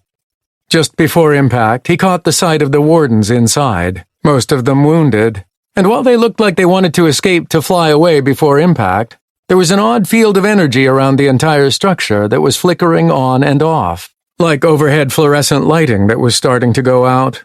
It was as if something had been forcing them to stay inside. The system, most likely. Of course, all of that didn't really matter when the Swiss-cheesed, temple-like structure impacted the ground with a ground-shaking thump, followed by a deafening crack as the weakened material broke along many of the columns. Miraculously, the entire thing didn't shatter into pieces, as the material was inherently too strong for that. But the force of the impact still caused the roof to collapse, and he could only watch in horror as at least half of the wardens stuck below were smashed into paste by the falling ceiling. The ones not crushed by the roof tumbled out of the side of the building upon impact, as the force field had disappeared as soon as it hit the ground. Among those that tumbled out, Thaden identified the Aelvine he knew from the corrupted dungeons in Region Number 1, though there were plenty more that he'd never seen before. Unfortunately, the sheer force of the impact, even for such high-level wardens, was too much for many of them. Even as he saw them tumble out, he could see that the sudden stop in their descent had severely injured, or outright killed many of them. It didn't help that some of them appeared to have missing limbs or massive wounds to their torsos, as it looked as though some of the reduced-size beams had hit many of them during the last few minutes, and they couldn't heal themselves fast enough. Or perhaps most of their support classes had been killed outright with a beam through the head. Any or all of that was possible, he supposed. "The Annihilator can wait, Thaden. Help them, please." With a sigh, he turned away from the last remaining world boss and moved toward the dead or dying wardens. As he approached, he located his celestial resurrection spell from his access slots, and mentally instructed it to shift from a single target to a wide area, one of the class traits that he hadn't really had a chance to employ until now. Once he was close enough, he cast the spell toward a familiar Shari corpse, Garetta, who was missing part of her head. Since it was instant cast, the results of the resurrection spell were immediate, as every single dead warden that hadn't been completely obliterated by a beam, including those who had been squished by the roof collapsing on them, was suddenly standing up near where they were fallen, alive and fully recovered. He also modified full heal to work for a wider area, and he fully replenished the health of everyone present. The healing was so intense that even those missing limbs had them grown back in an instant, and the cries of pain and groaning abruptly cut off as the wardens realized they were alive and intact. He witnessed the astonished faces of those who had just been brought back from death, as well as those who had been injured and only seconds away from the same thing, and there was a brief look of relief and thanks as they saw that it was Thaden who had done it. That brief look of relief at being alive quickly morphed into anger as they looked at the crumpled structure around them, which they then turned on Thaden. "What did you think you're doing, Contender? You destroyed the stronghold with your recklessness!" He looked at the person who yelled at him, and the female warden was one that he hadn't seen before, but it looked like a dwarf from a fantasy world. "Brunilla, Warden of Tarth. Ferrim, level 900. The reason he thought the Ferrim was female was entirely based on the timbre of their voice, which was relatively high-pitched, though that could also be because of anger. Brunilla was only 4 feet tall, but they were stocky enough that their body looked like a barrel with legs. What made him question whether it was female or not was the fact that they had a beard, but so did all of the other Ferrim he saw gathered around. Sorry about that, he replied, though he wasn't really sorry. While he knew that they were simply doing the jobs that the system assigned them, the fact that they were getting angry at him for trying to save the world grated on his nerves. Granted, he had likely ended up inadvertently killing thousands, or perhaps millions of people when the world bosses went berserk, but he reconciled that with the fact that he wasn't the one attacking them. In addition, if he hadn't gone after the Annihilators, then even more of the people around the world would have died. So he wasn't too particularly sorry that this stronghold that the Wardens were using got all shot up, when there were more important matters at hand, especially since they were all alive. Sorry doesn't cut it. Now the system won't be able to extract us along with the stronghold. Oh? Apparently the system was going to yank them all out of here before the world was destroyed. Meanwhile, the rest of the people living here are out of luck. Thaden could hear the venom in Sadia's voice as she spoke to him, which was so unlike her that it took him by surprise. While she didn't always take the system's side in things, she tended to lean more toward the system being benevolent and having a plan in all things. But that didn't happen in this case. I guess finding out that the system was fine with saving a few people important to it, and leaving the rest to die as the world bosses destroyed everything, was the last straw. Again, sorry about that, but it's not my problem. You can't blame me for the actions of a monster that the system put here in the first place. Thaden began to turn away, when the Ferrum interrupted his movement by speaking again, in a threatening manner this time. You're wrong about that. I certainly can blame you, and you're about to see why you can't mess with the Wardens of Tarth. Thaden ignored her words, as he didn't feel the least bit threatened by her.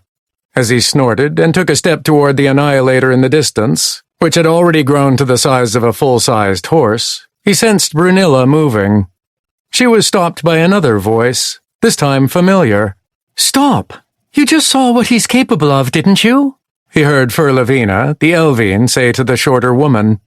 He also brought us all back to life and healed us. And even if what he did was stupid, he didn't do it intentionally.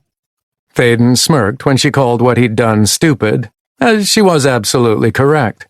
Fortunately, none of the Wardens saw him do that, because he was already walking away.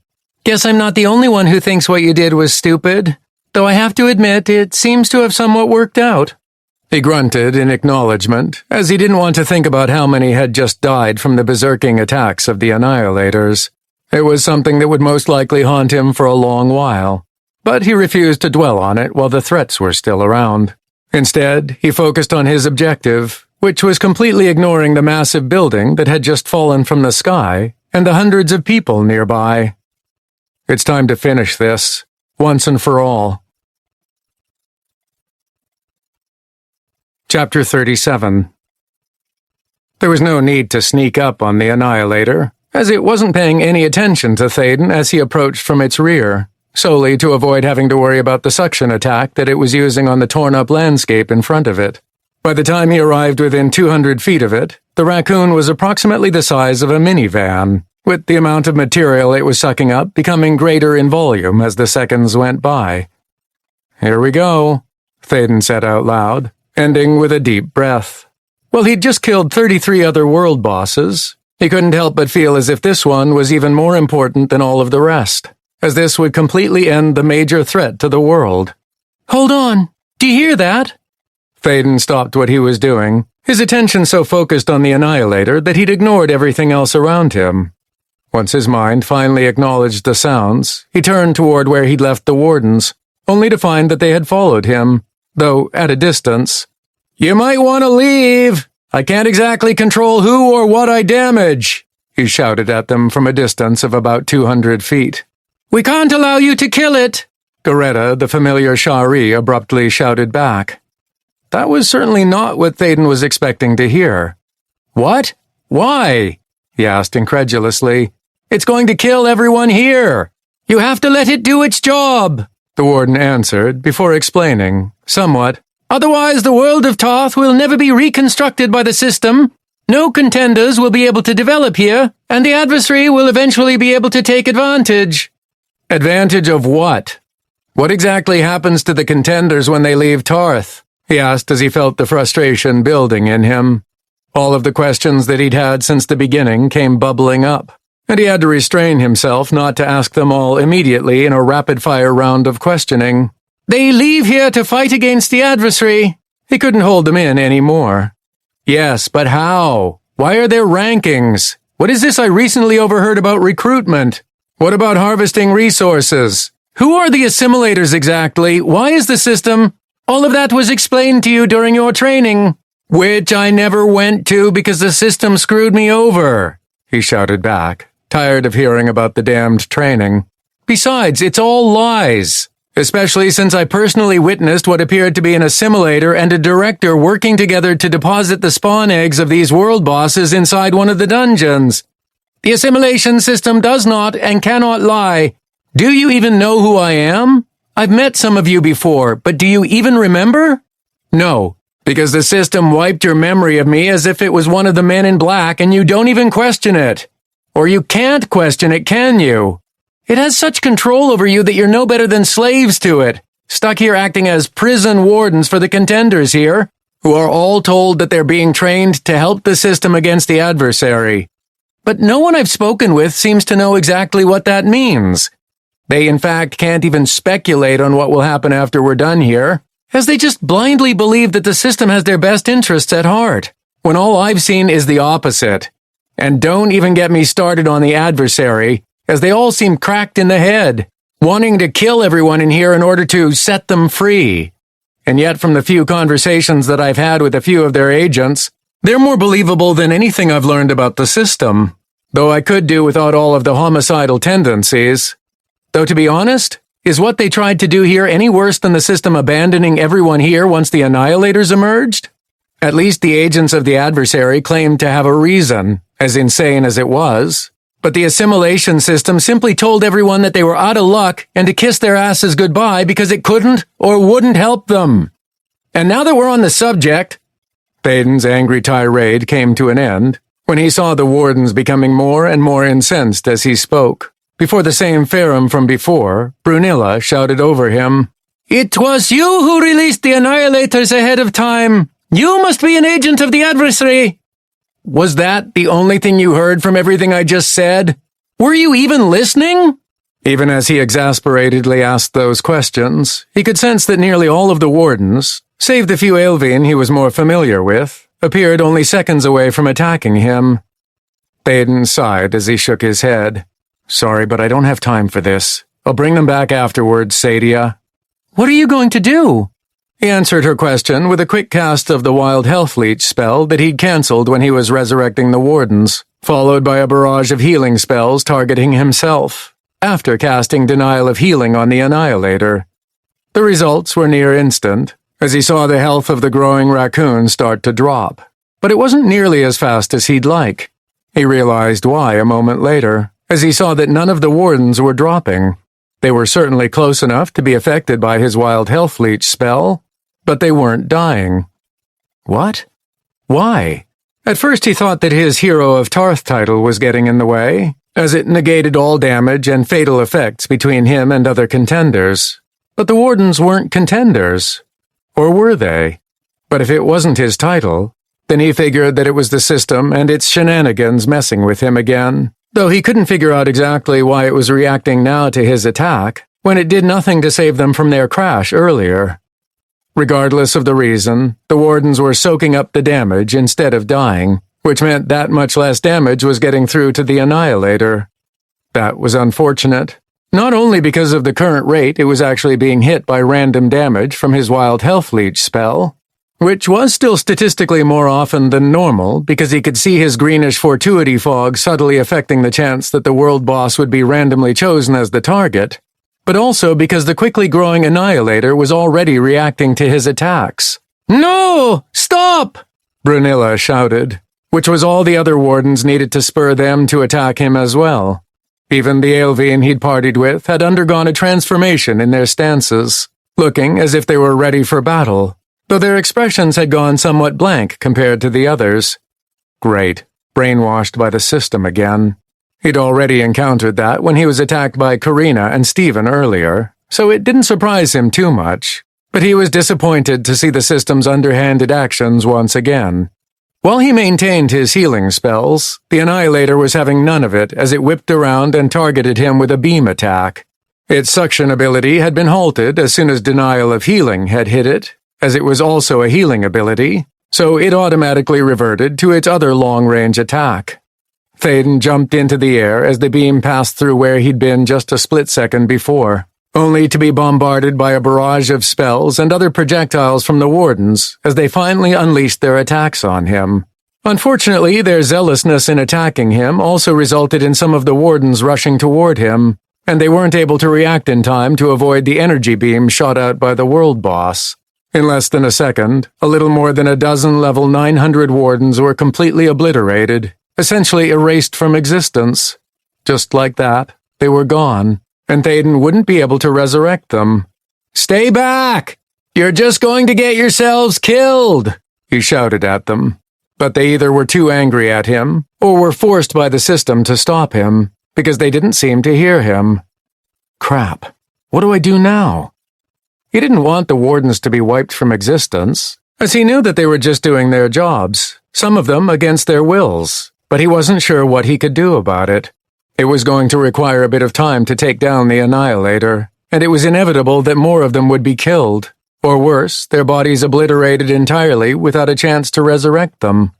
It was a lose-lose situation no matter how he looked at his options, because now that he'd initiated combat against the Annihilator, he knew it wouldn't easily give up tracking him down if he ran away or attempted to disengage, which would lead to even more permanent deaths among the Wardens as they got in the way.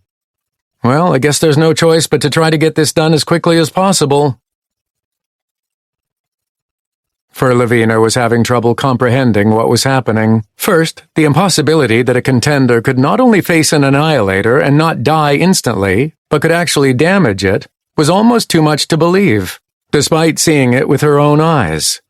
Then, when said contender had actually managed to kill one of the world bosses, an unbelievable accomplishment that didn't seem real, the Earthen, along with every other warden in the stronghold, could only watch in shock and awe as he followed that up by systematically dismantling the entire network of annihilators down below on the surface of Tarth. Unfortunately, the death of one of the closely connected world bosses caused the others to go a bit crazy, which had led to the stronghold incurring the first damage to its structure that Fur had ever heard of happening before. It was supposed to be invulnerable, and while the energy beams wildly shooting out from the annihilators didn't completely obliterate it, the small holes that were punched through it were so shocking that the wardens were slow to react. As a result, a number of them were killed instantly as they were hit by the small beams that made it through the stronghold's construction, while many of the others had been grievously injured. Their support classes were able to keep up with the majority of the injuries, and even resurrected those who had died, but the beams kept coming with no stop in sight. Eventually, when the last of the beams coming through had disappeared after what felt like days of constantly trying to avoid the wild attacks, most of the wardens were injured in one way or another, and with a few dead that weren't able to be resurrected yet due to spell cooldowns, they thought had come out as survivors. That was until the stronghold itself, after taking so much damage, started to fall from its place in the sky. Those still capable of movement, including Fur, attempted to flee the plummeting construct, but the same field that was enveloping the stronghold in order to extract it kept them inside and unable to flee. She didn't really remember much after that, other than climbing to her feet on the surface in the middle of the Wildlands, only to see the contender who had killed nearly all of the annihilators standing nearby, after obviously resurrecting every warden and healing the rest, including herself. Of course, the short temper of the Ferrum made itself known as Brunilla began to accuse and even threaten the powerful contender, and she felt like it was her duty to warn her away from such an action, even if what Brunilla was saying was largely correct. Not that it seemed to make much difference, as they had followed the contender to stop him from killing the final annihilator. While it sounded counterintuitive, especially now that the wardens were stuck on Tarth and likely wouldn't be extracted by the system, all of them knew that the system needed at least one of the annihilators alive to finish the harvesting of all the material on Tarth, so that the energy contained within the world boss could be used to rebuild Tarth for the next developmental cycle. However, she and her fellow Elvine felt that trying to attack the contender to get him to stop was a bad idea. Even as he started ranting about things that she couldn't quite remember at this point, she was hesitant to attempt to stop him. That all changed when he attacked the Annihilator, and an undeniable command coming from the system, an order she literally couldn't refuse, prompted her to join the others in attacking the Contender. It wasn't so much that she couldn't control her actions, it was more that she didn't want to. Even as she saw a number of her fellow wardens completely obliterated by the Annihilator's energy beam, as the mysterious and powerful Contender jumped to avoid it, she was already beginning to teleport herself toward him, her daggers already unsheathed. As she was about to stab him in the back in the middle of his jump, she heard him shout, "Stay back! You're just going to get yourselves killed!" She heard this, but she couldn't stop her attack even if she wanted to. Her double backstab should have done significant damage to him, as he was completely unaware of her presence behind him, but her weapons literally bounced off his skin as if it was rubber. She was so startled that she couldn't react fast enough as he plummeted to the ground, seemingly not even noticing that she had attacked him. Teleporting again, she arrived just as he touched down, only to watch him sprinting toward the world boss. With her teleport on cooldown after using it so many times in a row, she ran after him, but he was too fast. Before she could even get halfway to him, the Contender had jumped on the back of the Annihilator and was literally holding onto its fur as the powerful monster attempted to dislodge him. She moved to jump on his back, but the world boss was jerking around so much that she missed, landing in a crouch next to its hind legs. As she stood up to try again, planning on teleporting if she couldn't jump, she sensed a powerful spell fall over her a split second before the Annihilator's back paw whipped out and slammed into her with such force that she blacked out immediately. When she woke up a few seconds later, she was flying through the air with enough speed that she had trouble even opening her eyes. When she could finally see somewhat, she discovered that she was nearing the ground, and she landed with enough speed and force that she felt multiple portions of her upper left leg bone instantly crack, along with at least half of her ribs and her left elbow, and she hit her head hard enough that she was dizzy and her vision was blurry by the time she stopped rolling. As she painfully sat up, a compulsion to stop the Contender from killing the Annihilator flashed through her mind, but she could barely move, let alone fight. She fumbled the first health potion she pulled from her inventory, and it dropped down the cliff that she suddenly found that she'd landed next to. The glass it was made of cracking as it hit the ground. She blurrily realized that she had narrowly avoided falling into one of the massive trenches that the crazed Annihilators had created earlier, and she was half laying on a narrow strip of pristine ground only about 4 feet wide. The second health potion she brought from her inventory she was much more careful with, and after a few seconds of attempting to get the stopper out of it one-handed, as her left arm and attached hand didn't seem to want to work, she managed to bring it to her lips. As she impatiently waited for it to do its job, her vision cleared first, allowing her to look into the distance, from which she could hear explosions and other sounds of fighting coming. She witnessed at least a few dozen other wardens flying through the air, appearing to have been punted away similar to what happened to her. And from the strength of the blows against them, she came to realize just how powerful they were. Coming from a level 3,333 monster, even a single physical attack was enough to kill even the strongest level 900 warden. As she looked through her messages as her bones knitted themselves together, she discovered that she was right. She had died. But she also had been brought back to life by a spell called Celestial Death Ward. That must have been what the Contender cast on me before I was kicked away. She'd never heard of a celestial strength spell, so she knew it couldn't be anyone but the mysterious human. But why? As the last of the potion fixed up her leg, she got to her feet and planned to fly back to the fight. But it was already too late.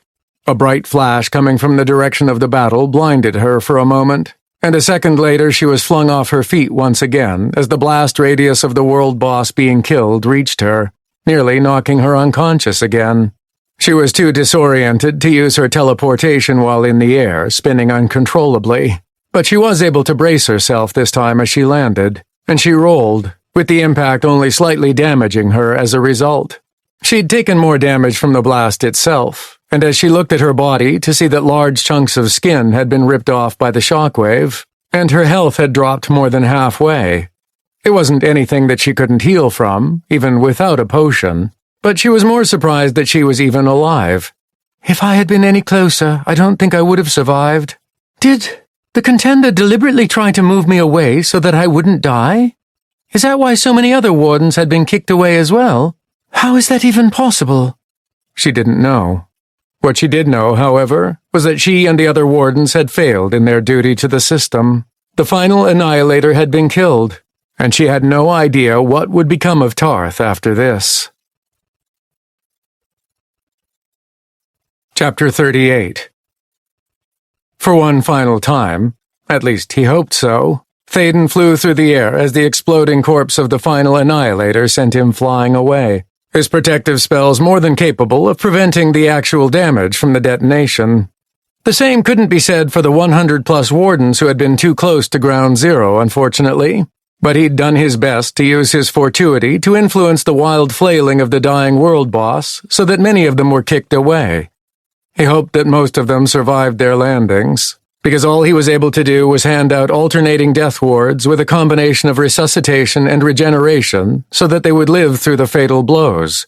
As much as he would have preferred to cast those spells in a wide area using his class's special trait, thereby keeping them all as safe as could be, the wardens were classified as hostile since they were attacking him, instead of being allies, which would differentiate them when he cast the wide area spell. As a result, he didn't want to accidentally cast any type of death ward on the world boss while not knowing if he could remove it afterward. The last thing he needed was for it to defy death and return to full health afterwards. Therefore, whenever the cooldowns for either death ward or resuscitation were up, which fortunately only took a few seconds thanks to his bonuses, Thaden was able to save another warden from instant death. But he wasn't able to hit every single one. It was possible that some of them might have survived the explosion, but unless they had some sort of long cooldown protective spell on them that would prevent all damage to them, he wasn't confident that many of them had survived. He'd done what he could, at least, to keep some of them alive, but it wasn't like he hadn't tried to warn them. As much as I'd have preferred for none of them to die, I appreciate you doing what you could to minimize the loss of life. In spite of the wardens, you did it. You killed all of the world bosses threatening the world. You've done the impossible. I did, didn't I? He asked both himself and Sadia. Such a thing seemed unthinkable and unbelievable, but he'd somehow done it. But now what? As a result of the exploding annihilator, Thaden had gone high enough into the air that he was able to see a good portion of the Wildlands, and it was quite obvious, as he saw the landscape spread out underneath him, that the massive area that had once held millions of monsters and thousands of nests had been torn to shreds. There was very little green to be seen in the form of strips of grass over dirt and rock, as the energy beams of the world bosses had torn everything up to the point where there weren't likely any nests still intact, nor was there any sign of movement. Unfortunately, that also included the defensive fortifications that had been defended by contenders, as they had all been entirely wiped out, along with everything else. He couldn't quite see far enough to know how the different regions had fared, but he could see in the far distance that what few portions of the giant mountain range were left were riddled with holes. The only positive thing he could think of was that any beams that had reached the regions were likely straight shots, and he'd noticed before that the majority of the region was generally lower in elevation than the Wildlands. It might only be a few feet, but it might be enough that the beams simply shot over everyone's heads. Or that could simply be wishful thinking, as he still didn't want to contemplate how much death and destruction the world bosses had caused. While he struggled to not hold himself responsible for what happened, he couldn't deny that he had played a significant role in the events. He pushed the dark thoughts that came from his part in so many deaths away from him, knowing that he would have to address them at some point, but that point wasn't now. Why? Because he was just about to land after his impromptu flight. Thaden landed hard, bouncing multiple times as he crashed through partial walls in the rents that had been formed in the landscape, before rolling to a stop as he fortuitously ended up on a stretch of soft green grass. As he came to a stop on his back, completely unharmed even if he was a bit disoriented, he looked up at the clear sky above, simply lying there as he gathered himself after the excitement and terror he'd experienced over the last hour. Taking a long, deep breath, as he fully felt the relief of being alive, Thaden began to sit up. He stopped, however, as he felt a pressure building inside of him. He was confused about what it could be, at least at first, before he recognized the feeling. It was the pick he'd earned from killing 34 world bosses. Uh-oh. Well, he hadn't actually checked all of his messages yet. That didn't mean he wasn't still accumulating it all into a giant reserve, just waiting to feed into him. He'd experienced this type of thing before when he had been searching for the anchor dungeons, and he remembered hitting and then surpassing the limit of what he could contain all at once. And that was an experience that he did not want to go through again if he could help it. This time, though, he could tell that it was going to be even worse than back then. Sadia, this is going to be bad. Do you think absorbing too much pick at once will kill me? His squirrel companion appeared a second later as she emerged from his AMPs, and she stood over him, looking down at him in concern. Didn't you allocate the pick to go toward your growth equipment? Thaden nodded, even as the pressure was starting to become highly uncomfortable. Of course, but each of the pieces I'm wearing has already leveled up to 575, and now all the rest is going to me alone. A quick look at the sleeve of the robe he was wearing proved to him that it was true. His equipment was now maxed out at level 575, which was his current overall level. That was great, of course, but it wouldn't necessarily help him now. Yeah, this is probably going to hurt. I don't think it will kill you, though. Thaden chuckled, which was slightly painful, so he stopped after a second. Thanks for the reassurance. He was cut off as an announcement that he couldn't avoid filled his vision. World alert! Despite the impossibility of it occurring, the inevitable destruction of Tarth at the hands of 34 world bosses has been halted. Thanks to the valor and bravery exhibited by one of your own, each and every world boss has been eliminated. This was accomplished by a singular individual, as improbable as that may seem, and they have earned the acclaim and potential hatred of every human and resident of Tarth. Unfortunately, during the battle against the world bosses, the destruction this individual initiated caused the deaths of 5,312,044 contenders and countless numbers of Tarth's citizens. Will this leave enough contenders available to complete Developmental Phase 4? Only time will tell. You may be asking yourselves, who is this mysterious contender who accomplished all of these feats? They are none other than number 32599999-E, a support class contender who is at the pinnacle of many of the rankings. So, love them or hate them, you cannot deny that they represent the greatest potential that humans can accomplish. Now go back out there and fight. It's up to you to complete Developmental Phase 4, finalizing your development. Good luck. Despite the pain, Thaden couldn't help but chuckle at the announcement, even as tears filled his eyes as the resulting death count was relayed to him by the system. He would either be cheered as a savior or reviled as a villain for what had happened, and he could practically sense the system trying to influence it toward one of those extremes. Ignore that for now, Sadia told him, bringing his focus back to the current situation. You need to handle all of this pick first. He nodded, but a particular part of the announcement caught his attention. I'm at the top of the rankings? I'm back on? Thaden pulled up one of the rankings, the one for individual performance, and he exhaled in relief when he saw his name at the top. Individual performance. Number 1. Number 32599999-E. Support. Level 575. The Wildlands. Number 8. Karina M. Fighter. Level 362. Sector 88. The Citadel. Not only was he back on the rankings after the system had to acknowledge his existence, but when he quickly glanced over the top 20 individuals on the list, he saw a familiar name at number 8. Karina. She was still alive. If she had perished, her name would have been removed entirely from the rankings, so that meant that she had miraculously survived when so many others had died. It wasn't as if he didn't care that over 5 million contenders died because of the wild energy beams sent out by the Annihilators, because he did, but he felt some of the guilt over their deaths lift when he saw that she was still alive. Whether or not she remembered him now, or was allowed to remember him, didn't really matter to him. She was alive, and that was enough. The uncomfortable feeling in his body, and particularly in his chest, was starting to become painful, and he started to psych himself up for what he had to do. Come on, it'll be just like ripping off a Band-Aid.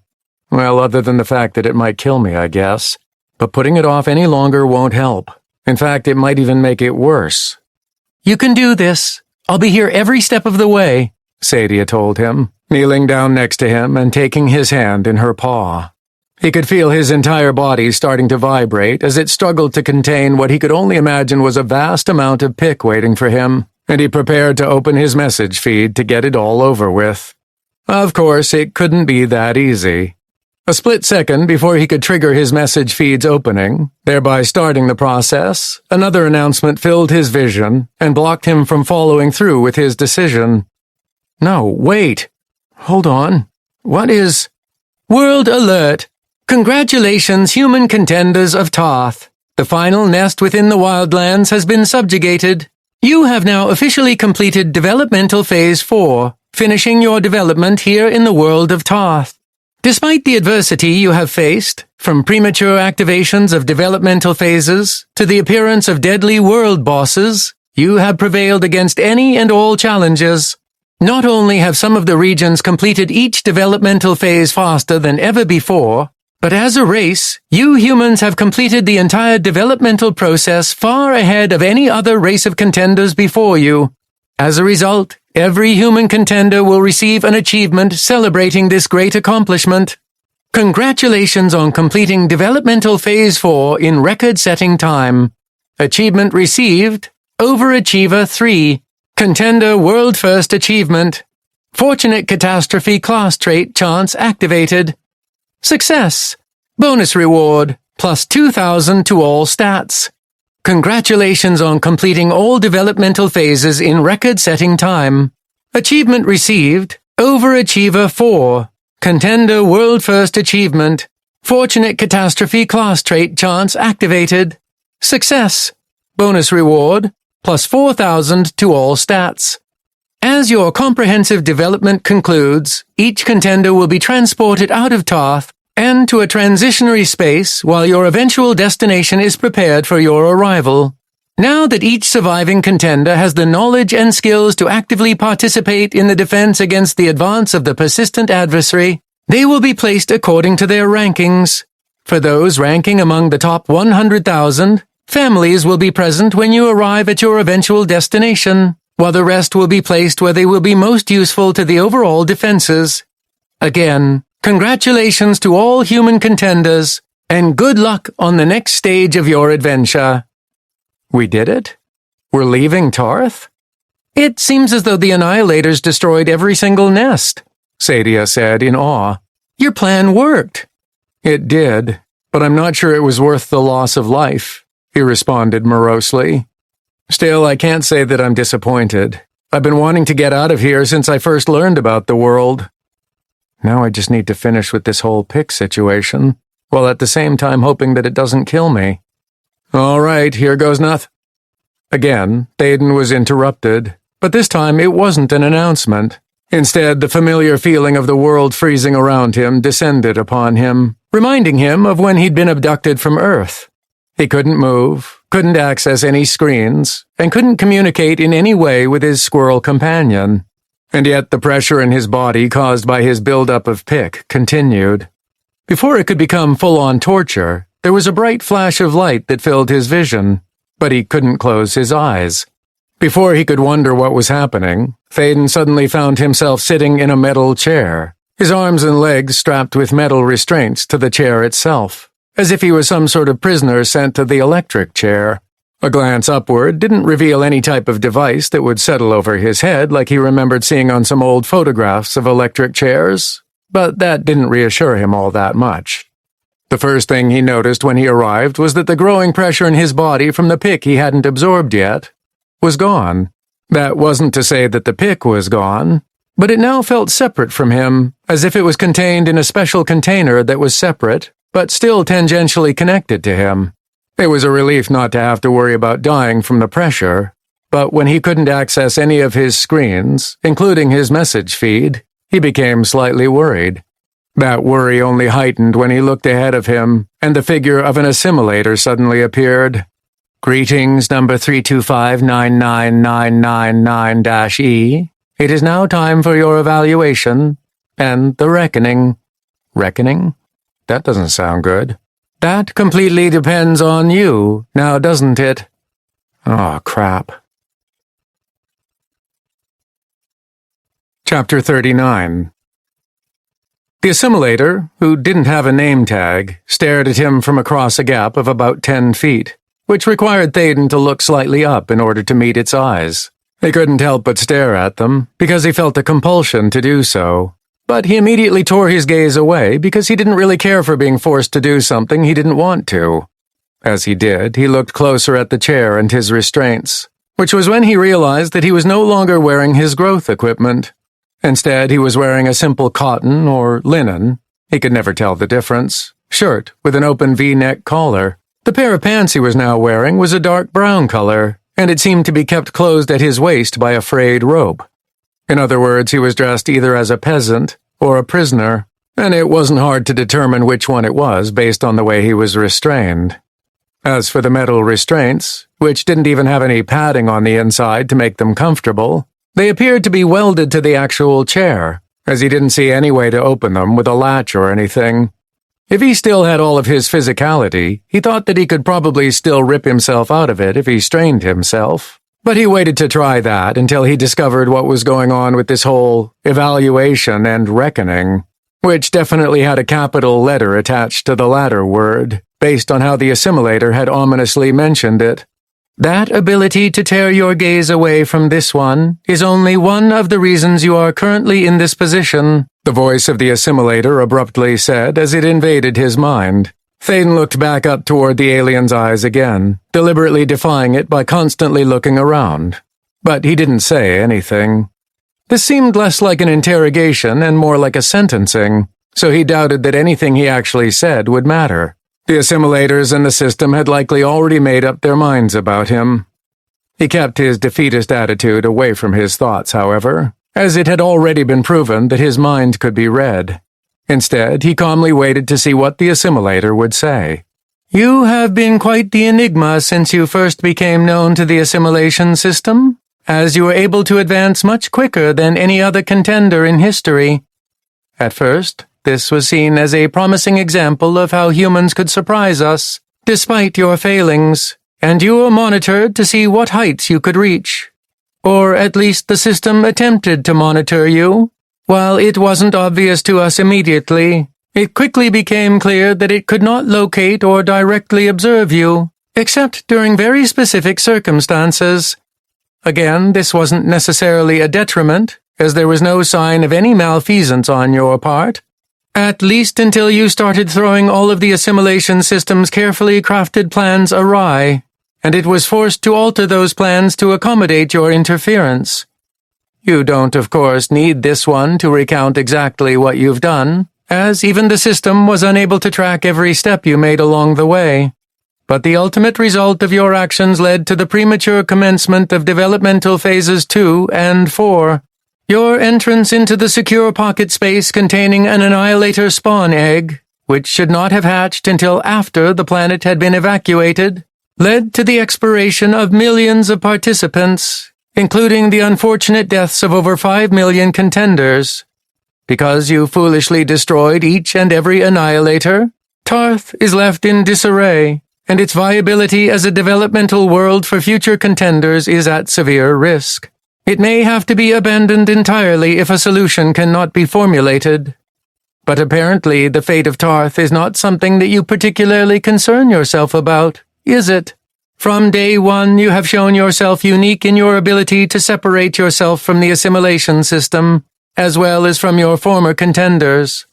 "Former contenders?" he questioned in his mind, which of course the assimilator heard. "That is correct.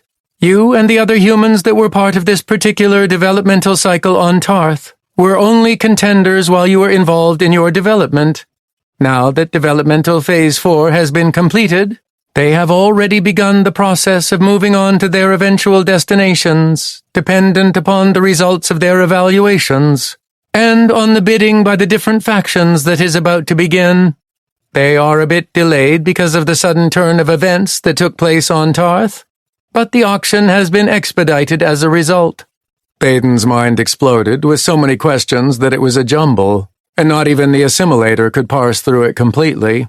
"I sense your extreme confusion, which is understandable. Normal protocol only allows for the revelation of these answers you seek after former contenders are established within their new factions. But as you will never belong to one, this one has been authorized to reveal this information. Is this acceptable?" "Not just yes, but hell yes," Thaden practically shouted out loud, as this was something that he'd been wanting since he'd arrived on Tarth. He could sense the irritation from the tone of the assimilator's voice in his head, but that didn't seem to prevent the information flowing into his mind. "Very well. As you learned in your training," the assimilator started, and Thaden had to restrain his thoughts from complaining that he never went through training so as not to interrupt. "The assimilation system was created in order to combat the persistent adversary. Before the assimilation system, the persistent adversary would locate and consume entire worlds through the use of monsters similar to or identical to what you fought throughout Tarth. To prevent this from happening, the assimilation system developed a method to nurture and develop relatively small portions of the worlds within the persistent adversary's sights, which is how the developmental worlds, such as Tarth, were born. By developing these contenders within these developmental worlds, they would then be prepared to fight against the monsters that the persistent adversary produces in order to consume their worlds. As a common saying on your world goes, there's no such thing as a free lunch.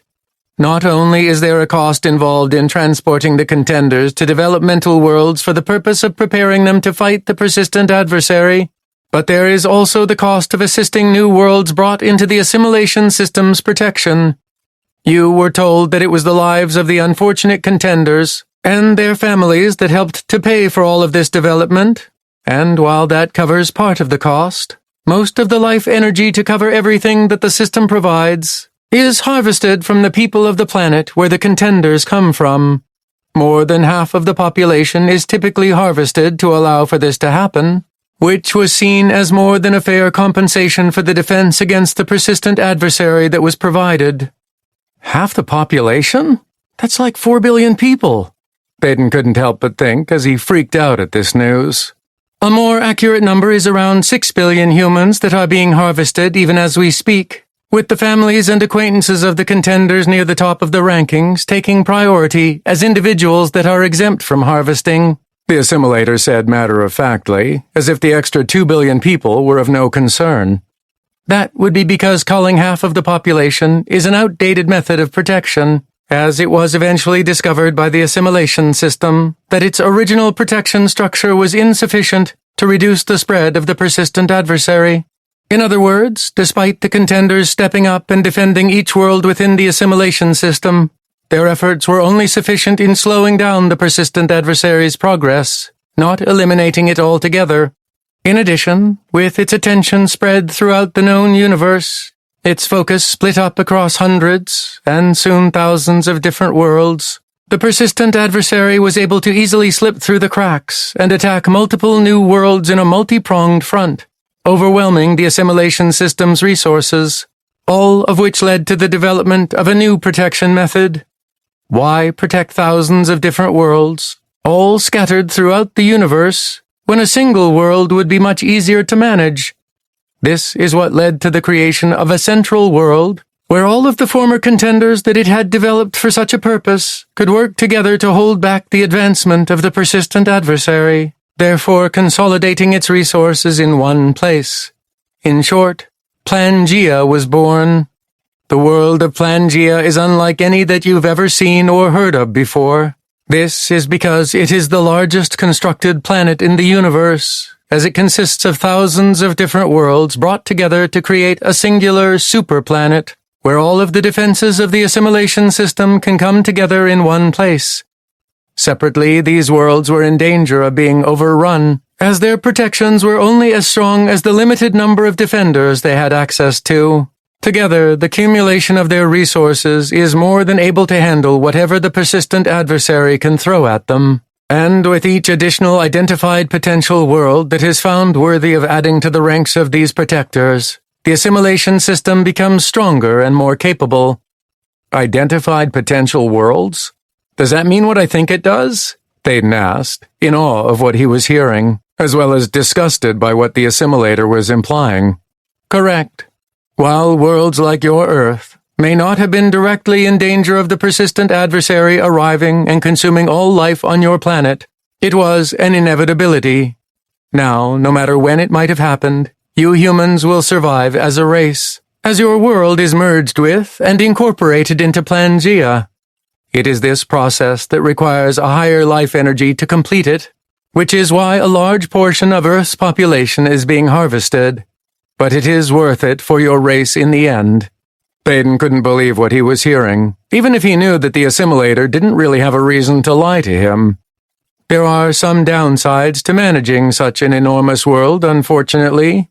The sheer quantity of living beings all concentrated in one section of the universe puts a strain on the assimilation system, which is both alleviated and exacerbated by the inclusion of another planet and its inhabitants to its overall structure. The additional sources of life force give the assimilation system more power to do what is necessary to continue developing additional contenders, as well as searching out other sources of worthy, intelligent life to add to Pangea. On the other hand, so many living beings all together make it nearly impossible for there to be direct oversight on Pangea. In other words, the inhabitants of Pangea are relatively autonomous, and as a result, the most powerful of Plangean defenders have formed different factions, which can contain a range of contents, from only a portion of the inhabitants of a single sector, otherwise known as the original planets before they were merged with Pangea, to spanning multiple sectors across large swaths of the enormous world. Which brings us to what this one mentioned about the former Earthen contenders and the upcoming auction. Each faction found upon Pangea will have the opportunity to bid on the developed individuals who have graduated from Tarth, as these former contenders will swell the ranks of the faction's defenders, allowing them to expand their influence and make significant headway against stubborn adversarial infestations throughout the world, along with aiding in other material concerns that this one will not go into at the moment, because it will not matter to you in particular. While the assimilation system leaves the residents of Pangea relatively autonomous, they all have one thing in common.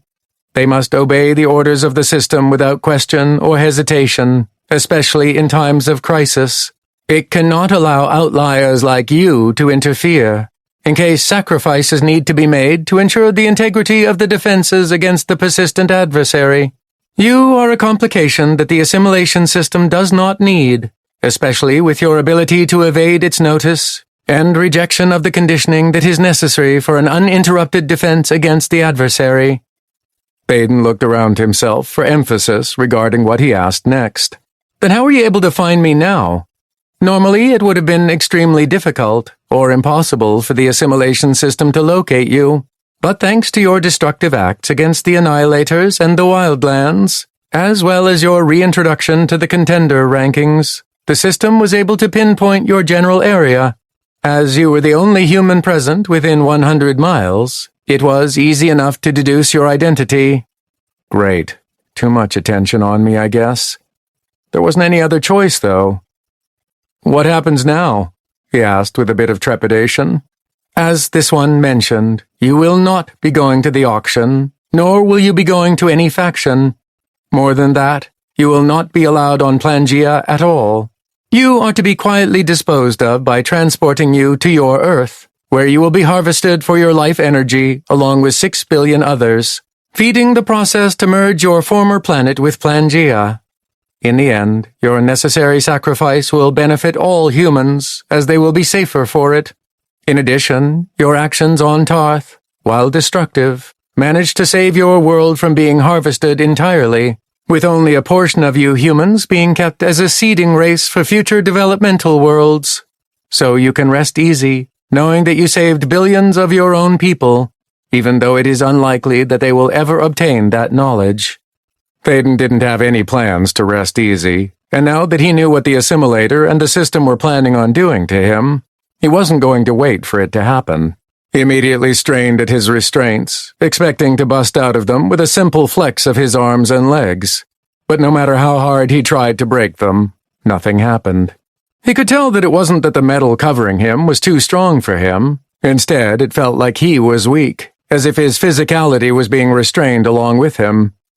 As he dug further into the problem, Thaden could feel the endless pool of energy within him that was his mana. But that was all that was present. His prodigious strength and speed granted to him by his high stats were still technically there, but it was as if there was a disconnect between him and these attributes, which was something he didn't think was possible. He knew that when he'd been trapped or restrained before, either by the system or the adversary in the form of Director Belissa, by cutting him off from Tarth's ambient energy, his mana had been his salvation, because it had come from within him, not from without. The same thing was true here, but the disconnect was preventing it from doing anything. It was like his mana was a powerful engine inside the car that was his body, but there were no foot pedals, no steering wheel, or even an ignition to access the engine. There is no fighting against your reckoning, as you'll quickly find that the chair and restraints upon you are suppressing many of the assimilation system's effects. You no longer have access to any screens, spells, access slots, your inventory, or your stats. As such, the only physicality you have is whatever is natural to one of your race, which is certainly not enough to escape your restraints. No, you can't do this. I can help fight the adversary on this Plangia place. You just have to give me a chance, he pleaded desperately, as everything the assimilator said about not being able to access anything appeared to be true, as he further explored the disconnection he felt. He already knew that he couldn't pull up any of his screens, but a check to see if he could open his inventory or cast a spell showed that they were equally inaccessible. Unfortunately for you, that is not going to happen. However, your destiny will not unfold immediately. While your reckoning has already been decided, the protocol of the assimilation system concerning graduated contenders takes precedence before any reckoning can commence. As a result, your necessary evaluation must take place. Evaluation? What exactly does that mean? Thaden's panic subsided somewhat as he was told he wasn't going to be killed immediately, but murder was still hanging over his head. Every contender is given an evaluation at the conclusion of their developmental period, which assesses everything they accomplished within their developmental world.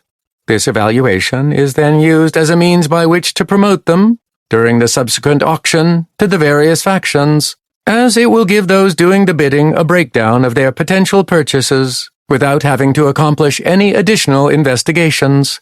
For you, this will not matter, since you will not be going to the auction. It is simply being done because it is required by the assimilation system's protocol, which is something that is necessary to complete, even if it doesn't ultimately matter. What does it entail? Please tell me that it takes weeks or months to finish the evaluation, Thaden pleaded, wanting it to last as long as possible. For the first time since he was transported away from Earth, Thaden felt completely helpless, and at the mercy of the system and this assimilator, and he was desperately searching for any way out of his situation. The evaluation process should only take a few minutes, and then the reckoning can commence. Please stay calm while this process commences, the assimilator said, before a subtle pressure seemed to envelop his whole body. Crap. I've got to get out of here. Chapter 40. First, the evaluation will assess a few primary statistics. The percentiles you will see are assessed based on historical developmental completion statistics for every contender to pass through a developmental world. This is to give bidders at the auction an overall picture of the graduated contenders when matched up to those of other races, so that there is a baseline comparison. For instance, even if someone had the highest final base physicality stat in their particular developmental cycle, they might pale in comparison to those from another cycle. Normally, if you have any questions, this one would be more than willing to answer them. However, in your case, all clarifying questions are going to be denied. The assimilation system is currently compiling these percentiles now.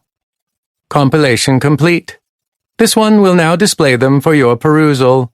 The next moment, a screen popped up in front of Thaden's vision, though he intuitively knew that it wasn't connected to his own screens. Instead, it was created and shown to him by the assimilator. He was momentarily disappointed after learning that his own screens weren't accessible, but then he focused on what was written in the evaluation. Final developmental evaluation, number 32599999-E. Monsters eliminated. Top number 1, 142,478,011. Highest monster level defeated. Top number 1, level 3,333. Dungeons cleared, 96 percentile, 2,113. Nests subjugated, 98th percentile, 1,098. Quests completed, 80th percentile, 1,587. Adventurer Coalition rank progress earned. Top number 1, Platinum Plus. Health points restored. Top number 1. Error. Resurrections performed, 99th percentile, 4,893. Damage inflicted. Top number 1. Error. Spell strength unlocked. Top number 1. 824. Access slots unlocked. Top number 1. 286. Competency advancement. Top number 1. 132.6%. Achievements earned. 98th percentile. 211. World first achievements earned. Top number 1. 191. Support class rating, 31st percentile, 22.3%. Contenders killed, 1st percentile, 5,709,331. Developmental world citizens killed, 1st percentile, 8,442,107. Developmental completion speed, top number 1, 683 days, 6 hours, 45 minutes, 12 seconds. Final ranking placement, top number 1, 8, number 1, 1, number 13, 1, number 245. Final base physicality, top number 1, 23,152. Final base celerity, top number 1, 19,026. Final base mentality, top number 1, 36,449.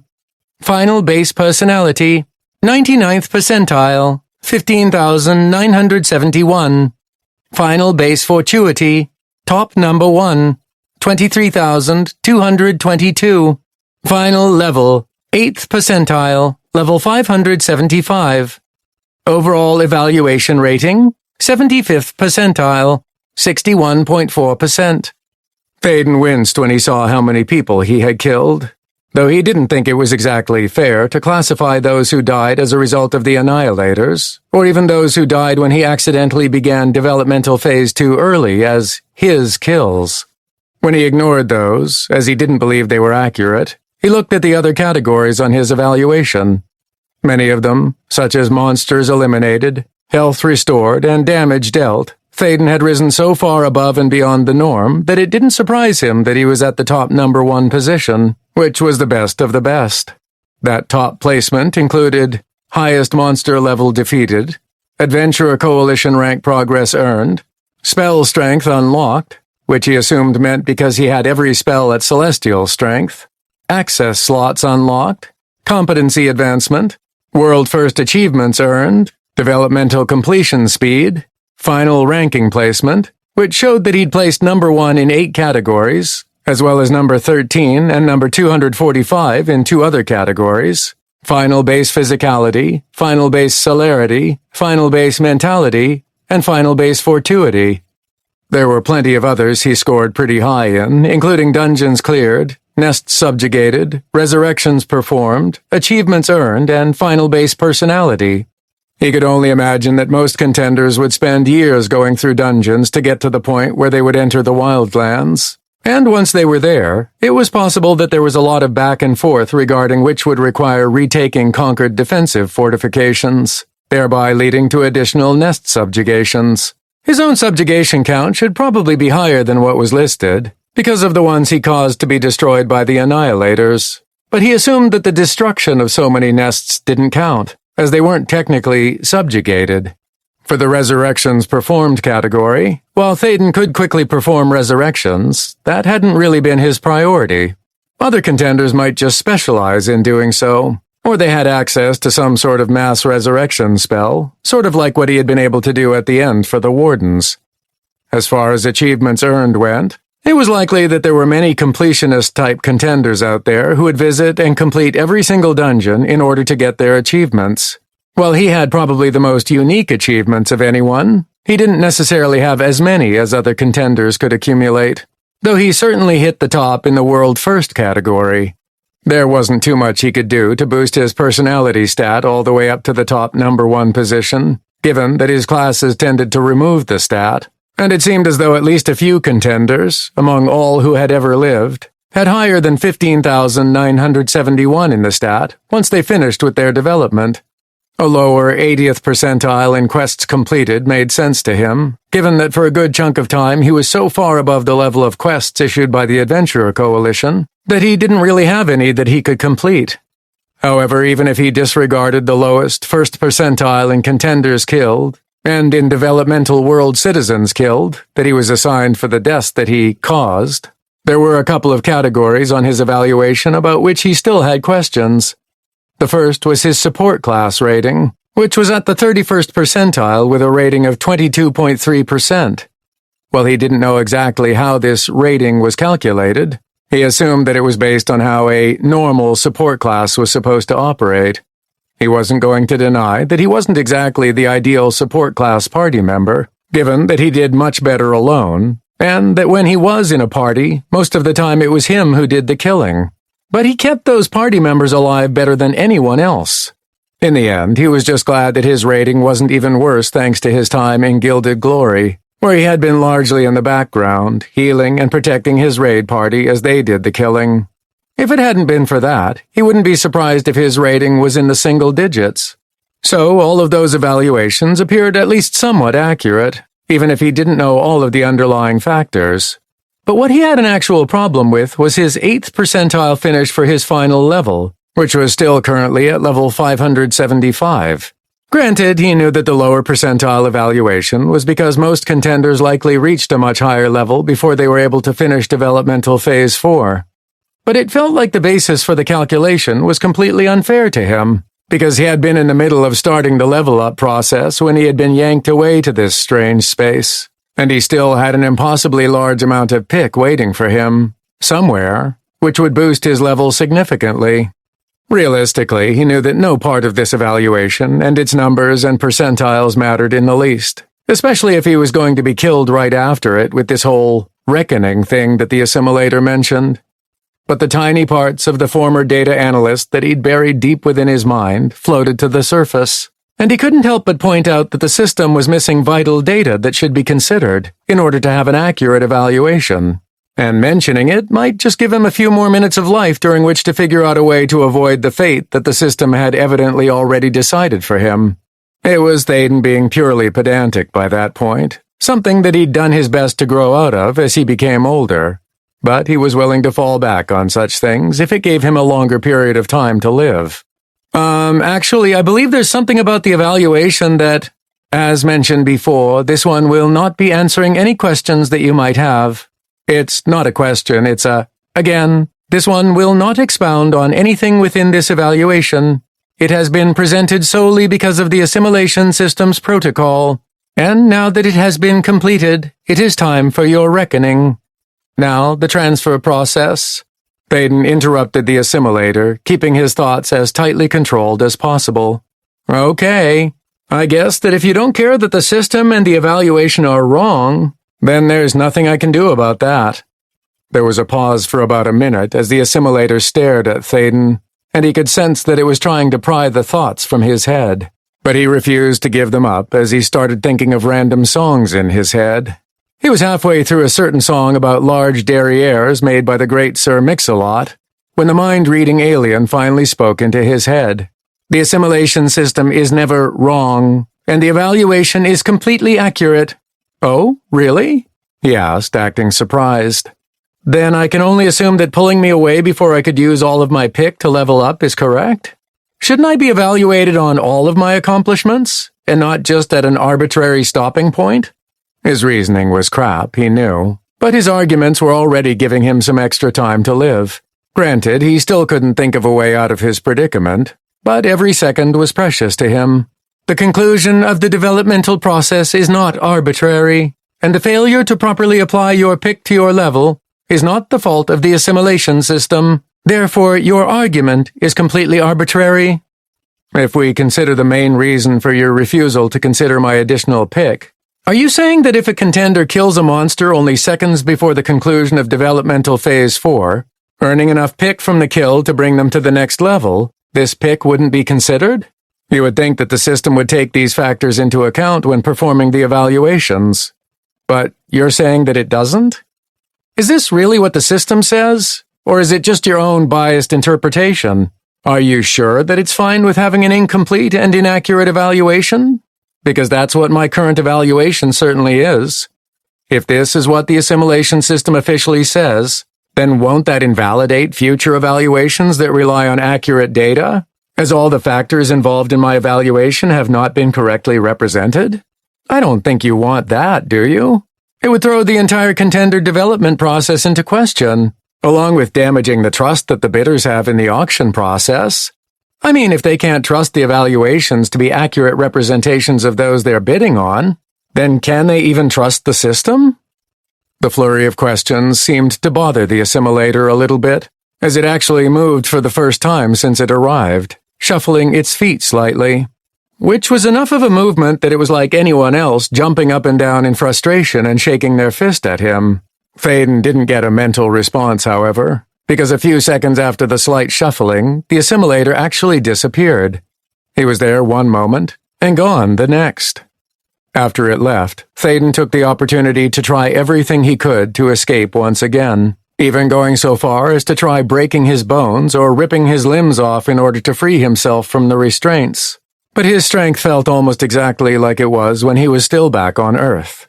He wasn't exactly weak, but he wasn't strong enough to tear himself apart in order to free his limbs. Once that was unsuccessful, other than inflicting pain on his arms, legs, wrists, and ankles, and since the assimilator wasn't back yet, he dove inside of himself to see if he could find some way to reconnect his giant pool of energy in the form of mana to his stats, to his spells, or to anything that he might be able to use to escape. Unfortunately, while he could sense and even touch the mana inside of him, it was like there was an artificial barrier in between it and everything else. If I do get out of here, I've got to make sure that nothing like this ever happens again. He could only hope that this chair and its restraints were a result of the system being able to finally locate him accurately upon the conclusion of the developmental cycle, or that they were simply unique to this entire bidding process in Tarth. The assimilator did mention that the system had less direct influence over the world of Plangea, as it was run relatively autonomously, so it was possible that it couldn't do something like this again. But he would make it a priority to ensure that he wouldn't be at risk of getting caught and held like this. He didn't like the feeling of helplessness that had infused him since he arrived, especially given how powerful he'd felt while in Tarth. Eventually, he sagged in the chair as exhaustion and pain filled his body, as even his natural regeneration competency seemed to be deactivated. Without access to his stats, especially physicality, he wasn't rapidly healing like he was used to doing since coming to Tarth.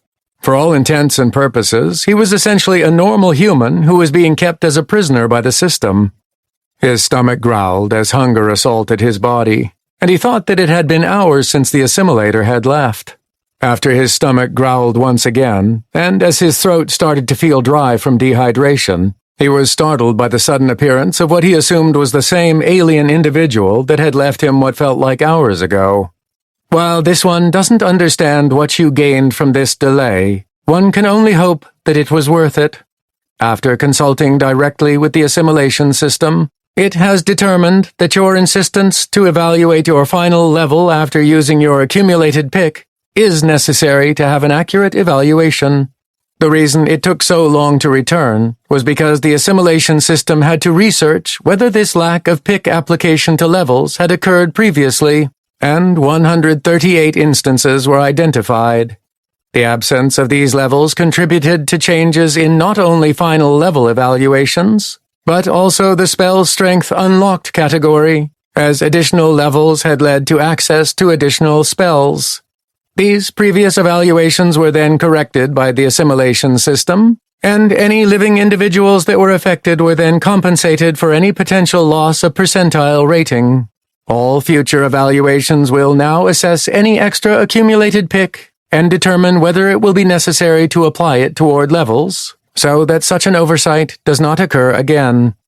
With that now completed, another evaluation will commence as soon as you spend your accumulated pick to advance in level, as well as to choose whatever spells are unlocked. The necessary portions of the assimilation system will be unlocked for you, but keep in mind that you still will not have access to your stats and access slots. Do not try to escape, as you will not be successful. Thaden ignored the comment about trying to escape, because he was already going to attempt it. With access to some of his abilities back, or so he hoped, he might just be able to find a way to get himself out of this predicament. A second after the assimilator finished speaking, Thaden felt something loosen within his mind and his body, and he immediately but subtly tested his restraints to see if his physicality had returned. Unfortunately, as the alien had warned him, he was no stronger than before, and a quick attempt to utilize his mana for a spell was shut down as nothing happened. He was still cut off from almost everything. He quickly discovered that he could pull up his character report and screens again, but he didn't get a chance to look at any of it before he was immediately inundated with a pain that nearly knocked him out instantly. The growing, painful uncomfortableness that he'd been feeling before he was transported away was back, and it had increased in intensity by at least tenfold. The potential of pick waiting for him to acknowledge it was so great that he felt a pressure pushing on him from all directions, until it felt like his body would implode. With the last bit of consciousness that he was barely hanging on to, he mentally commanded his message feed to appear. It appeared in front of his vision, and it took him a moment to focus on it. When he did, all of the pressure and pain disappeared for approximately a second, and all he saw was the announcement by the system about the final developmental phase being completed. He exhaled in relief as the pain disappeared, and he began to scroll upward to see everything else. But the pick that had been held back slammed into him all at once. The pain was back, but it was much worse than before. As the powerful energy of the pick filled his body, he funneled it all toward leveling himself up. He couldn't see what was happening because he was blinded by the pain as the energy filled his body, but he thought he managed to gain only 5 levels before the influx of pick became too much. "What are you doing? Allocate the pick toward your level before—" "What is this? How much pick do you have unallocated?" Thaden, of course, couldn't reply, as he felt his teeth cracking in his mouth as he gritted them so hard that they shattered, and the extra pain from that was barely noticeable compared to the torture flowing through the rest of his body. He kept attempting to level up, but the flow of pick into him didn't stop, nor even seem to slow down. It didn't take him long to realize that there was no way he could keep up with it. Perhaps if he had access to all of his stats and spells, he might have had a chance. But as it was, his body felt entirely too weak to contain it, while it was processed into levels. Even if the system forced him to level up, similar to what had happened when he'd accumulated too much pick before, he doubted it would be fast enough to handle the energy filling him up. "That's too much! You must use it faster!" "No. This spatial pocket is starting to collapse from the strain. Hurry!"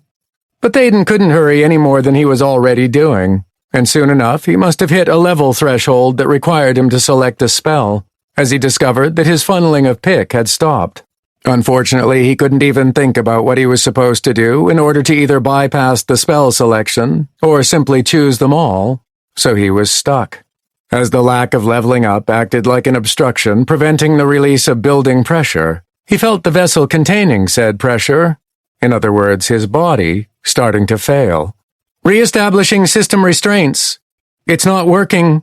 Emergency override. Failed. Spatial collapse imminent. Initiating Transportation. Location lock unavailable. Rerouting to... Unresponsive. The voice in his mind began to fade in and out as he heard the assimilator apparently panicking. The first real evidence of intense emotion that he'd heard from one of them. He'd sensed surprise and irritation in their mind voices before, but the sheer panic he heard from it now was unique. He only somewhat comprehended what was going on as he felt the pressure steadily and incessantly climbing within his body, until he felt himself losing consciousness as the pain became too great.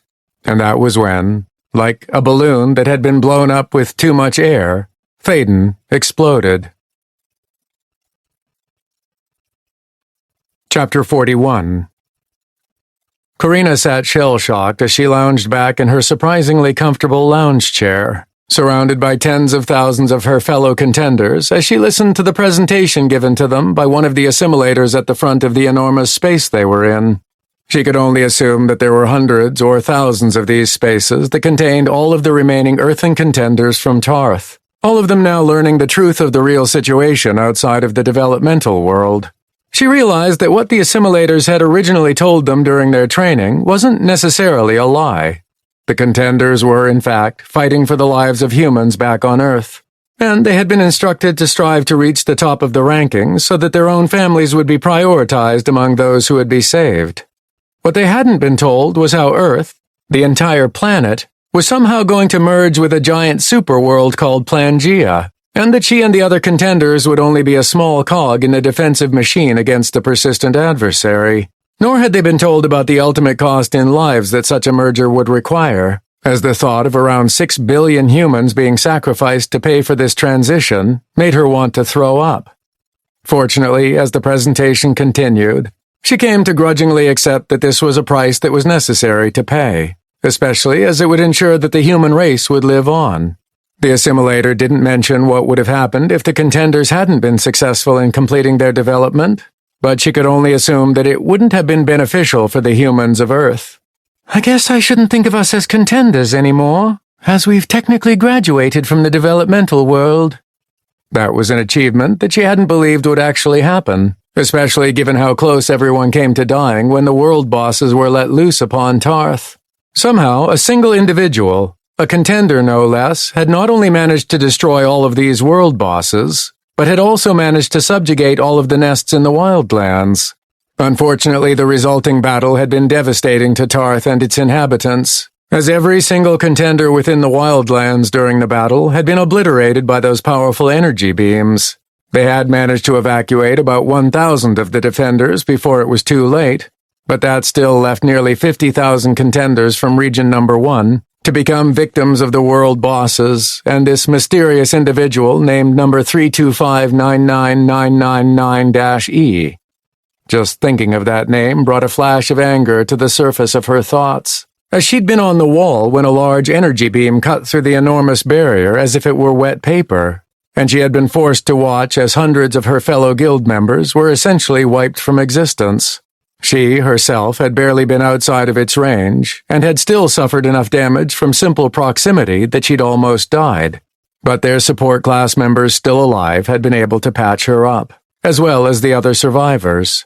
Unfortunately, anyone directly hit by the beam had been virtually obliterated, with no hope of resurrection, and they had lost so many that it wasn't even worth trying to hold what was left of the wall anymore.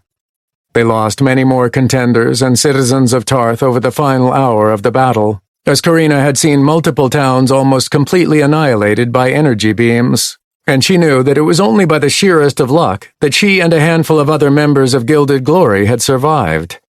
But after the nightmare of trying to avoid deadly beams of energy that you couldn't see until it was already too late, they learned that the world was saved by an individual, which somehow brought with it feelings of familiarity.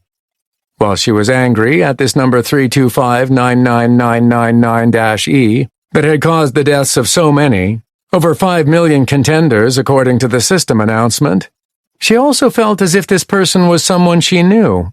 Her memories were a little hazy as to where she knew them from, but she couldn't deny that she had a visceral response to hearing about them, and she wasn't sure how to feel about it. Shaking her head to dismiss those thoughts, she paid attention to the rest of the presentation about their new superworld Pangea. as well as descriptions of what would happen to them next. Once you receive your evaluations, you'll be transported to an area where you'll be bid on by the leaders of numerous factions helping to preserve the safety of Plangaea.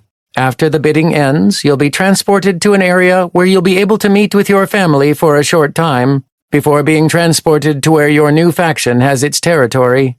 While some of you may end up in the same sector as the people from your homeworld, Earth, for most of you, this may be the final time you see them. Just rest assured that your family will be kept as safe as possible, with their safety enhanced depending on how well you performed in the rankings.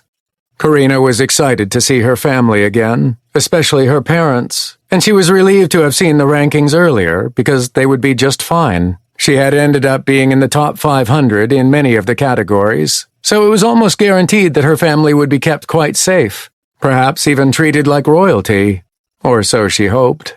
Her parents had worked hard all their lives to provide for their gaggle of rebellious children, and they deserved every luxury they could get. She supposed her siblings should also be kept safe, even if she'd fought with all of them at one point or another. She loved them, of course, even if they were difficult sometimes, or all the time, as it felt like. Suddenly feeling a pressure all over her body, she tensed for a moment before she realized that this was likely the evaluation the assimilator had mentioned. A moment later, a screen opened in front of her vision, and she was able to see the results of the evaluation. Final developmental evaluation, Karina M. Monsters eliminated, 8th percentile, 61,992. Highest monster level defeated, 4th percentile, level 450. Dungeons cleared, 14th percentile, 315. Nest subjugated, 1st percentile, 0. Quests completed, 40th percentile, 652. Adventurer Coalition rank progress earned, 30th percentile, gold. Damage inflicted, 5th percentile, 714,876,221. Ability strength unlocked, 11th percentile, 197. Access slots unlocked, 6th percentile, 65. Competency advancement, 2nd percentile, 21.7%. Achievements earned, 11th percentile, 78. World first achievements earned, 4th percentile, 1. Fighter class rating, 51st percentile, 61.9%. Contenders killed, 78th percentile, 29. Developmental world citizens killed, top number 1, 0. Developmental completion speed, top number 1, 683 days, 6 hours, 45 minutes, 12 seconds. Final ranking placement, 82nd percentile. 1, number 8. 1, number 20. 1, number 31. 1, number 40. 1, number 117. 1, number 448. Final base physicality, 29th percentile, 6,252. Final base celerity, 25th percentile, 5,149. Final base mentality, 2nd percentile, 613. Final base personality, 18th percentile, 1,012. Final base fortuity, 76th percentile, 152. Final level, 2nd percentile, level 362. Overall evaluation rating, 22nd percentile, 19.1%. As she looked her evaluation over and saw how she was compared to all other contenders who'd ever existed, she was only slightly disappointed. It wasn't a secret that their particular experience on Tarth wasn't anything approaching normal, as evidenced by the fact that she, and likely every human contender that survived, had achieved the top number 1 position in how fast they'd completed the entire developmental process. She was, for some reason, convinced that if it wasn't for that particular individual she'd been thinking about earlier, they wouldn't have been in that position in the first place. Granted, they wouldn't have survived either, but that was beside the point. What she didn't know, however, was how this whole auction and bidding thing was going to work. Was each former contender going to be judged on their overall evaluation rating? Or would these supposed factions be looking for specific types of people who had perhaps killed the greatest quantity of monsters, or had a higher physicality stat than normal? Or would they be looking at their final rankings and determining if they were a good fit from those? It was all a mystery, and unfortunately she didn't think that she, nor any other contender, had any say in how it was going to go. While she didn't particularly care for the fact that she was about to be auctioned off to the highest bidder like some sort of precious object, she intuitively knew that she didn't have much choice in the matter. From what the assimilator had said, however, she was fairly sure that she wouldn't be treated unfairly by any of the factions she became a part of, as they always needed former contenders to round out their numbers, so they would be valued and would have the chance to advance in their positions over time. Eventually, they would be given even more choice in where they wanted to be stationed, and would determine how they wanted to contribute, but that was typically after many years of service to the factions to which they belonged. This additional freedom would still need to be focused on defending against the adversary, which she was more than happy to do.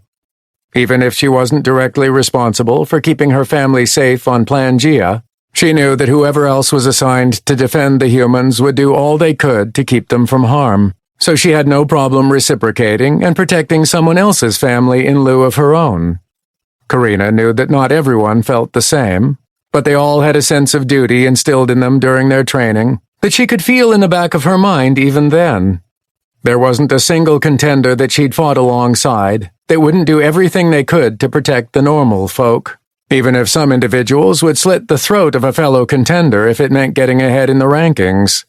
Of course, a lot of that was shut down by the system fairly early on, but she'd been in the thick of it when it had been dangerous to go anywhere alone or without significant backup, so she knew the truth of that better than most. Not that she had deliberately participated in striking at vulnerable targets, but she had certainly killed her share of contenders who thought they could get away with that kind of thing when she was around. Her perusal and thoughts about her evaluation were interrupted by the assimilator. Now that you can view your evaluations, it is time for you to be moved to the auction stables, which is an area for all of the graduated contenders to wait until it is time for their particular lot number to move into the auction hall. Speaking of that, each of you will be issued a lot number in just a moment. A second later, there was another screen that appeared in her view that said, "You have been assigned to lot number 0003, and you'll be transported to the auction hall along with your lot. The bidding will then proceed for your entire lot, as auctioning each and every former contender individually could take years. Lots are much more efficient, and they have been shown to successfully encourage a greater sense of solidarity among lot mates." The explanation didn't help to alleviate the fact that being auctioned off felt wrong, but she literally couldn't speak up to complain. After a few seconds, the complaint started to fade naturally as she gradually accepted what was happening, and Karina was even feeling excited that her lot number was so low. She could only assume that it meant she was going to be in a group of other strong individuals, which could only be beneficial for her well-being and survivability in the long run. Without any warning, she found herself standing in a massive room, filled with tens of thousands of humans. They weren't just standing on the same floor as her, however, as she was standing in the middle of a large, open space directly above her, while the walls appeared to be filled with additional open-walled floors, which all seemed to be filled with even more people. Thankfully, they weren't packed in together so that they were uncomfortable. But as she looked around, the person closest to her was little more than an arm's length away. She debated speaking with them, as they were unknown to her, which likely meant that they were from a different region, as she knew most of those who had been in region number 1, but something told her to simply wait quietly. The rest of the people around her seemed to have had the same thought, as the only sounds she could hear were the subtle movements of people adjusting their stance to be more comfortable. Normally, this many people together would end up being a lot noisier, because their armor tended to be loud when they moved around, but all of them were wearing a simple dark brown pair of pants and a light tan linen shirt, giving them a sense of sameness that was slightly off-putting. They all had simply appeared in the original presentation room without all of their gear, which they were told was normal, as every item gained within the developmental world would be recycled for the next developmental cycle, and they were told that their new factions would provide everything they needed once they arrived. When she idly opened her inventory while she was waiting, she saw that what she'd been told was correct, as it was completely empty. That was thoroughly disappointing, given that she and her guild had acquired millions of gold pieces, and a sizable chunk of it had been on her person when all hell had broken loose within the Wildlands. Now all that gold was gone. But that was fine, as she likely wouldn't need it where she was going. If she did, she had the business acumen to make money hand over fist, as she had helped to accomplish on Tarth. There were opportunities everywhere, and as long as she had the chance to identify them, she knew that she would eventually come out ahead. It felt like hours before she felt a surge of energy nearby, and a large group of people near the edge of one of the upper floors suddenly disappeared in a flash of light. A few minutes later, a second group was transported away, and she had a feeling that this meant that she and her particular lot would be next. The build-up of energy and the flash seemed to come all of a sudden, and before she knew it, she found herself surrounded by dozens of other humans in a darkened room with a bright spotlight shining down on her and the others. She attempted to look outside of the spotlight, but it was so dark that there was nothing there. Even with her heightened dark vision, it was as if there was nothing there but shadow. As she stood there, frozen like a deer in headlights, she expected to hear some sort of bidding happening, but she neither heard nor saw anything of the sort. After a few seconds, she relaxed, knowing that she should probably appear at least somewhat confident, even if she felt a bit insecure and slightly frightened about the future. And just as she relaxed, she suddenly felt an upswelling of powerful energy coming from her right. The strength of it was such that she was overwhelmed immediately and nearly fell to her knees, but she struggled to stay upright. When she recovered enough to grit her teeth and push back against what was simply the feeling of energy coming from somewhere that felt like it was outside of the supposed auction hall, she couldn't help but wonder if it was some sort of attack, especially as it seemed to grow in intensity.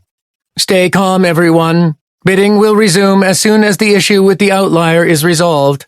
She didn't know what the voice of the assimilator was trying to convey, but it did nothing to calm her down as the energy buildup only seemed to increase. "What is that?" she thought, just before the energy seemed to reach a crescendo, and she suddenly found herself on her back as the entire room violently shook. Screams rang out not only from the other humans in the spotlight with her, but from the darkness surrounding them, and she could tell that many of them did not come from human throats. That should have been obvious, given what they had learned about the different races that inhabited not only Tarth, but the wider assimilation system universe, but it surprised her nonetheless. It took at least a half hour for everything to calm down enough for the auction to resume, or so she assumed, because they were left to themselves to recover and stand there as silence gradually fell over the auction hall.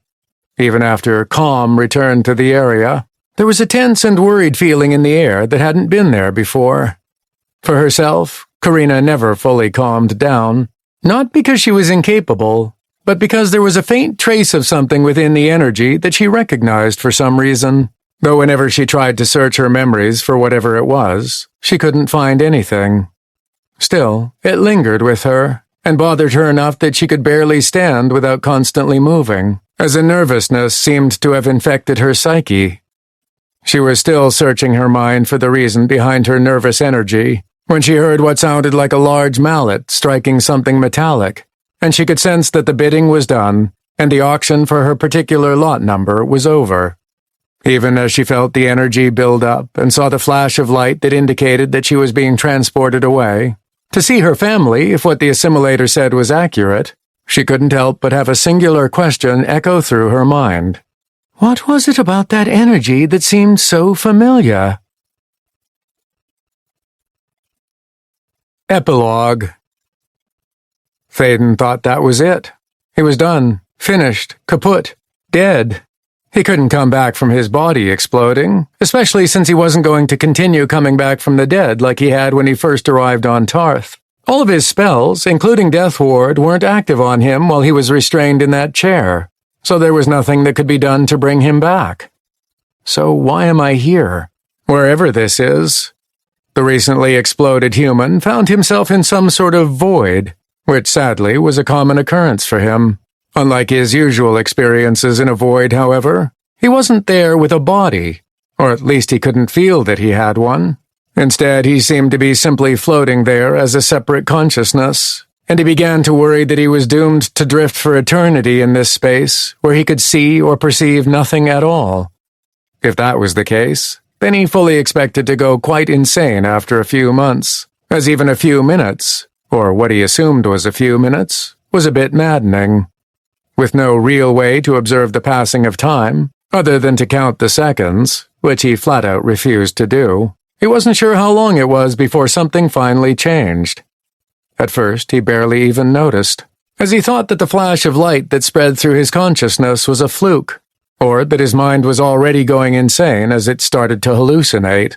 But when the second and the third flash of bright light occurred through the void, he started to actually pay attention. The rate of the flashes picked up in their speed, until the entire void began to flicker like a strobe light attempting to trigger a seizure. The transition from his consciousness being stuck in a void to it being inserted back into his body was so sudden that his mind struggled to comprehend what had happened. That was when the pain hit. It wasn't necessarily a physical pain, however, but one that he could feel down to his very soul. Every part of his existence felt raw, as if it had been constantly scoured by the roughest sandpaper for years, and every movement and thought seemed poised to make things worse. A sudden voice coming from somewhere next to him startled him, causing Thaden to jerk in surprise, which of course sent unimaginable pain coursing through his body and soul. He couldn't understand what the voice was saying, at least at first, but he quickly realized that it was because his mind was in such shambles that it was difficult to comprehend anything, let alone to understand any kind of speech. Thankfully, a few seconds later, he felt a soothing balm infusing his body, and it only took a half-second to realize someone had cast a healing spell upon him. It didn't necessarily help the burning wounds on his soul that were slowly subsiding in the intensity of the pain racking his very existence, but his physical body at least was healed. I'm not sure why my resurrection spell didn't heal it all the way, but that seemed to do it. Then why does it look like it's still in pain? I have no idea. As far as I can tell, it should have full health. Well, we can't stay around here forever. We should have returned hours ago, and I don't have to tell you how dangerous it is here after dark. What should we do with this person? It has a name tag, but I've never heard of this human race before. It's like an Elven, but it's too short and doesn't have those pointy ears. Whatever a human is, we can't leave them here. Somehow they're only level 1. Leaving them here will only result in their death again, which would be a waste after you brought them back. Besides, I want to know what around here was able to inflict that kind of damage. If I didn't know any better, I swear it appeared as if this Thaden person had somehow exploded from the inside. Up to that point, Thaden had been slowly recovering from whatever had been done internally to him. His eyes closed as the introduction of another stimulus seemed like it would be a poor idea. They popped open, however, when he heard whoever was talking above him mention that he was level 1. His viewpoint quickly showed him that he was on the ground, face down, his head turned to the side, where he could see what appeared to be dense foliage near some odd-looking trees. His body was suddenly assaulted by two extremes, as he could feel a heavy heat and moisture in the air, reminding him of a small jungle-like environment that could be found in Region Number 1. But for some reason, I don't think I'm on Tarth anymore. He also discovered, via a series of stiff branches and sharp-edged leaves digging into his front side, that he was completely naked. A quick look around him without moving his head revealed the same foliage that he could see about 10 feet away was also underneath him, and it appeared to be liberally covered in nearly dried blood. Using his Dexter-based blood spatter analysis skills, which weren't all that great as they were based on a TV show, the blood seemed to have been projected away from him, as if he had blown up, which he supposed he had. How did I get here? And where is here anyway? He could only conclude that the process of teleporting him away, which he thought he remembered the assimilator attempting to do, had somehow managed to teleport a portion of his body as it exploded. Having quite a bit of experience in reconstituting people with his resurrection spell, even if there was very little left, he supposed that there was enough of his flesh left intact for whoever was speaking to have brought him back, and that he'd been found before it was too late. As for where he was, he briefly considered that he might be on Earth, and was just about to be sacrificed to feed the process of merging his home planet with Pangea. However, brief snippets of the assimilator's mind speech right before he exploded seemed to hint that it was unable to send him there, so he doubted that was the case. The only other option of where he could be was Pangea, and the fact that someone had used resurrection on him and then healed him with a spell afterward was enough to convince him that this supposition was correct. Of course, exactly where on Pangea he found himself was a bit more of a mystery, because if the assimilator was correct, and this world was some sort of Frankenstein merging of thousands of different planets, then pinpointing his exact location might be a bit more complicated.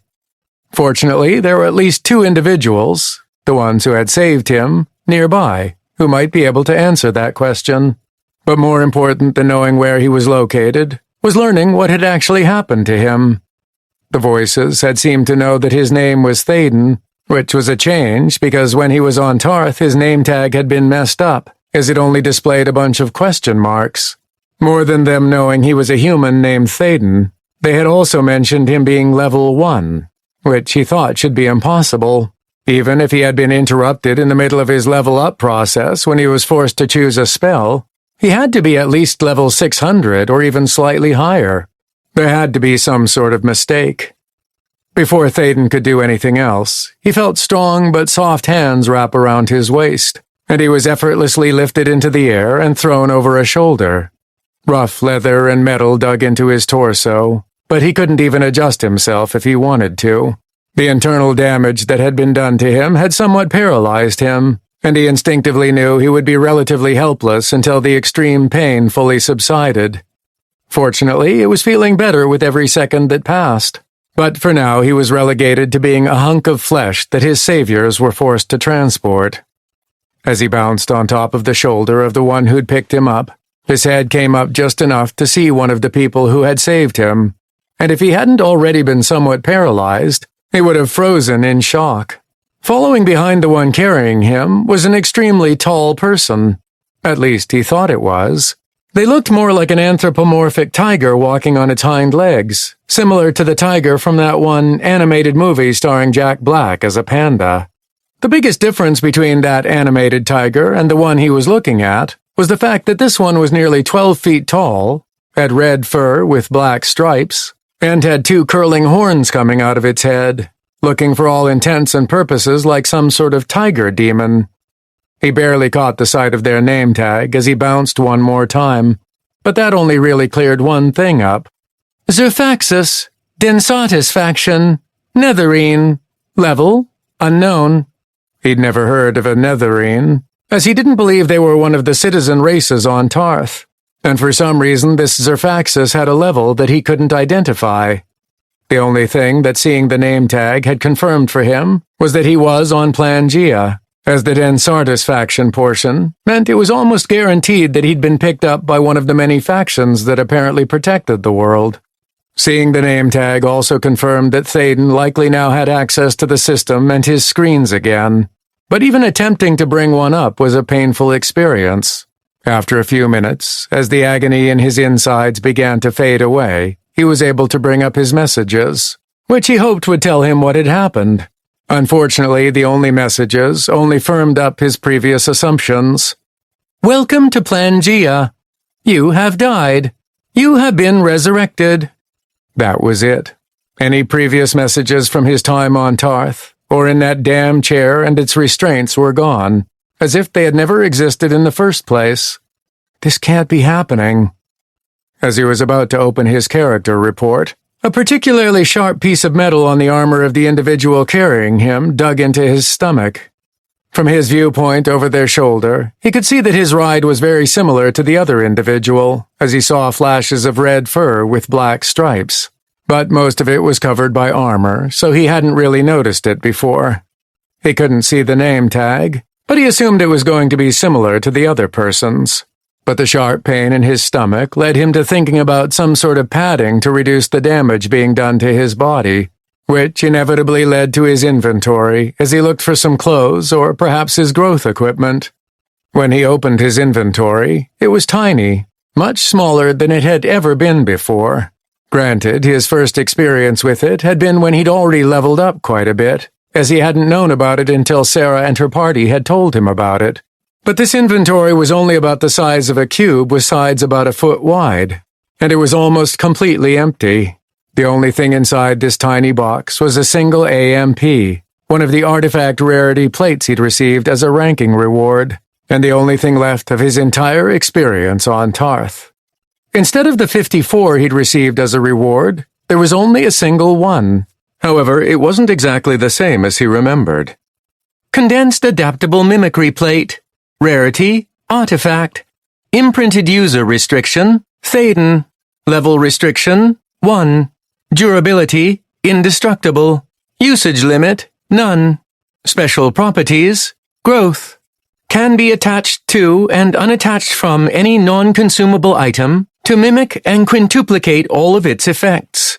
Additional effects can be unlocked upon the growth of the Condensed Adaptable Mimicry Plate. First, the name had changed from Adaptable Mimicry Plate to Condensed Adaptable Mimicry Plate. As he received a sense of it in his inventory, he could feel a weight to it that hadn't been there before, as if all the plates had been smushed together and had become a singular plate. That was extremely disappointing, as having 54 of them had been incredibly useful in boosting all of his stats and bonuses. What that meant was that any set bonuses would be impossible to duplicate, in addition to having fewer individual items that he could place plates upon. However, there were 3 other changes that he noticed about his new Condensed Adaptable Mimicry Plates. The first was merely cosmetic, he thought, and he briefly worried if it would cause some problems. In short, the imprinted user restriction had been updated from his previous number 3259999-E name to Thaden. The fact that the people who had resurrected him saw his name as Thaden somewhat reassured him that it would still work. Second, the description of the plate's effects had changed. Previously, it had simply said that it replicated all of the equipment's effects, but now it said that it quintuplicated those effects. In other words, it would replicate those effects not just 1, but 5 times. Which was incredible, of course, but it still couldn't quite make up for the 54 plates that he'd lost. Lastly, the most important change, at least in his opinion, to the description of his new plate, was that it had somehow changed into a growth item, complete with a level restriction of level 1. What that meant, he had no way of knowing yet. But if it was anything similar to his growth equipment that he no longer possessed, he expected it to be extremely powerful as it grew in strength, which might not only make up for losing so many plates, but could also prove to be even better in the long run. More than bemoaning the loss of his AMPs, what was more important to him was the hope that Sadia had come through the changes intact. Unfortunately, he couldn't take the new CAMP out of his inventory at the moment, because when he tried to, the lingering internal pain stopped him. That was probably a good thing, though, because anything he took out would likely just fall to the ground, because he couldn't hold on to it at the moment. He instinctively knew that the pain would eventually go away, and that he could try again when he had working hands. But for now he was stuck without his squirrel companion. After the failure of his inventory to provide him any clothes, and the disappointment that came with knowing nearly everything that had been in there was gone, he firmed up his resolve as he opened his character report, unsure what to expect. But he was assuming that it would be bad. At first glance, he appeared to be absolutely correct in his assumption. Thaden, Fortunate Catastrophe, Level 1. Progressive Internal Combat Knowledge, Pick, 0 out of 100. Adventurer Coalition Rank, Platinum Plus. 705 out of 810 RP. Health, 10 out of 10. Mana, 20 out of 20. Physicality, 1. Celerity, 1. Mentality, 2. Personality, 1. Fortuity, 1. The only bright side to the initial portion of his character report was that his name was finally correct, as his number 3259999-E placeholder was finally gone, just like it was on his new CAMP. Everything else, however, was a disaster, and certainly not a fortunate catastrophe like he saw his class still was. All of his stats had returned to their starting values, along with his level being reduced to 1, and they appeared to be identical to what they were when he had first arrived on Tarth. None of the bonuses to his stats from achievements seemed to have been maintained, as they were frankly crap at this point. Strangely enough, he somehow kept his Adventurer Coalition rank of Platinum Plus, though he wasn't sure what that actually meant on Pangea. He didn't have his badge anymore after all, so how would he even prove that? As he looked further into his character report, he somehow wasn't surprised to see that all of his achievements were completely gone, wiped away as if they hadn't ever existed. That was a huge blow, as many of them had not only given him extra stats, but had contributed to how powerful he had become in his time while in Tarth. But the news wasn't all bad, as he quickly discovered when he looked further. His competency levels were all intact at where they were before he fought the world bosses, though every single one of his achievements was gone. In their place, he had a number of advancement selections pending, meaning that he could select the same things he had already selected before, or he could go a whole new direction, and he might have to go in a different direction with them, because he quickly discovered that he still had all of his spells intact. His available spell selections were still at 125 to select, and all 286 of his access slots were still there. They were simply all empty of any spells at the moment. There was a reason for them being empty, however, and it was because of the spells themselves. While he still technically had access to all of them, he couldn't cast a single one. They were all still at celestial strength, and he only had 20 mana. A quick poke at his mana pool showed him that he still had unlimited mana, but being reset back down to a mentality of 2 didn't help him cast any of these insanely expensive spells. It was like having a bunch of future generation games for the PS9 or some such console, and only having an old Atari 2600 with which to play them. His hardware just wasn't capable of running the software loaded into it. Great. World-altering power at my fingertips, but I can't even access it. However, he still had his evolved class, and with it came all of its benefits, good or bad. Most of it wouldn't really help him right away, but he wondered if he would end up unlocking more spells as he leveled up, or if it would require him to reach level 600 or whatever. Thaden had no way of knowing the answers to his many questions, but he pushed away the disappointment of essentially having all of his hard work and achievements scoured clean from his soul, and looked toward the future. After all, he was alive, which wasn't something that he expected to be the case after being blown up once again, without anything to keep him from fully dying. He was also on Pangea, instead of being sacrificed along with 6 billion other humans on Earth, which he was still trying to wrap his head around, and he could subconsciously feel that the attention of the system was no longer on him, nor even attempting to locate him. In other words, he was relatively free of its oversight, which gave him the opportunity to do whatever he wanted to do while he was there. And now that he knew what the assimilation system was, and what it did to planets and their populations, more specifically for the planets it merged with its abomination of a superworld, he knew that he needed to somehow put a stop to it. Sure, the assimilator that had spoken with him had claimed that it was all for the greater good, but everything else it had said about the system, and these factions of people on Pangea, simply seemed like it was accumulating power for power's sake, and then letting its defenders do whatever they wanted, even using what sounded a lot like slavery by bidding on newly graduated contenders.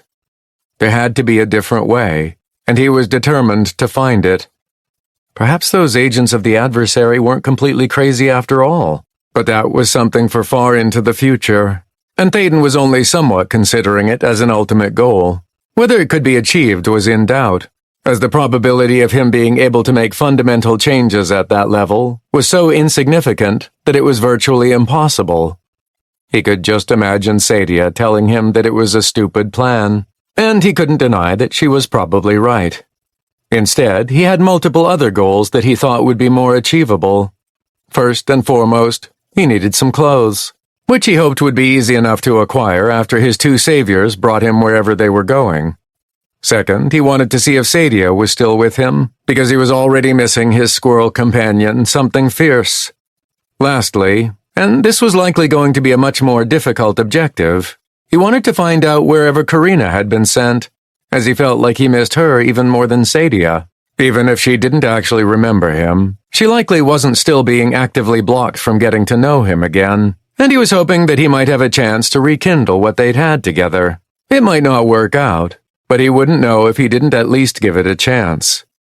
With these slightly nebulous plans in place, Thaden bounced around on the shoulder of the extremely tall tiger demon carrying him, impatiently waiting for his body and soul to fully recover so that he could get started on them. The end. And the end of the Earthen Contenders series. The second arc of Thaden's story is coming soon in a brand new series. Final stats. Thaden, Fortunate Catastrophe, Level 1.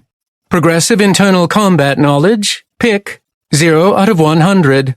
Adventurer Coalition Rank, Platinum Plus, 705 out of 810 RP. Health, 10 out of 10. Mana, 20 out of 20. Physicality, 1. Celerity, 1. Mentality, 2. Personality, 1. Fortuity, 1. Spells, 125 to select. Support spells. Celestial Resurrection, single cast, 2 access slots. Celestial Mana Rejuvenation, single cast, 1 access slot. Celestial Health Transformation, single cast, 1 access slot. Celestial Mana Transformation, single cast, 1 access slot. Celestial Lifelink, reserved, 1 access slot.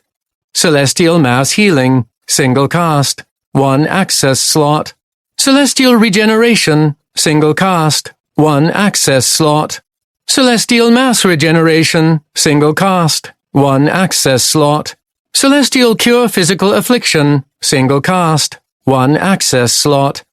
Celestial Cure Mental Affliction, single cast, 1 access slot. Celestial Health Reduction, single cast, 1 access slot. Celestial Health Augmentation, single cast, 1 access slot. Celestial Absorb Health, single cast, 1 access slot. Celestial Aura of Life, reserved, 1 access slot. Celestial Wild Health Leech, single cast, 1 access slot. Celestial Healing Burst, single cast, 1 access slot. Celestial Overheal, single cast, 1 access slot. Celestial Support Sprite, single cast, 1 access slot. Celestial Health Treatment, single cast, 3 access slots. Celestial Cleansing Aura, reserved, 2 access slots. Celestial Denial of Healing, single cast, 1 access slot. Celestial Recharge, single cast, 2 access slots. Celestial Full Heal, single cast, 1 access slot. Celestial Healing Transference, single cast, 2 access slots. Celestial Equality, single cast, 2 access slots. Celestial Shower of Life, reserved, 1 access slot. Celestial Resuscitation, single cast, 2 access slots. Celestial Reanimation, reserved, 5 access slots. Celestial Repeat, single cast, 2 access slots. Celestial External Stimulation, channeled, 2 access slots. Celestial Health Renewal, single cast, 3 access slots. Celestial Fortuitous Regeneration, single cast, 2 access slots. Celestial Fortuitous Healing Burst, single cast, 2 access slots.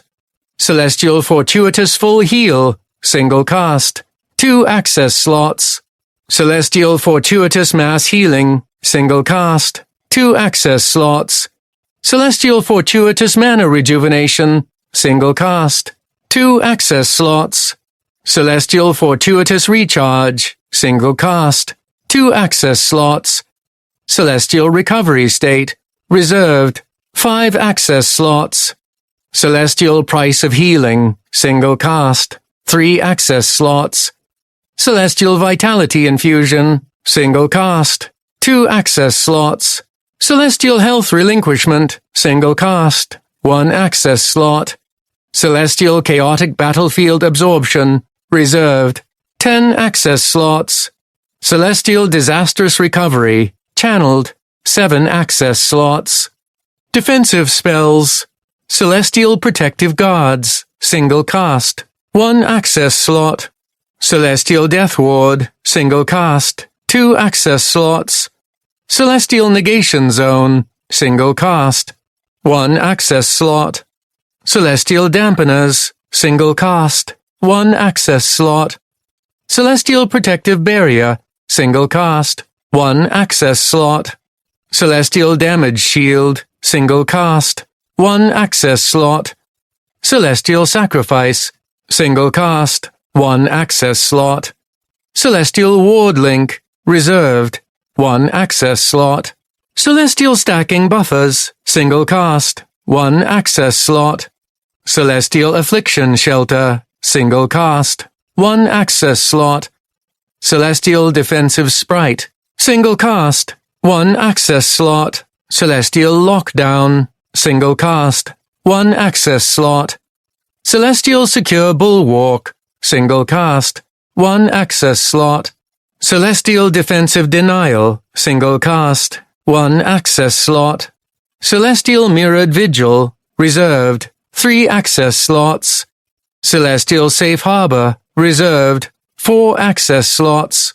Celestial Focused Cover, single cast, 1 access slot. Celestial Guardian Totem, single cast, 2 access slots. Celestial Aura of the Sentinel, reserved, 2 access slots. Celestial Incarnation of Protection, single cast, 3 access slots. Celestial Indomitable Aegis, single cast, 5 access slots. Celestial Repose, channeled, 4 access slots. Celestial Internal Automation, single cast, 3 access slots. Celestial Social Pariah, single cast, 3 access slots. Celestial Fortuitous Protective Guards, single cast, 2 access slots. Celestial Fortuitous Protective Barrier, single cast, 2 access slots. Celestial Fortuitous Damage Shield, single cast, 2 access slots. Celestial Fortuitous Stacking Buffers, single cast, 2 access slots. Celestial Fortuitous Dampeners, single cast, 2 access slots. Celestial Fortuitous Death Ward, single cast, 3 access slots. Celestial Guarded State, reserved, 5 access slots. Celestial Unstable Fortification, single cast, 3 access slots. Celestial Vitality Diffusion, reserved, 2 access slots. Celestial Protection Relinquishment, single cast, 1 access slot. Celestial Borrowed Bastion, single cast, 10 access slots. Celestial Catastrophic Bracing, reserved, 7 access slots. Spiritual Spells, Celestial Pacification Aura, reserved, 2 access slots. Celestial Spirit Lock, single cast, 2 access slots. Celestial Dispel Spiritual Influence, single cast, 1 access slot. Celestial Aura of Confusion, reserved, 1 access slot. Celestial Aura of Rage, reserved, 1 access slot. Celestial Aura of Fear, reserved, 1 access slot. Celestial Aura of Silence, reserved, 1 access slot. Celestial Aura of Sleep, reserved, 1 access slot. Celestial Dominate Spirit, single cast, 5 access slots. Celestial Spirit Drain, single cast, 2 access slots. Celestial Befriend Spirit, reserved, 3 access slots. Celestial Repast, reserved, 2 access slots. Celestial Spiritual Reclamation, single cast, 1 access slot. Celestial Spiritual Enhancement Aura, reserved, 4 access slots. Celestial Zone of Spiritual Misfortune, channeled, 4 access slots. Celestial Fortuitous Aura of Confusion, reserved, 2 access slots. Celestial Fortuitous Aura of Silence, reserved, 2 access slots. Celestial Fortuitous Aura of Sleep, reserved, 2 access slots. Celestial Fortuitous Aura of Fear, reserved, 2 access slots. Celestial Fortuitous Aura of Rage, reserved, 2 access slots. Celestial Auric State, reserved, 5 access slots. Celestial Karmic Imbalance, single cast, 3 access slots. Celestial Vitality of Spirit, single cast, 2 access slots. Celestial Spiritual Relinquishment, single cast, 1 access slot. Celestial Spiritual Guardians, channeled, 10 access slots. Celestial Devastating Fortitude, single cast, 7 access slots. Access slots, 286. Competencies, support spellcasting competency, level 31,524, 22%. 8 advancements pending. Defensive spellcasting competency, level 34,228, 78%. 8 advancements pending. Spiritual spellcasting competency, level 1,417, 35%. 5 advancements pending.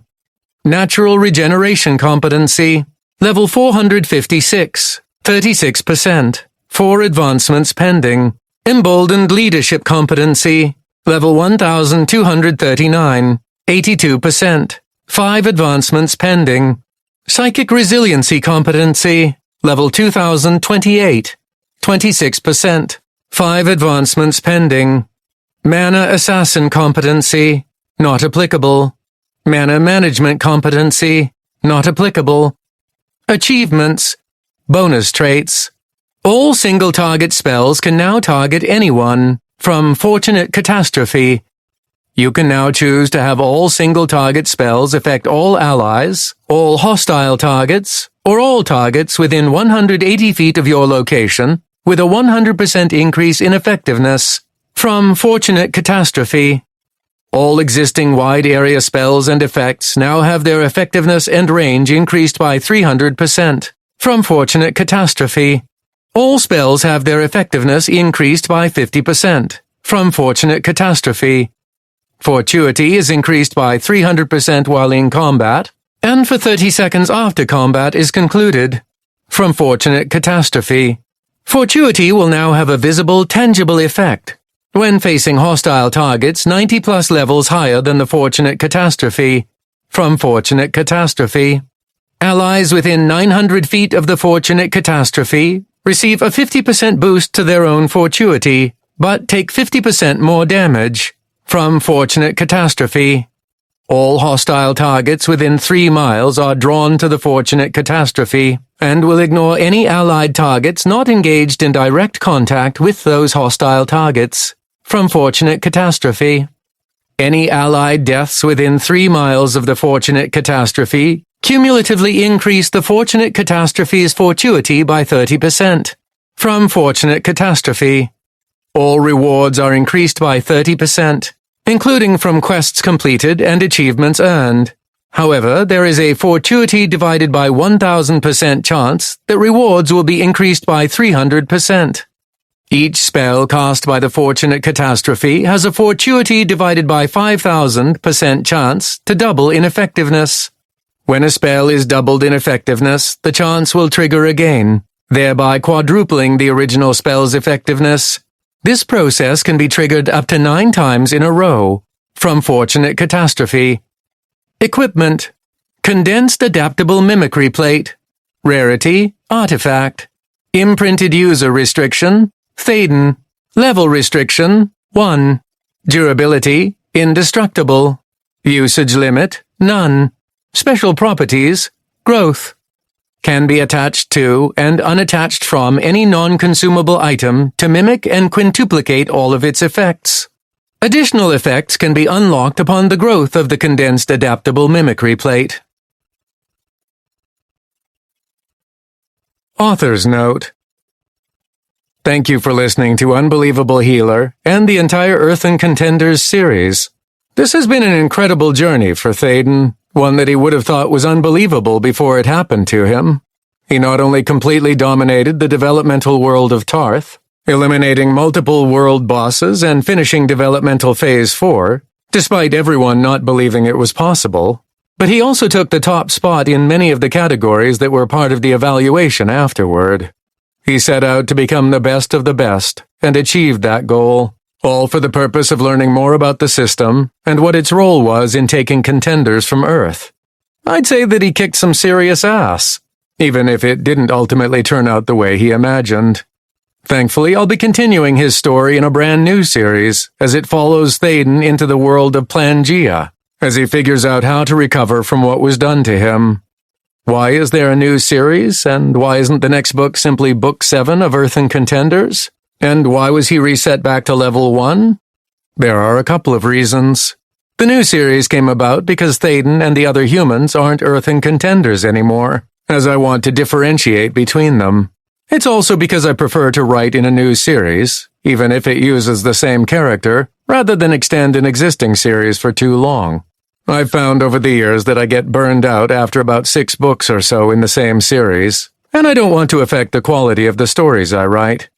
As for why he was reset back to level 1 and lost his achievements, I wanted to give him a challenge in this new world, and keeping him the same all-powerful healer like he was wouldn't necessarily make for more than 1 book's worth of story. Sure, he could go into Plangia at level 1000 or whatnot, but the story would simply be more of the same as it was in Book 6. Nothing would challenge him, as he could annihilate everything in his way, and with all the same spells and bonuses, there wouldn't be much more that I could add to make it interesting. It's fun to watch a powerful character such as Thaden completely steamroll over his opponents and dominate the world, but we already saw that in this most recent book. I want something different for the new series. But don't worry, he'll likely get back to that point in the future, because he still has quite a few other advantages that other people do not. Therefore, taking him back to level 1 was not just an opportunity to grow and succeed once again in becoming unstoppable, but it also allows me to throw in some additional mechanics and ways for him to abuse the system. Trust me, this was only the beginning of Thaden's story, and I can guarantee that the rest of it will be a fun ride. Again, thank you for listening, and I implore you to consider leaving a review. I love 5-star ones. Reviews make it more likely that others will download a good audiobook and listen to it. If you enjoy Dungeon Core, C-O-R-E, Dungeon Core, C-O-R-P-S, Dungeon Master, Dungeon Lord, Dungeon Lit, or any other type of dungeon-themed stories and content, check out the Dungeon Core, C-O-R-P-S, Facebook group, where you can find all sorts of dungeon content. If you would like to learn more about the GameLit genre, please join the GameLit Society Facebook group. LitRPG is a growing subgenre of GameLit. If you're fond of LitRPG, fantasy, space opera, and the cyberpunk styles of books, please join the LitRPG Books Facebook group. For other great Facebook groups, visit LitRPG Rebels, LitRPG Forum, and LitRPG and GameLit Readers. Also, on Amazon, check out the LitRPG storefront for a large selection of LitRPG, GameLit, and Dungeon Core books from the biggest authors in the genre. If you'd like to contact me with any questions, comments, or suggestions for future books you'd like to see, you can reach me at jonathanbrooksauthor@gmail.com. Visit my Patreon page at www.patreon.com/jonathanbrooksauthor and become a patron for as little as $2 a month. As a patron, you have access to my current Dungeon Core works in progress, as well as advanced chapters of the stories I have running on Royal Road. So if you can't wait to find out what happens next in one of my series, this is the place for you. I'll try to keep my blog updated with any new developments, which you can find on my author page on Amazon. In addition, you can check out and like my Facebook page at www.facebook.com/DungeonCoreJonathanBrooks, as well as these other social media sites: TikTok, @DungeonCoreBooks, Instagram, Dungeon Core Books, Reddit, r/DungeonCoreBooks, Twitter/X, @DungeonCoreBook, Threads, Dungeon Core Books.